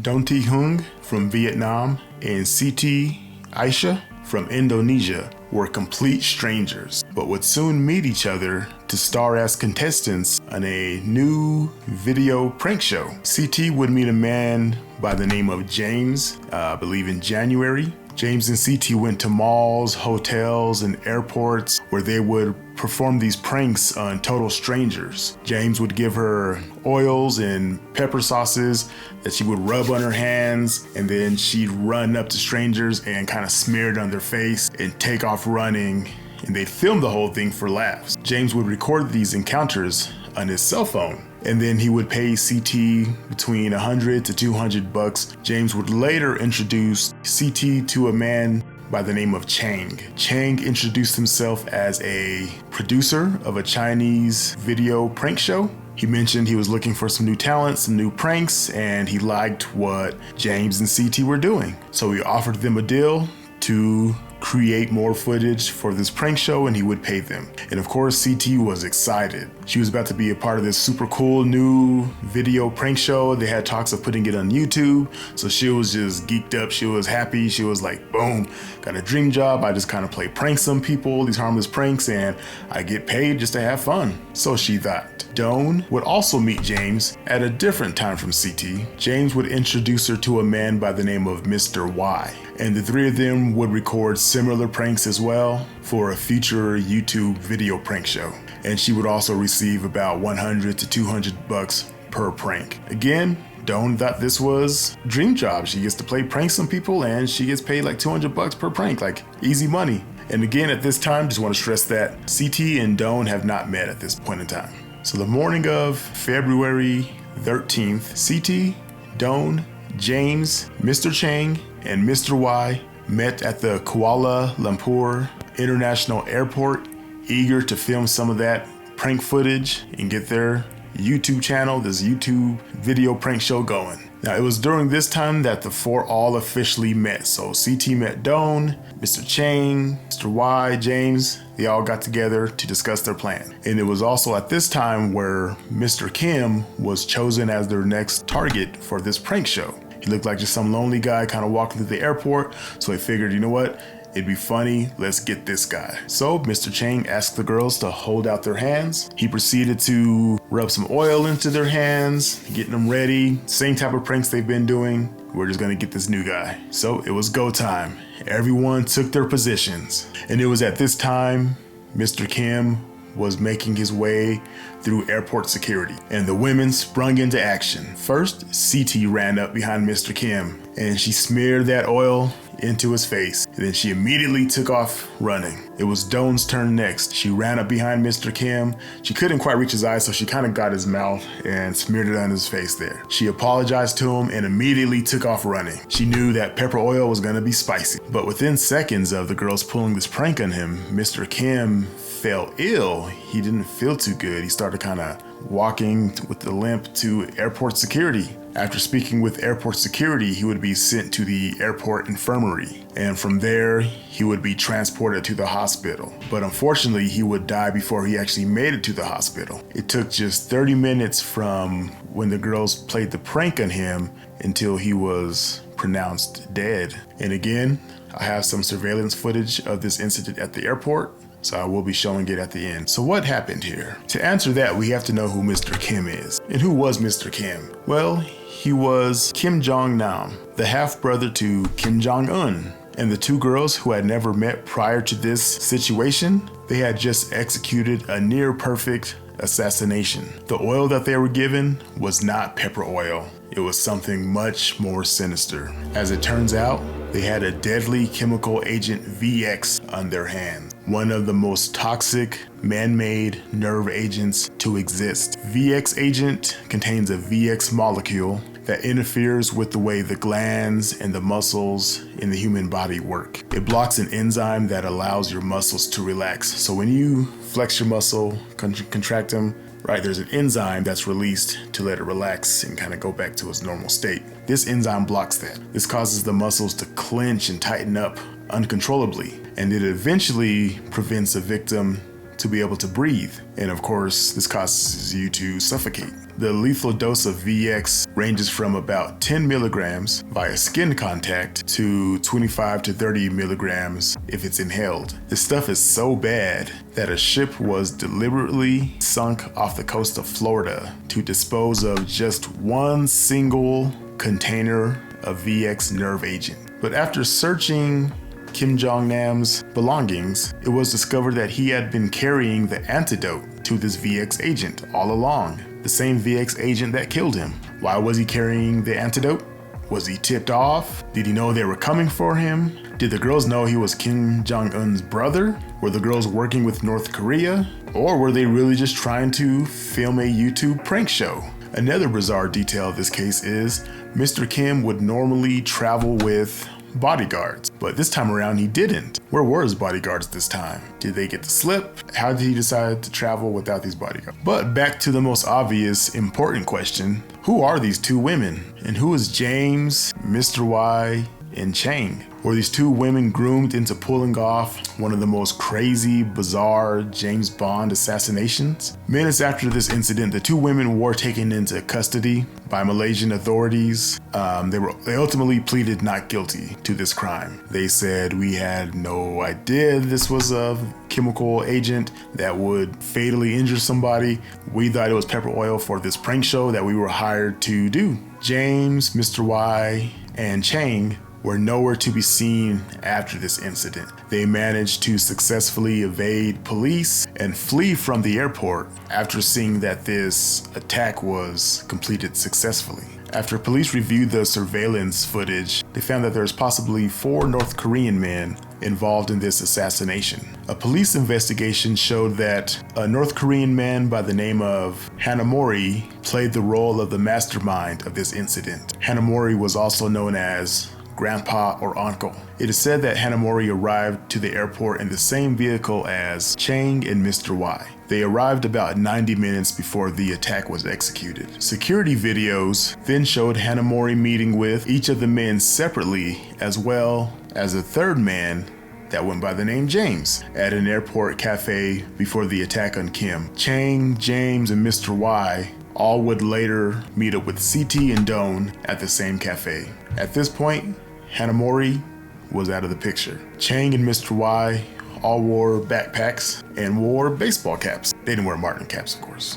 That's a joke. Mr. Y was seen holding a water bottle, possibly containing that oil, while Mr. Chang was carrying a plastic bag. After the two women rubbed Kim's face with what they now know as VX agent, the VX nerve agent, video footage shows that Chang and Mr. Y actually changed their shirts, ditched their caps, removed their backpacks. Hanamori, he also changed his shirt, and Chang shaved off his goatee. Chang and Mr. Y left the budget terminal in the same vehicle that Hanamori was in and headed to the main airport terminal. Meanwhile, James was seen heading to the Sama Sama Airport Hotel after the attack. Security videos showed James entering his hotel before checking out of the hotel. He was then later seen at the departure hall of the main airport terminal with the other 3 men, and that's Chang, Mr. Y, and Hanamori. And just hours after the attack, those 4 men passed through immigration checkpoints and boarded flights out of the country.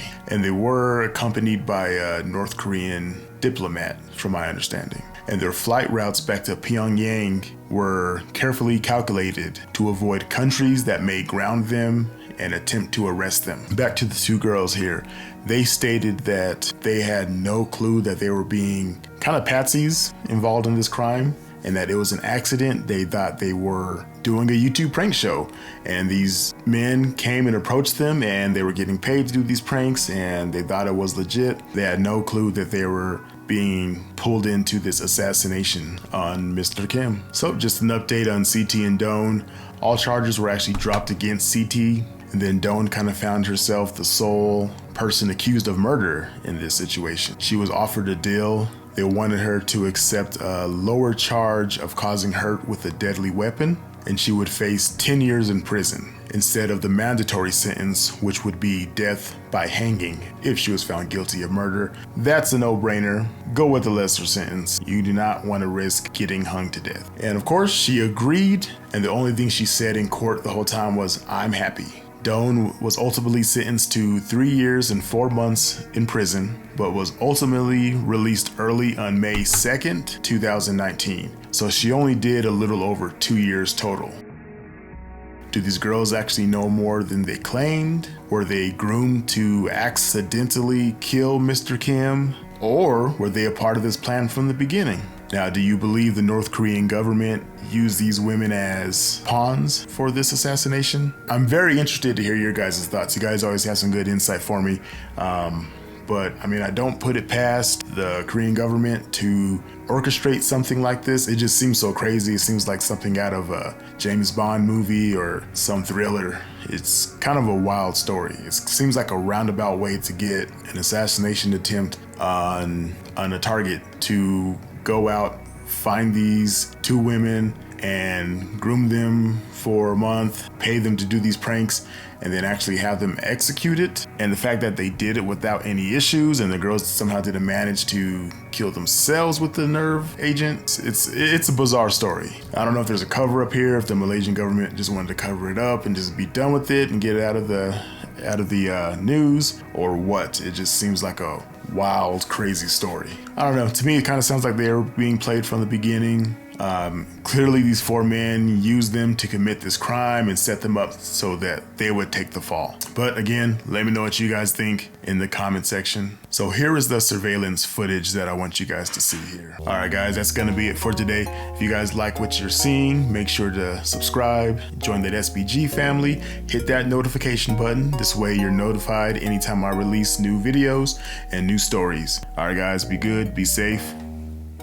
Have you ever been betrayed by someone? You thought you knew somebody, you trusted them, only to find out they weren't who you thought they were? Today's story is the ultimate betrayal. And I will say up front, this is a trigger warning. The story does talk about physical abuse and sexual assault. I can almost guarantee you won't see this one coming unless you're familiar with the story. But before we jump into that story, if you guys are new to the channel and you guys like what you're seeing, make sure to leave that like button a tip, join that SBG family by subscribing and hitting that notification button. All right, guys, let's go.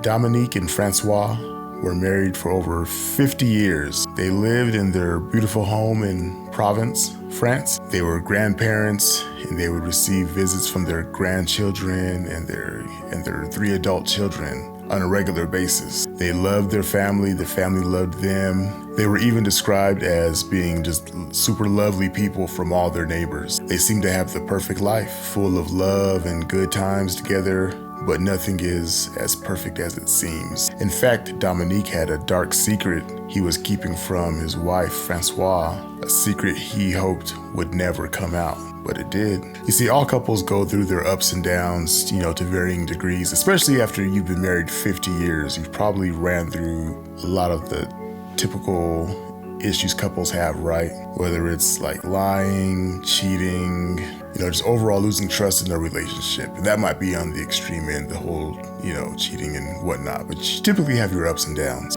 Some couples just seem to lose that spark, that romance, that romance in the bedroom. A lot of couples go through that, especially after 50 years. You're probably gonna have your ups and downs, right? They could typically get through most things by just talking it out and communicating with one another, right? They always say communication is key. Even when Dominic brought up the idea of wife swapping, Francois, she didn't get upset. She just said, hey, I'm not into it. I just can't be with somebody that I'm not emotionally connected to. Dominic would bring it up a couple times, and then he ultimately said, you know what, I respect my wife's wishes. I am not going to keep proposing this to her. So he dropped it there. And Francois was very, very appreciative of that. And that's why they've been together for so long, because they can talk, they can communicate, they can get through most things. Most things. About 40 years into the marriage, Francois would develop sleep problems. She would have these horrible, vivid nightmares of being attacked by monsters, and they would just really just do work on her, just beat her up in her dreams. And it was really just affecting the quality of her life, her sleep, her mental health, just being like real forgetful and whatnot.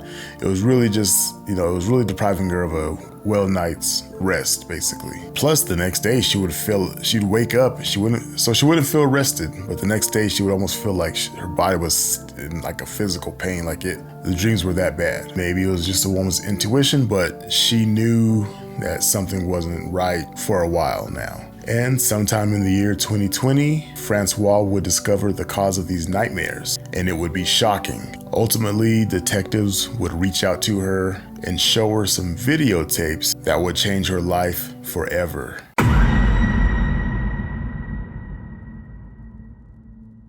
Now see, Dominique was not the loving, caring husband as he portrayed himself and as everyone thought he was. He allegedly contacted other men on an internet website called Without Her Knowing. It was an internet forum where the members would discuss performing sex acts under unwitting and unconscious partners, often drugged. So very, very non-consensual, of course. Now, Dominique spoke to 80 plus men and invited those men to forcibly assault his wife while she was knocked out. Again, a father of 3 adult children, a grandfather, allegedly, and I say allegedly, mixed anti-anxiety drugs, and I believe it was Temesta.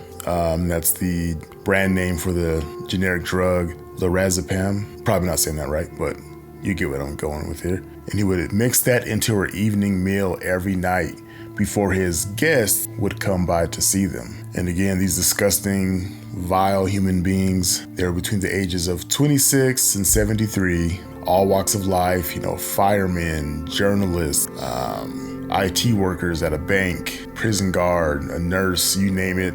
These sick bastards were committing this crime. During these assaults, Dominique would ban the use of tobacco and perfume, things of that nature, just trying to avoid strong smells so they wouldn't wake his wife up, basically. The men also were told to wash their hands in hot water, so as they're committing these acts on her, their hands wouldn't be too cold and shock her awake. The level of detail this guy's going into to commit this fucking crime is insane to me. He made them undress in the kitchen so they wouldn't leave their clothes in the bedroom by accident. He made them park down the street by a nearby school and made to walk to the house just so neighbors wouldn't get suspicious with all these men coming and going. So not only would he have these men commit this crime on his wife on a regular basis, he would actually record it all and save it to a USB drive in a folder called Abuses. So when detectives showed this footage to Francois, of course, she was just distraught. She broke down in tears. She was confused. She didn't know what the hell was going on. They say she became suicidal. She mentioned that, he didn't love me. I was just his thing. I was an object. I was a toy for his sick desires. And with her just kind of thinking about the past, she recalls having flashbacks of being assaulted by men. She chalked it up to nightmares and things of that nature because she couldn't believe this isn't happening to me. Why would I be having these strange nightmares for the last decade or so? And she would wake up in physical pain. She was having memory loss, chronic fatigue, which is explained by basically being drugged on a regular basis. She woke up with all these issues. She also had unexplained gynecological issues. Subsequent medical exams found that she had been infected with 4 sexually transmitted diseases over that last decade. And of course, she filed for divorce. That's a given, right? So just little details here. So the police did identify 92 cases of assault on Francois by 83 aggressors, but to date, they've only identified 51 of those aggressors. And in most cases, these people have came back multiple times to recommit this act on poor Francois. And just a little more here about this Dominique guy. This is not the first time he was involved in something evil and disgusting. Apparently, he was a multiple rapist and murderer. He allegedly killed a young real estate agent in 1991, but somehow he managed to not get charged in that crime. And he was known to go around and with a little pin camera and film under women's skirts in supermarkets and stores and whatnot. And that's actually how he got caught in this crime, because someone found him trying to film them underneath their skirt. The police investigated him and found his USB drive with all of his abuses that he was committing on his wife. And it also came out later that he was filming his eldest child while knocked out. He would film her in her underwear. And it also came out that he was doing strange things to his grandchildren, like giving them toys to make them undress and whatnot, and filming that as well. Anyway, guys, this is a sick ass story. If you guys watch to the end, leave a fuck Dominique, or Dominique is trash, or he's a shithead or something. Leave that in the comment section, man. This is really sick. I actually wrote this out, and then just rereading this out as I'm telling you guys is just it's making me sick again to my stomach. So shit. Anyway, guys, if you guys like that, make sure to leave that like button to tip. If you guys like strange, weird stories and with kind of like a twist, then make sure you guys join that SBG family and hit that notification button. And I will be bringing you guys more. I try to release 1 to 2 times a week if I can. But yeah, leave a comment. Let me know what you guys think of this one here. I know it's sick. Yeah, it's a wild one. So anyway, guys, be safe, be good.